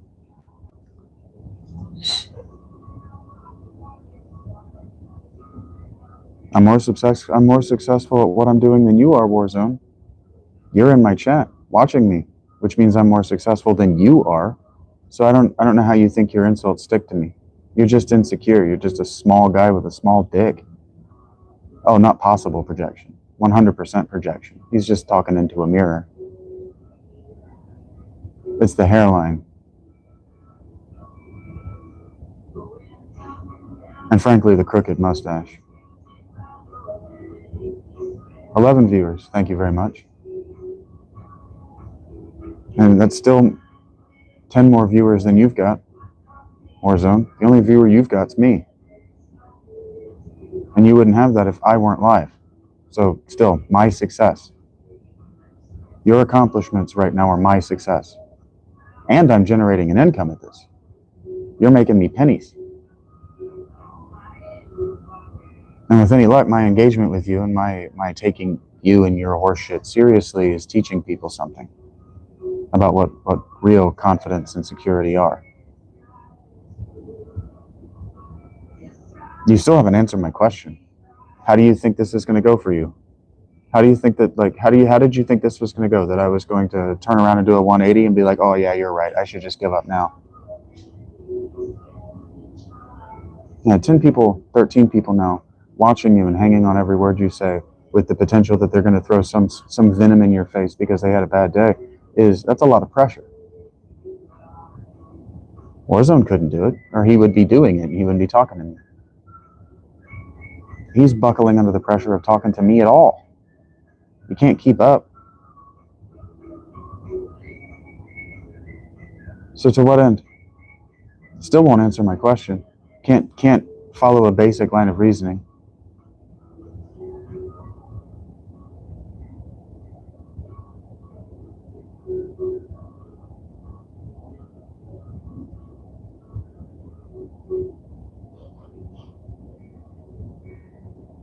Like, I guess he thinks the bottom is going to fall out at some point because the bottom falls out on everything he makes because he doesn't build strong foundations.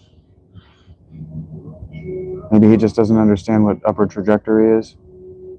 Maybe he's never calculated parabolas, even though presumably he's at least done some high school. If he thinks he's a master of something, he's at least lived for 10,000 hours. No, I'm not streaming anymore, Matt. This is pre-recorded.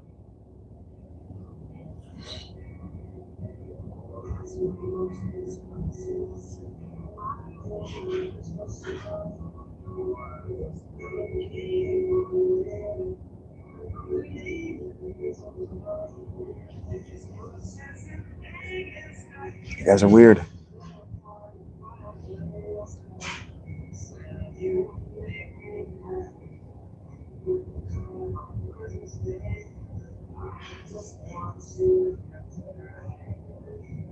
I mean, I'm talking to you, Warzone. It's what you're doing. I don't know how you don't think that you're talking shit to me. So, like, if I just framed what you just said back at you, you must have a very exciting night scrolling YouTube, talking shit to streamers. Like, how do you think you're superior? Because you're not. You're the one watching ads. You're the one making another man money. Take care, Domino. It's been great using you as a student. Thank you for participating in the dialectic with me. It's been my pleasure.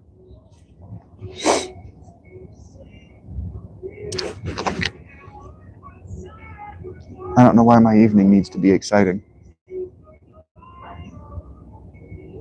Oh, if you're not watching ads, you're the one who pays a monthly subscription to do this, which is even more pathetic because you're actually making me more money than somebody who's watching ads. I get paid for your watch time, not the ads you watch. I get paid straight up for your watch time. I make more money talking to you and keeping you here doing exactly what we're doing right now than I do anybody else in this chat. So I don't know how you're superior to me. You're paying money for the privilege of giving me money. Go on. I've got all night. I'll sit here and draw a passive revenue stream. I'll buy video games with it. I might even pretend to my girlfriend that one of those video games isn't a porn subscription. And I'll be thinking of you while I stroke my horn. Look at this. This guy bought this porn for me. How dumb are you?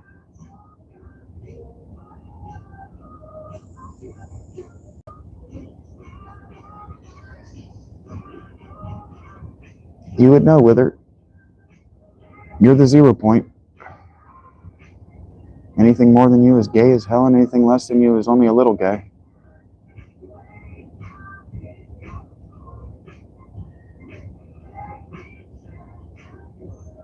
Open mouth, insert foot. My foot. Your mouth.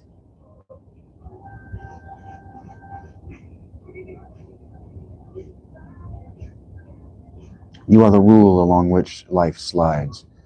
You are Kinsey's scale.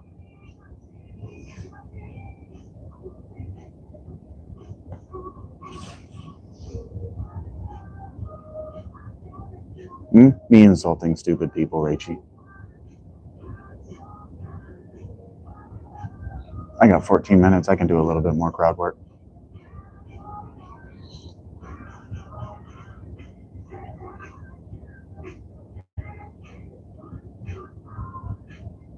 Huh? I haven't lost any money. I've made $15.60 today. And I'm making a passive income for every second you watch, buddy. Keep going. Think I'm joking. You. Ooh. Make me money, motherfucker. You smell like blue cheese and you're really fucking dumb.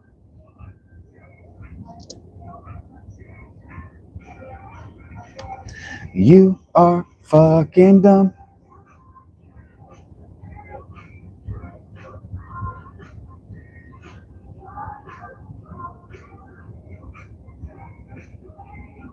I'm not violating YouTube's policies. Every one of these that goes up, I could call you the M-bomb if I wanted. It's not a policy anymore. You no longer know YouTube's policies. You're very dumb. You smell very bad.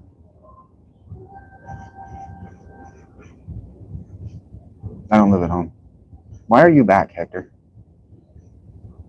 Why are you also giving me money?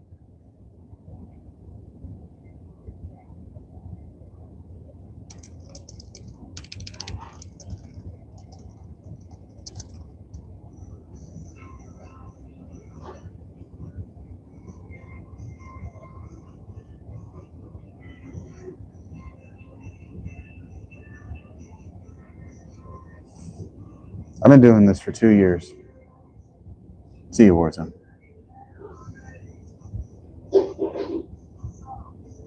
Oh, wait, no, I won't.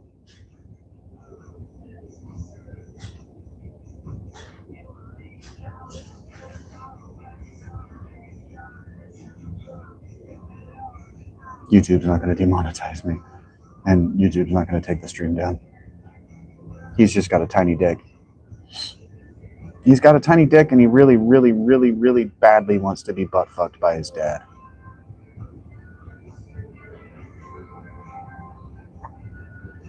So here we are. Dude, mostly metal.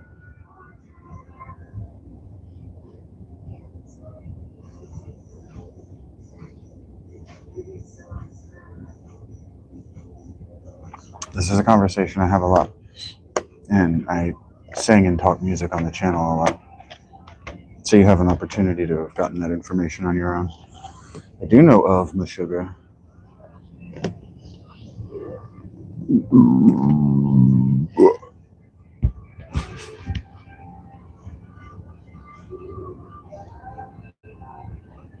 I don't know what that means, Tricky. I don't know what that means, Hongaku.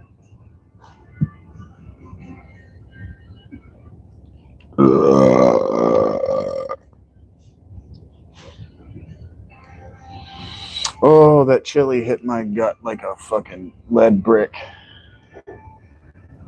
I'm gonna be shitting out my ass, howling like a dog in the bathroom.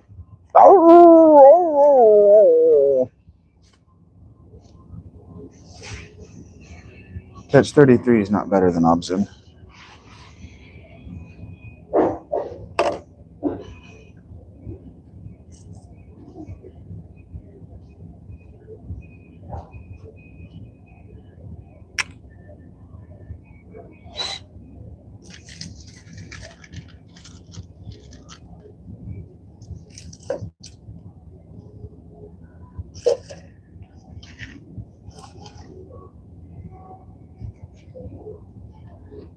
Maybe it's recency bias, but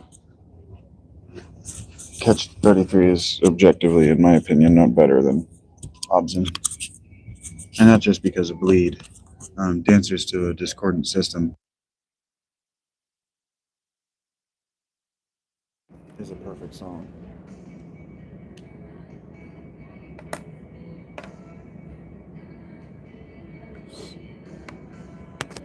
And Obsin laid the path for everything they're recording now.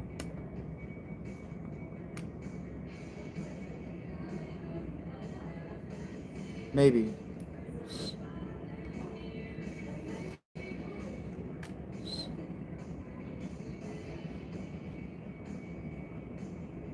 Catch 33 is good. Catch 33 is good, but I like Chaos Fear better anyway.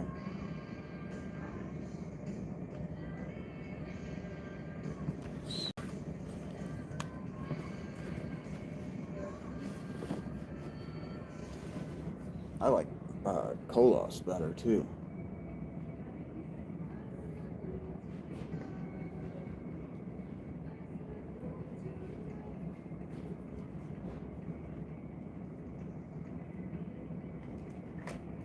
There's a damn song I've been trying to think of.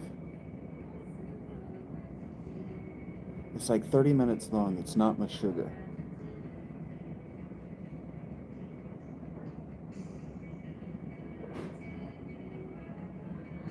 That's all I've got. For sure, Eric.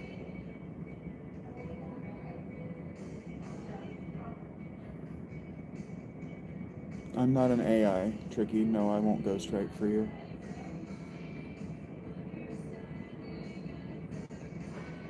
What about I? Yeah, that's why I was thinking about that super long song, because I and that other super long song used to play on my my Pandora back in the day.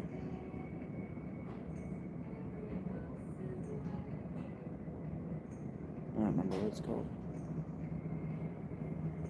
I never needed to know what it was called because it came on consistently enough while I was playing Civ 5 and WoW. But I didn't need to go looking for it. Anyway, we couldn't have gone looking for it. I couldn't have gone looking for it back in the day. Not without stealing it. And I liked Pandora because the artists, even if not very well, were getting paid. Light of day, day of darkness.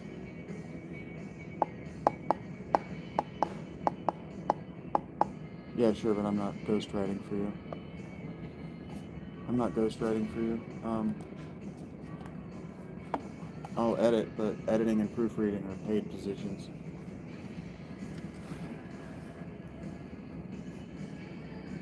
And AI will do it for free.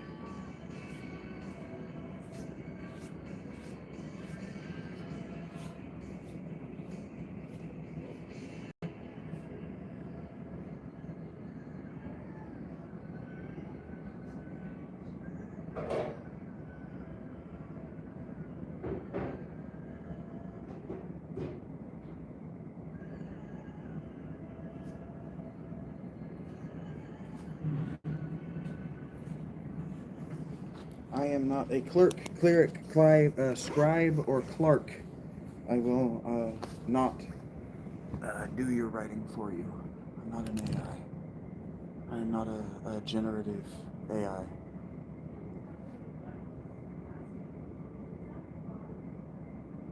Well, then get convincible or pay someone or something to make you sound convincible. Bell Witches? Mirror Reaper? What are you talking about, Rachie? Oh, you're talking about songs. No, it's not those songs. Bell Witch. Is the Bell Witch in 76? Rach, they've got all that folklore. Is the Bell Witch in there? I don't remember whether the Bell Witch was in West Virginia or not. I do like New Millennium Cyanide Christ, and yeah, I did model myself as a young man after that song. Yes. And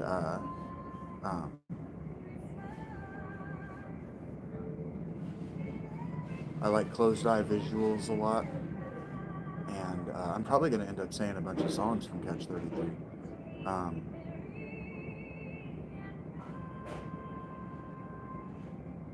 Rational Gaze. Rational Gaze is one of my favorite songs. Yeah, do you have a rational gaze? Yeah. For onward forever we walk among the ignorant, never stray from the common lines. The common sense infected rational gaze.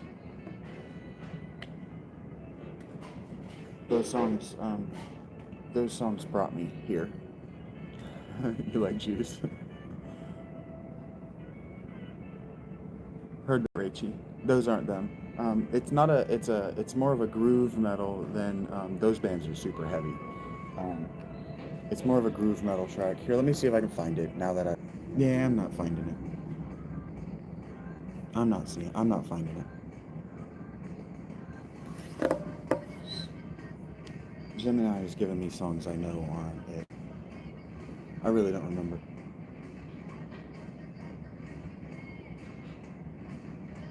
Heard that, FIFA. No ghost stories.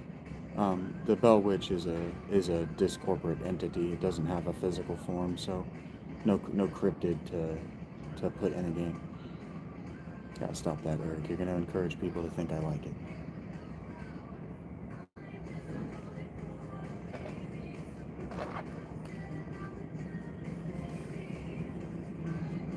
Gotta get out of here. I've never played that game and I don't like anything like it. I just have a goatee. His isn't even long.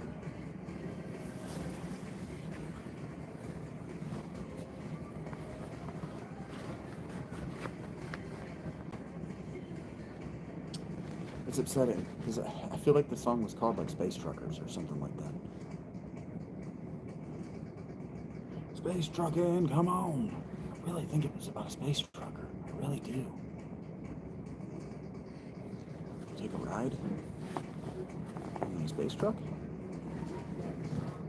We're not playing Dangerous Elite. It's never happening. I don't like vehicle games that much. I hate this fucking song.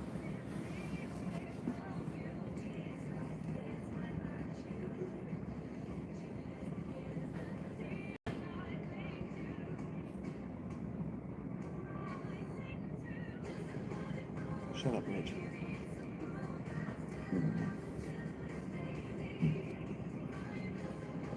You're gonna encourage people to think that's appropriate without super chats. Gordon Freeman chose to look like what I would look like. Yeah, I was a boy when that came out, Eric. We're the same fucking age.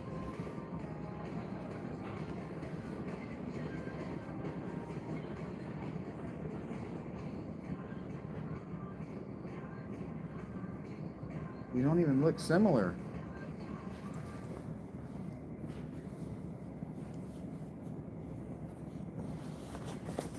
You just have a goatee and engineer glasses. Give me a second, Matthew.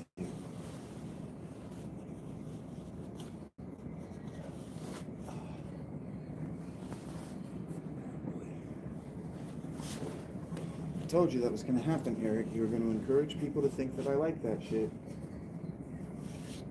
Now they're going to be disappointed that I don't like that shit. And be like, oh, you don't like me because you don't like the things that I like. And it's like, I don't dislike you because I don't like the things you like. I dislike you because you're having this exact reaction.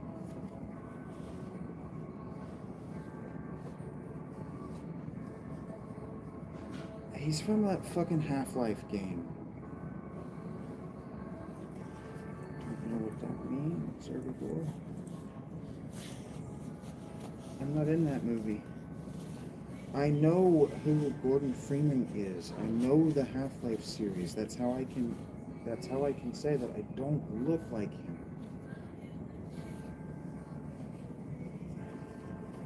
That's how I can accurately describe him. He just has a goatee and engineer glasses because he's an engineer.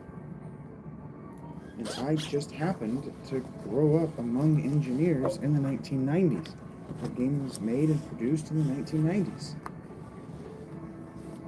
It's just a similar outfit. Golly gee. I find it upsetting.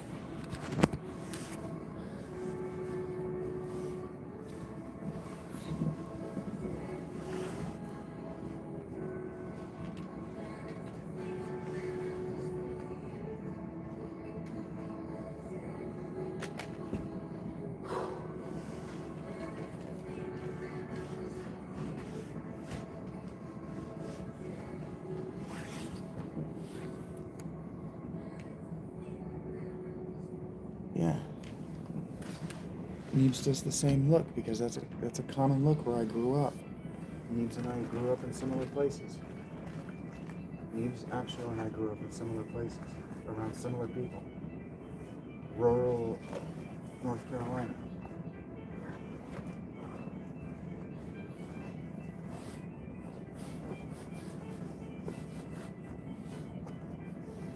It just looked like where I'm from. I don't know why that has to be a thing. I don't know why I have to be called out for it all the time. It's upsetting.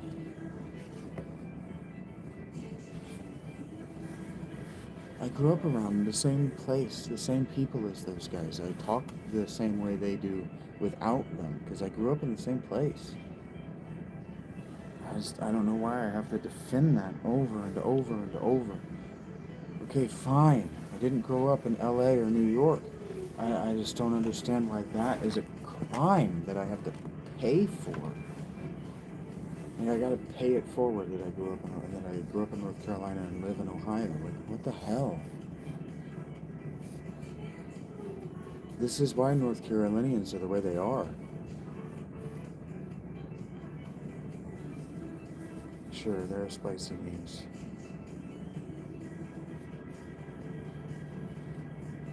I have a very, very unambiguously gay section of my Discord.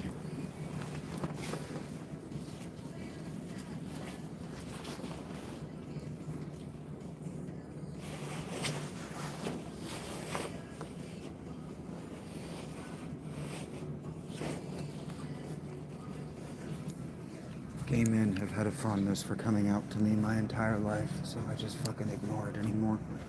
There's no making it stop. Alright, Rach, if you're still here, this is for you.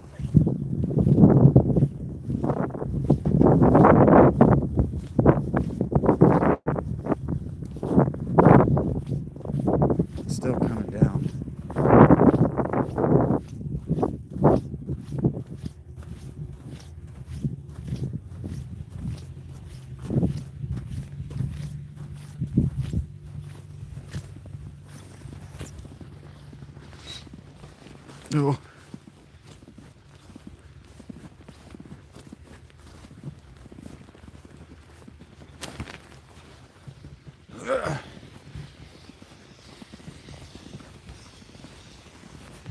hard to see the contour of the ground.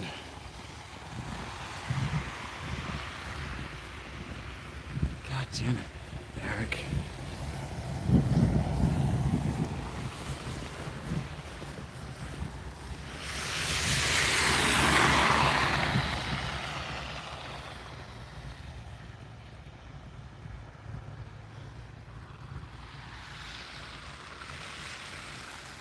Turmoil, my mother used to say, if you just keep watching, they'll tell you eventually. There we go.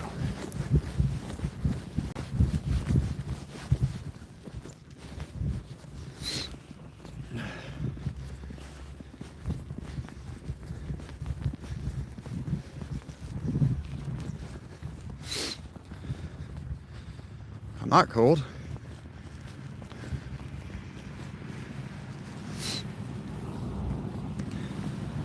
Do I look cold? I don't grow this beard for no reason.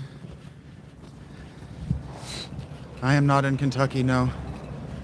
No, I'm not going to slip and fall. I'm an adult man. The man is in Ohio, that's correct. He's in East Central Ohio. Maybe an hour east of Columbus, which is directly in the center of the state.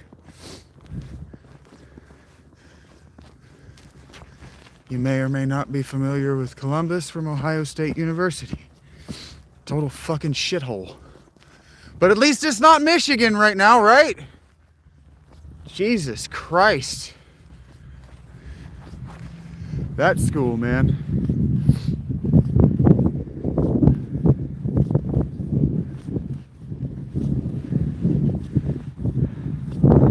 Schools that go from Midland to suddenly hyper competitive. It keeps turning out that they're cheating. Weird. Doing other inappropriate behaviors. Why would I be worried about snow tracks? Do I think Native Americans are hunting me? Am I in The Revenant?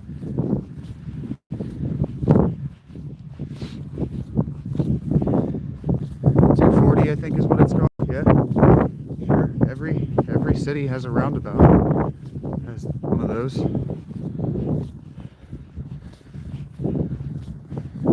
Probably not, Jack. Yeah. Am I being hunted by barbarians? What do you think? Why would I be worried about tracks?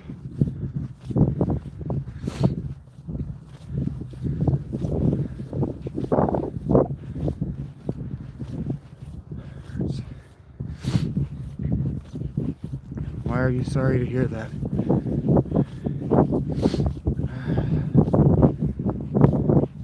If you ask the question but don't want the answer, why did you ask? No, but my tracks will be there tomorrow.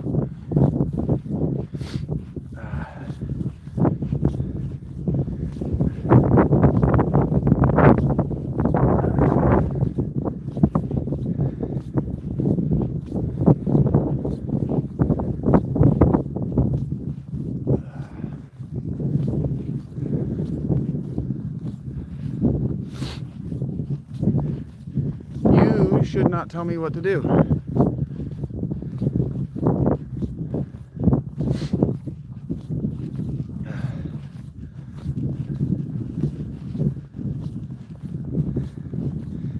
I still don't know why I would be worried about my tracks.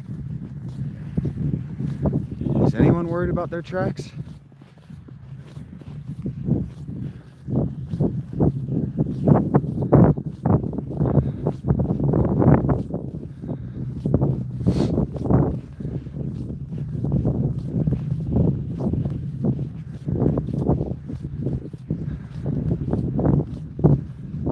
They have a new item that is lit. Thank you for sharing. I don't think that wolves are going to track me. I don't think they're going to hunt me by my tracks. I'm pretty sure that wolves have more sophisticated methods of hunting their prey than following footprints in the snow. They could probably smell my balls from a mile away. That dog gets it. He's like, hey, there's balls over there. I smell them, Daddy. I smell them. Let me go bite on them balls, Daddy. Leave my balls alone, dog. They're my balls. Get your own balls. I'm sure you got balls at home. Actually, you probably don't got balls. You're a pet. Come on, pal. Let's go.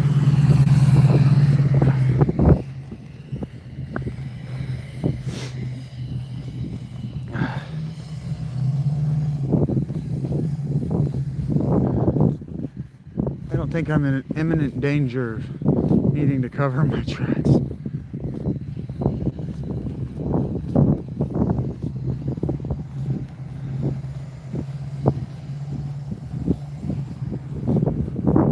I'm not following anybody's tracks right now. We're just talking about why I would need to cover my own. And I don't know what his divorce has to do with mine. Life has to do with me, or where I'm going right now. Why do I want a space heater? I don't have any electricity with which to run it. Nor am I particularly uncomfortable. I don't understand what your problem is. Why you think you get to boss me around, but not provide me the... Oh, are they closed? Oh, closed due to weather. Have a good night.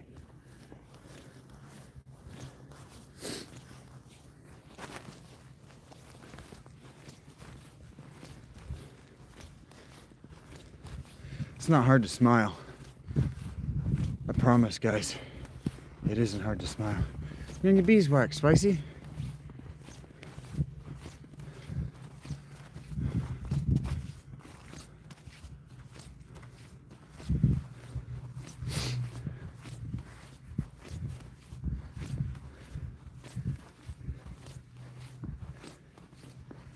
I don't know why you want me to put something that's gonna catch my fucking tent on fire.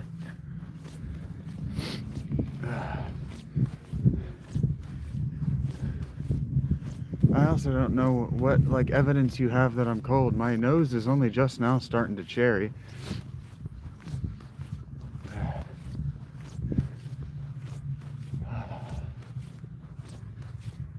You know, instead of dehumanizing me, Spicy, you could just call me a man. I don't know why you think you get to speak to my audience, though.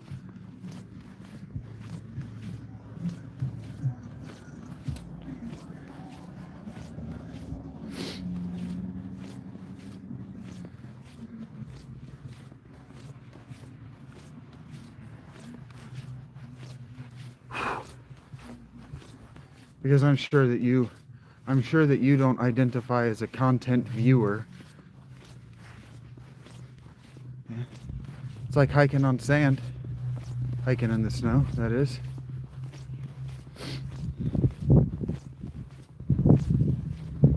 I wouldn't say that I'm hiking, though.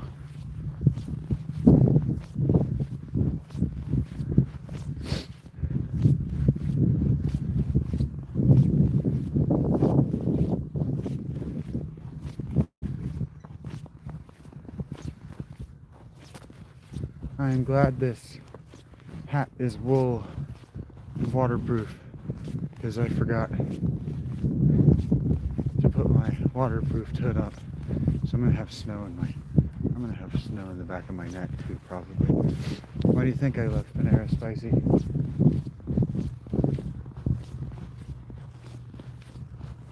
What's your hypothesis? Hey, look at that.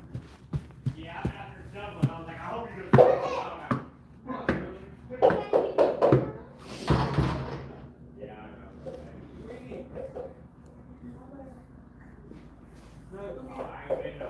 figure it out.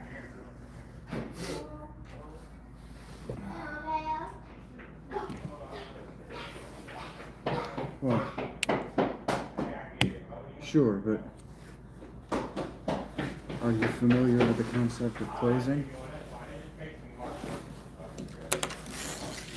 Is it such a mystery to you that you couldn't figure it out without asking?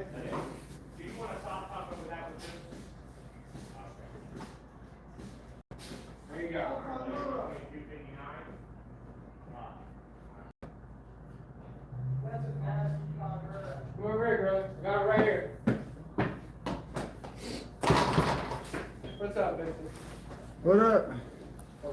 My granddad used to say that stupid questions yield stupid answers. How do I owe you a good answer, a quality answer for a poor question? Don't tell me what to do, Turmoil. I'm not my dad.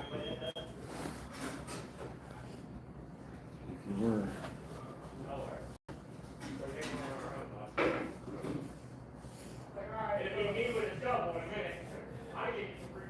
Well, there is absolutely such thing as a stupid question. Spicy.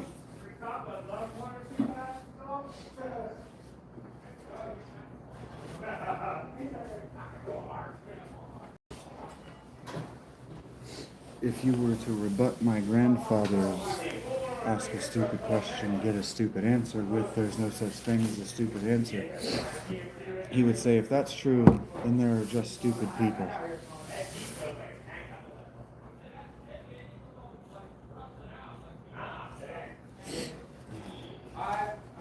Sure, Turmoil, but what do I have? What do I need of learning from a stupid question?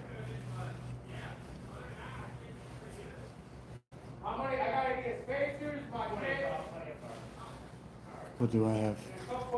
What do I have to learn from where am I going? All I'm learning is that you're an idiot.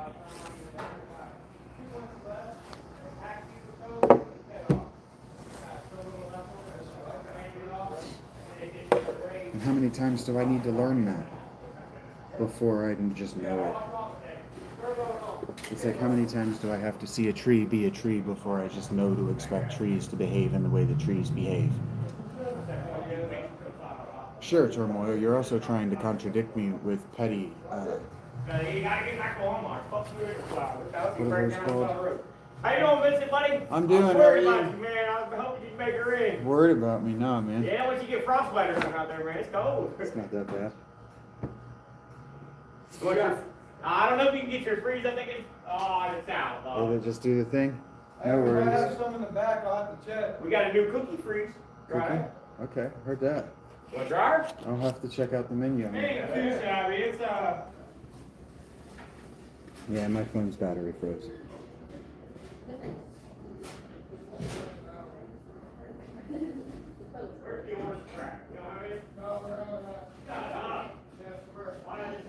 The battery froze. I'm still here. What do you normally get? Those logos.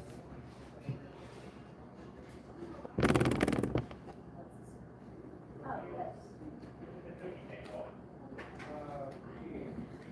Oh, do you?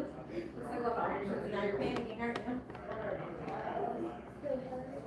No.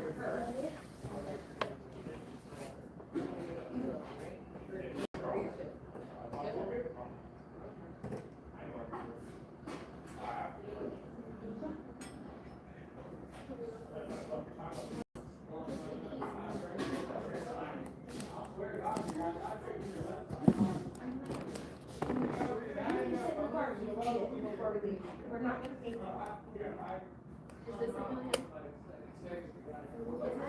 I try to do the best I could to keep everybody happy doing the job.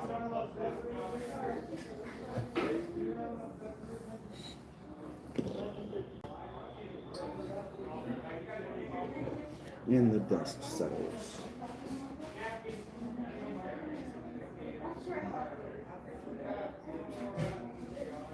It's cold out there. I wasn't that busy before. You guys already have to order it. No, we're. Oh, okay, I'm sorry. No, you're fine. Okay.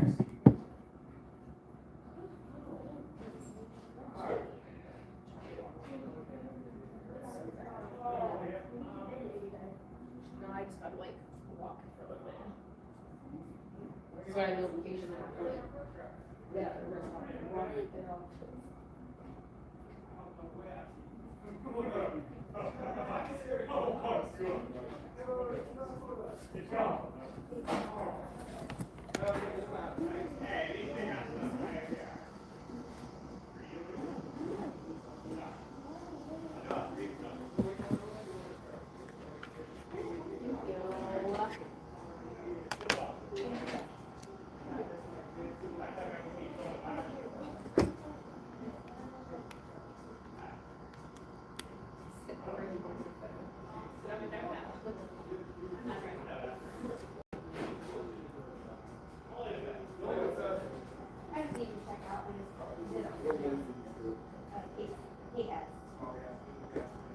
Think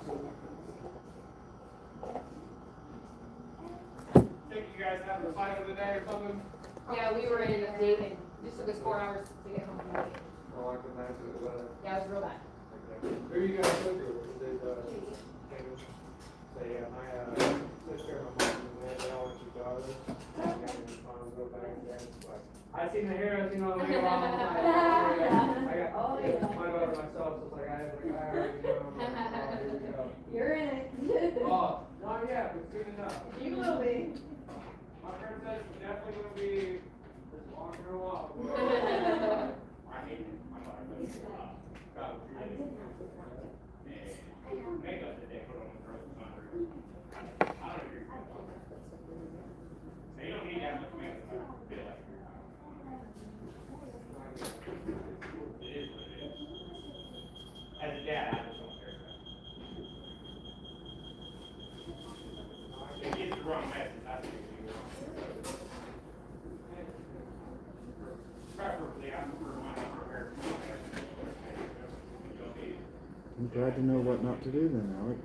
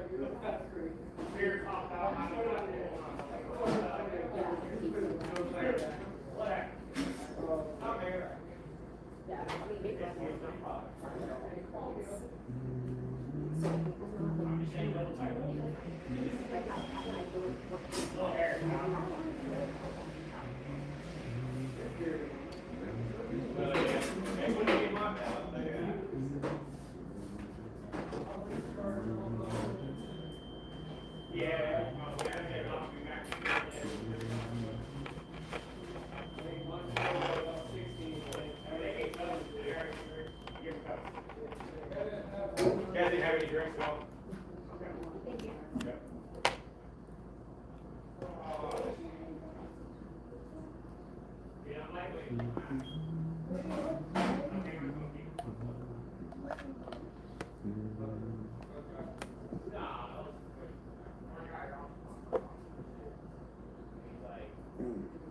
If you bet on people to have no dignity or self-respect, you'll always be right.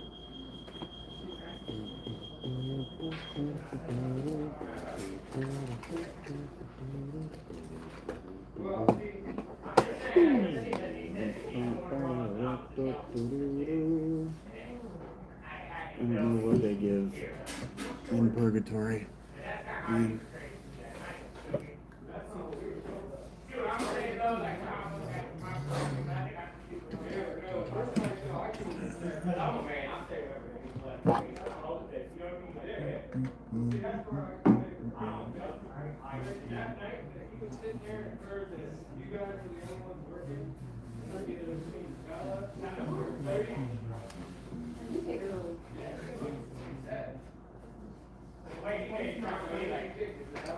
The reason you had to talk to people doesn't matter totally.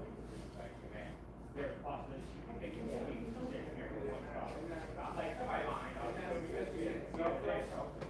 and then he said it was $30. He said,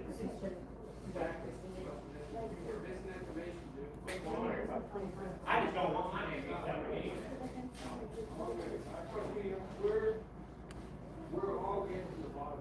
Why do you think they give Taco Bell? It's important to me. Might not be that nobody else. Project Zombie? I don't really play zombie games. I don't play 7 Days to Die. This might be the only zombie game I've ever played. I don't know. Project Zomboid is the top-down version, right?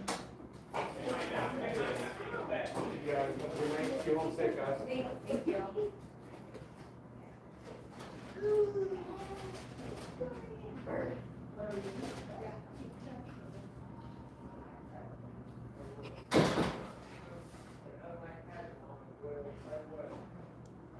It's crazy, now I'm like, all that up, so I just be like, oh, yeah, fuck, I forget it, you know what I mean? I'm not like, on the spot. Now I got all the long notes. It looks cool. I watched some Let's Plays when it was first out.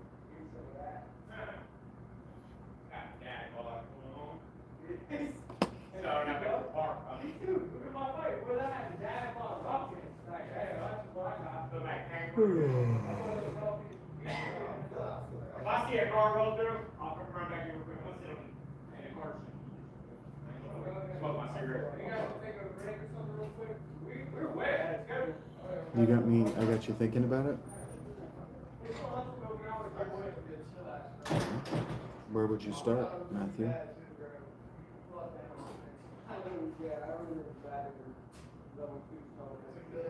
You're right. I'm taking up a store. This totally packed dining room and totally assaulted sidewalk parking lot. Absolutely inviting people into the dining room. It's packed and taking up space that customers are clearly waiting for seats to empty out. Probably whiskey, but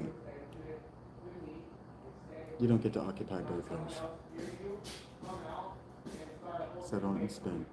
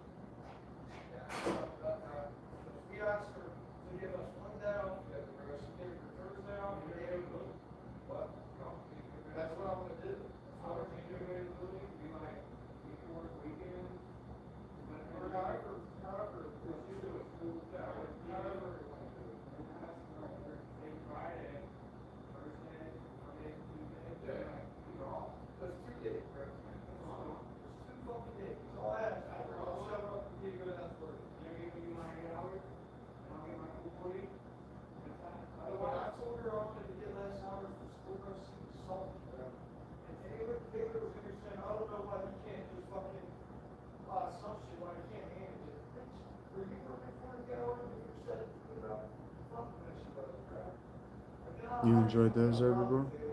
That's cool. I mostly played turn-based RPGs growing up.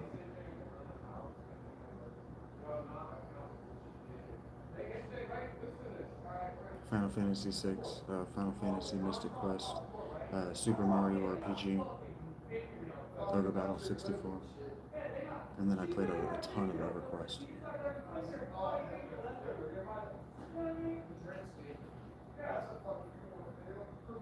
I started playing EverQuest in 7th grade.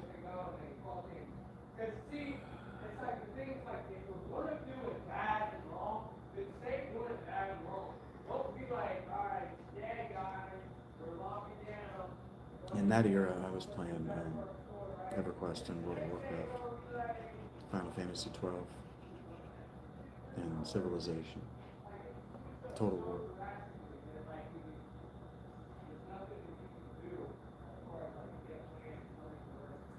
Yeah, Matthew?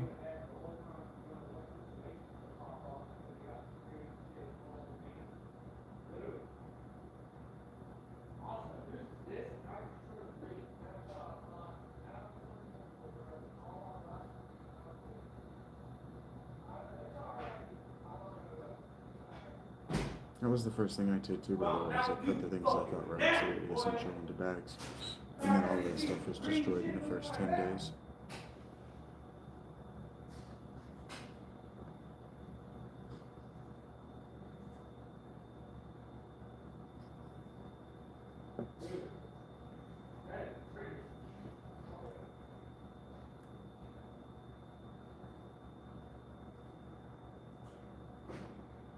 Heard that, Matthew?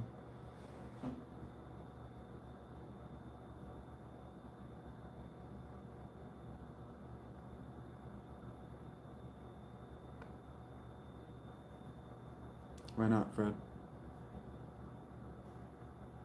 Forex strategy and sim? Yeah, for sure. I play a lot of that. Herbivore, Total War, Civilization. Um, I didn't play EverQuest and WoW first person.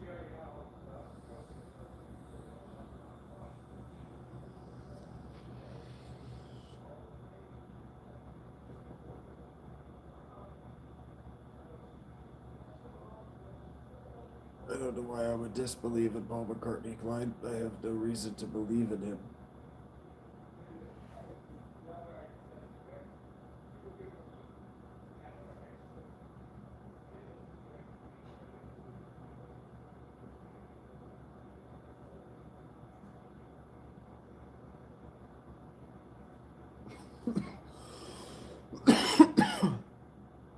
I'm not sure all of you.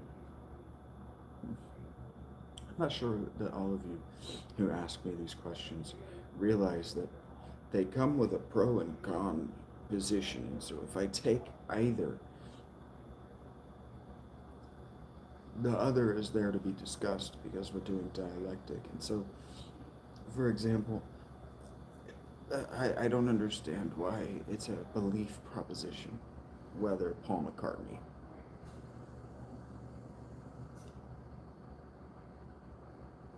So the prop starts at pro con, but I don't know why it's a belief prop.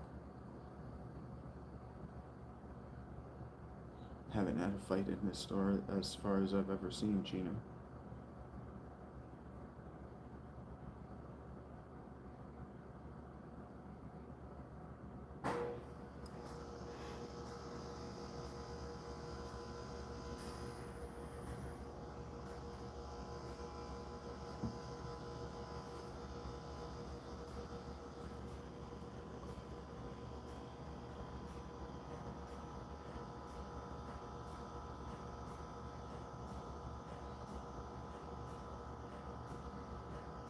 They're all loud. Just remember, you gotta carry all that, Matthew. You gotta get it to your spot.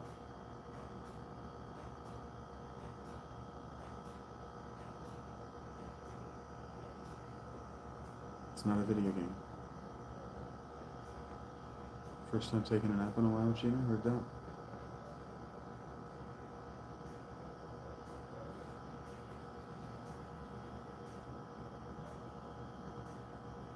What's up, Fred? Glad to hear it wasn't bad.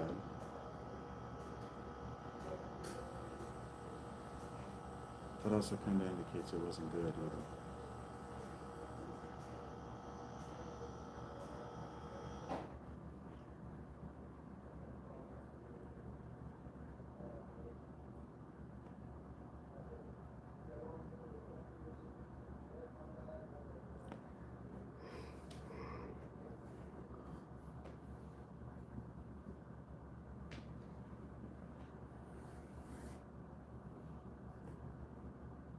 Do you already have that skill set, Matthew?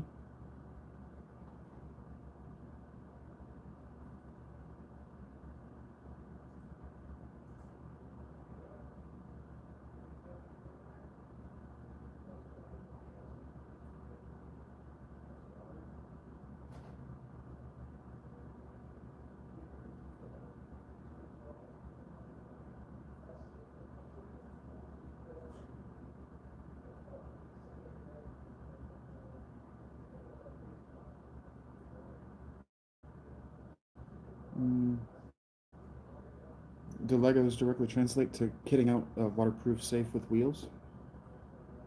How long is that going to take you?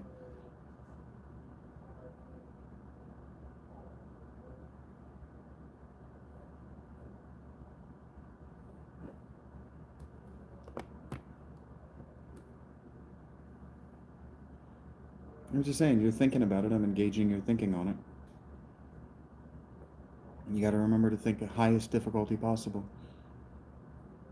I don't know what the buggiest company in the world is. Maybe Bethesda.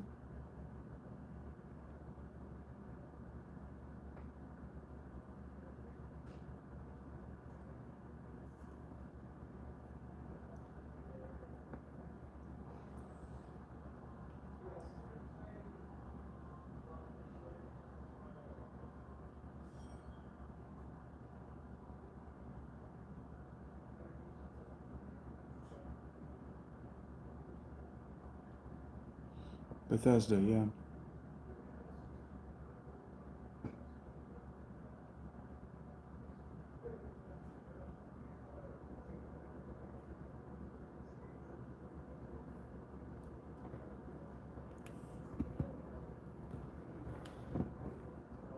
Yeah, I think they had their heyday for everybody.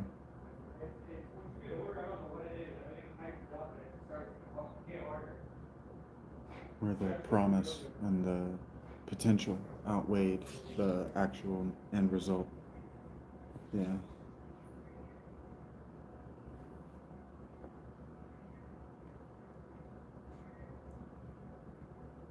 I'm gonna need to eat soon.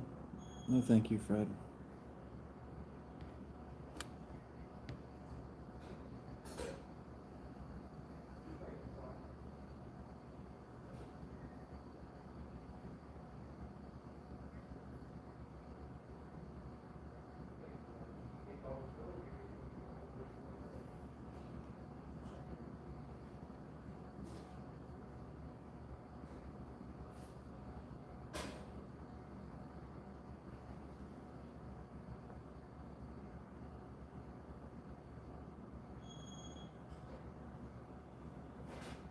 I heard that, Matthew.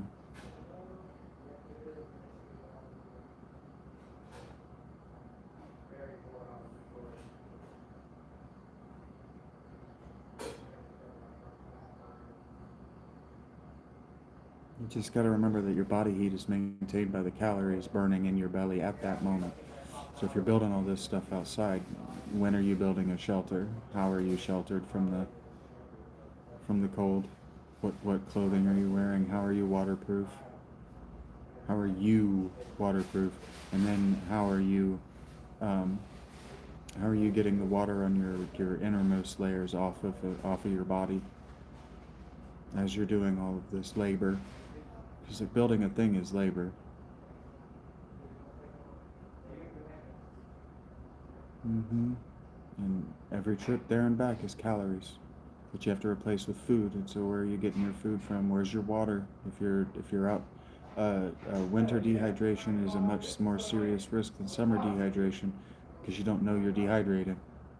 It's pretty obvious that you're dehydrating in the summer. You can feel it coming. You see it coming. You dehydrate and pass out in the winter and have no idea you were dehydrated. Sure, just saying. You said that you got to thinking about how you would do it, and I'm just reminding you that it's a lot more than just building stuff. It's like survival out here isn't really a crafting game. You gotta remember your body heat is generated by the calories in your body. So where are you getting your calories? Because you're not likely to be foraging. So how close are you to civilization? How many trips are you making on an empty stomach? How long until you start to lose your leg muscles because you're starving, and so the calories that you're using to heat your body are the muscles of your legs. Hit up the scores and get the score clean. That's management right there. Well, as far as like, you know what I mean? Me neither, Gina.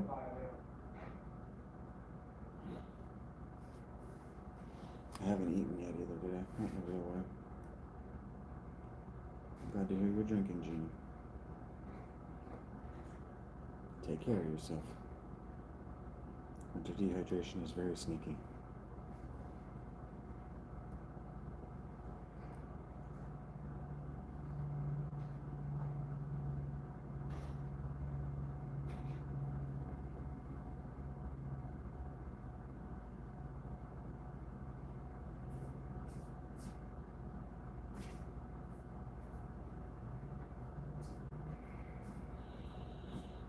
So how's your setup tonight? So far, so good, man.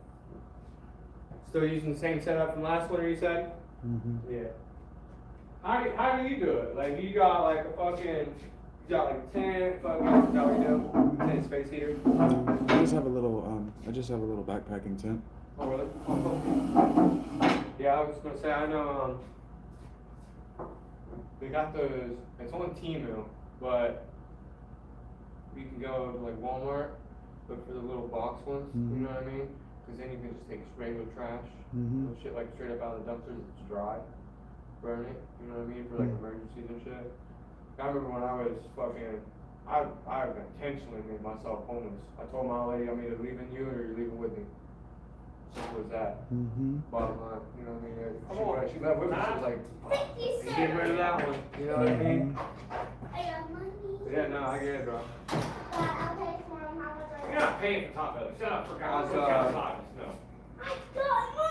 We got free tacos. How's everything with the, what do you do for hygiene? For hygiene, I just take care of it. I have wipes. Those work pretty well, but what I do really is fucking awesome. I don't know if you go. Can you go to fire? Not No, it is illegal to build a fire. It is illegal to build a fire. You got propane? No. No, it's illegal to have an open fire. See, in our town it is too, but we have not necessarily an open fire, but you can have it closed. But no, I do it the old school way. You know the chicken pans they take and we mix shit up. Take one of them, throw fucking one of the water and shit on top of it. 'Cause we live next to a river, so I swear to God, this is what I did. We would take it, 'cause we have a fire pit, put it on top, get the water boiling, have the water hot, and then you got like a nice warm. It's a whore bath. It's what it is. You know what I mean? Sure. But, yeah, I was doing. Thinking about how you're out here in the winter right now, I'm just like, yeah, so many memories. We were in Michigan. We were further north. We had more snow. For sure. Sorry, I'm watching someone over here fall. They just fell again, actually. And they have a giant inflatable turtle. I don't know. Yeah, it's pretty interesting outside right now. Hey, I don't really. Kids. I don't care if you do it or not. As long as you behave yourself. Bro, Cody, you used to see these guys over here, bro. They just take shit twice. Bro, yeah, you see the guy over here with the turtle walking? Yeah. It's like right underneath the rail right there. He's got that shit on his Yeah. back. Bro, he ate shit. He ate shit. Went to go get his turtle. I hate this stuff. I slip down and get big. Alright, well, ask Quentin to don't just get in his area. I'll be respectful. Say, excuse me, something, anything. You Said want I to gotta go get early? sworn in a goddamn barn or something. What? I think you got some damn Bottle of water. Hey, I'm To gonna take survive your the box winter? out. I think you forgot, pal. Oh, over there in the corner? Yeah, we take them out. I'll go. No, you're gonna sit down and eat. Yeah, eat your food. Or go to the car. You go. I got you, brother. Too much, don't I'm too gonna much. go smoke and hit my pen anyway. Get your grit socks on up there and get to it. Me. Alright. But no, hell yeah, bro. You already know. Like I said, I've been there, done that. And I already Got the t-shirt, For hat, sure. but But hey, I got, like I said, we need some You like shout-outs, let me know, crystals? bro, cause hey. hey, eat your food. Okay. But as long as you're not doing it like the barrel. I'm fixing my great Yeah, he's socks. small, you get it. He's like the old school way, you know what I mean? No, Trust you, fix bro, I've my met great all kinds of socks. characters. I have to pull on.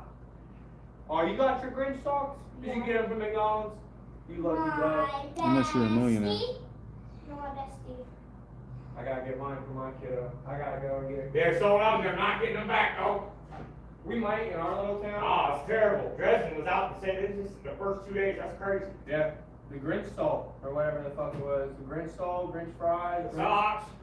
Yeah, the socks and all the shit. The dude. salt, the fries, the Big Mac, and Yeah, the Derek, you socks. must try the Big Mac. Derek, you must try it. It says salty. Oh well. Like I said, they're supposed to be getting it back down in our little town, so I'm like, wait, bro. We get it, I'm definitely getting it. The fries were fire. Have you tried the fries? Bro, them Grinch fries were pretty good. I have to admit, they're like a pickly fry. Yeah. Oh, dude, it was surprisingly good.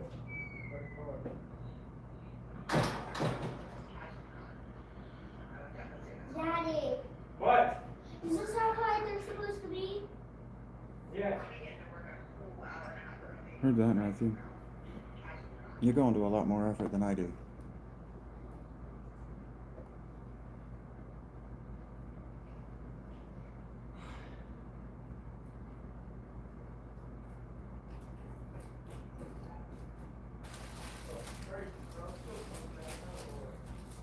There's not as much daylight during the winter.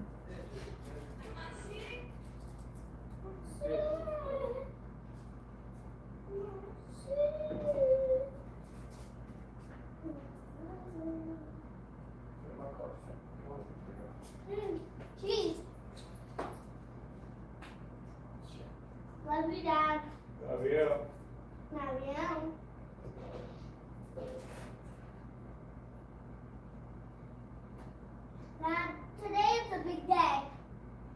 I mean, tomorrow is a big day. I know. And it's a great day.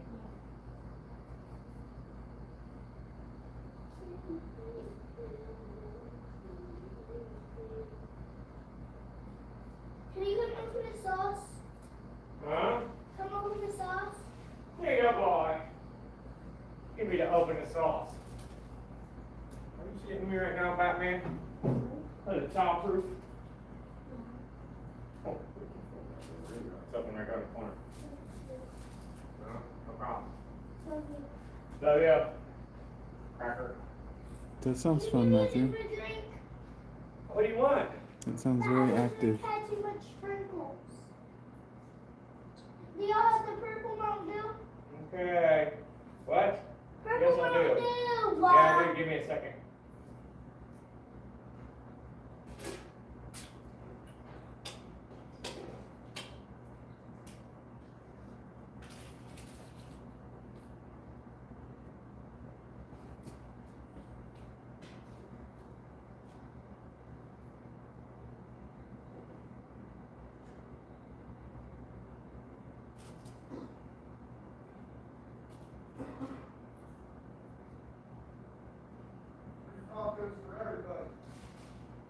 If you can make it here, you're damn right on.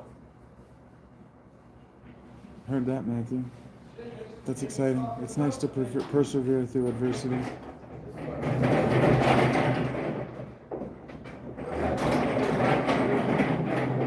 There was a biscuit over the other day. I tasted it.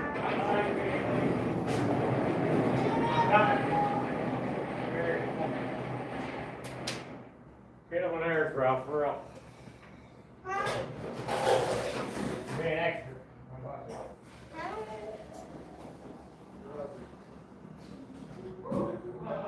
Daddy, I'm wearing these socks to school. Alright, go sit down. Okay. Sorry. Dad, this is my freaking pants. We're praying right now that my tent doesn't collapse under the weight of all this snow and ice. I don't think it's enough. It wasn't enough last year. But it's coming down.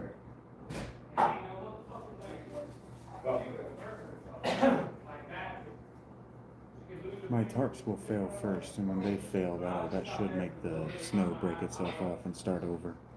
What's up, Eric?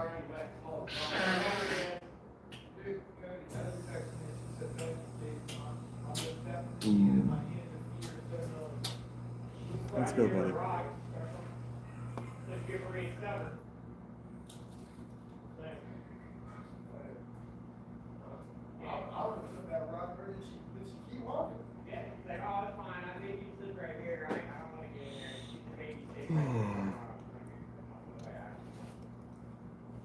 I need anything? I need to get up and get something to eat and something to drink. I thought I told him, I said, she wasn't willing to put the girl. Not gonna be able to get. I mean, when you're mad, you can't take a shit out. If you say something, like you said, we can't force her to do what I can't make nobody do shit. Well, like, she definitely do. There's not a certain point where you can't force somebody to do something, but you wanna help them. You only know so much. Grant, what's the law? He was so good. Yeah, I mean,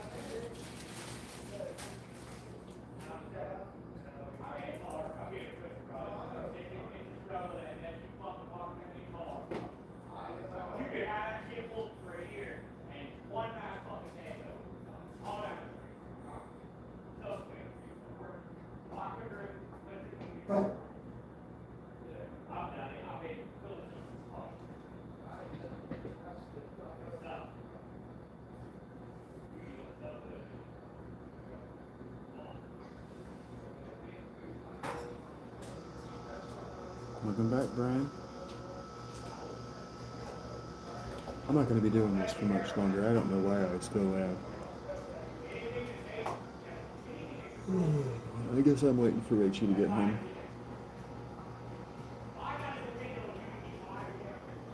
For sure, Matthew. I bet it did.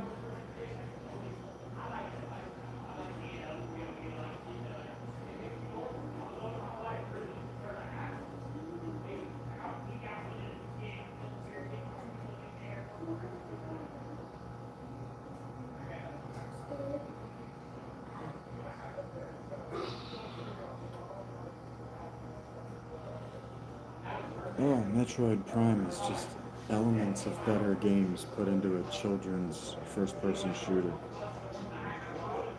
Good God, why do people play Nintendo games? Adults, why do adults play Nintendo games? I get it, children are children. Children should play children's games, but why the hell do adults defend them?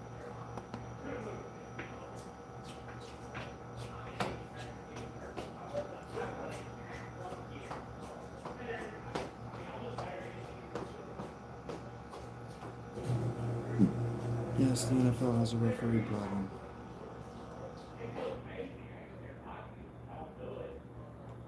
It's become pretty obvious this season. Lots of very bad, egregious calls. Even. What do you want, girl? Alright, maybe 2 more minutes, and then I'm gonna get off of here. I'm gonna get something to eat, and then I'm gonna spend my night how I want. Time for him to close anyway.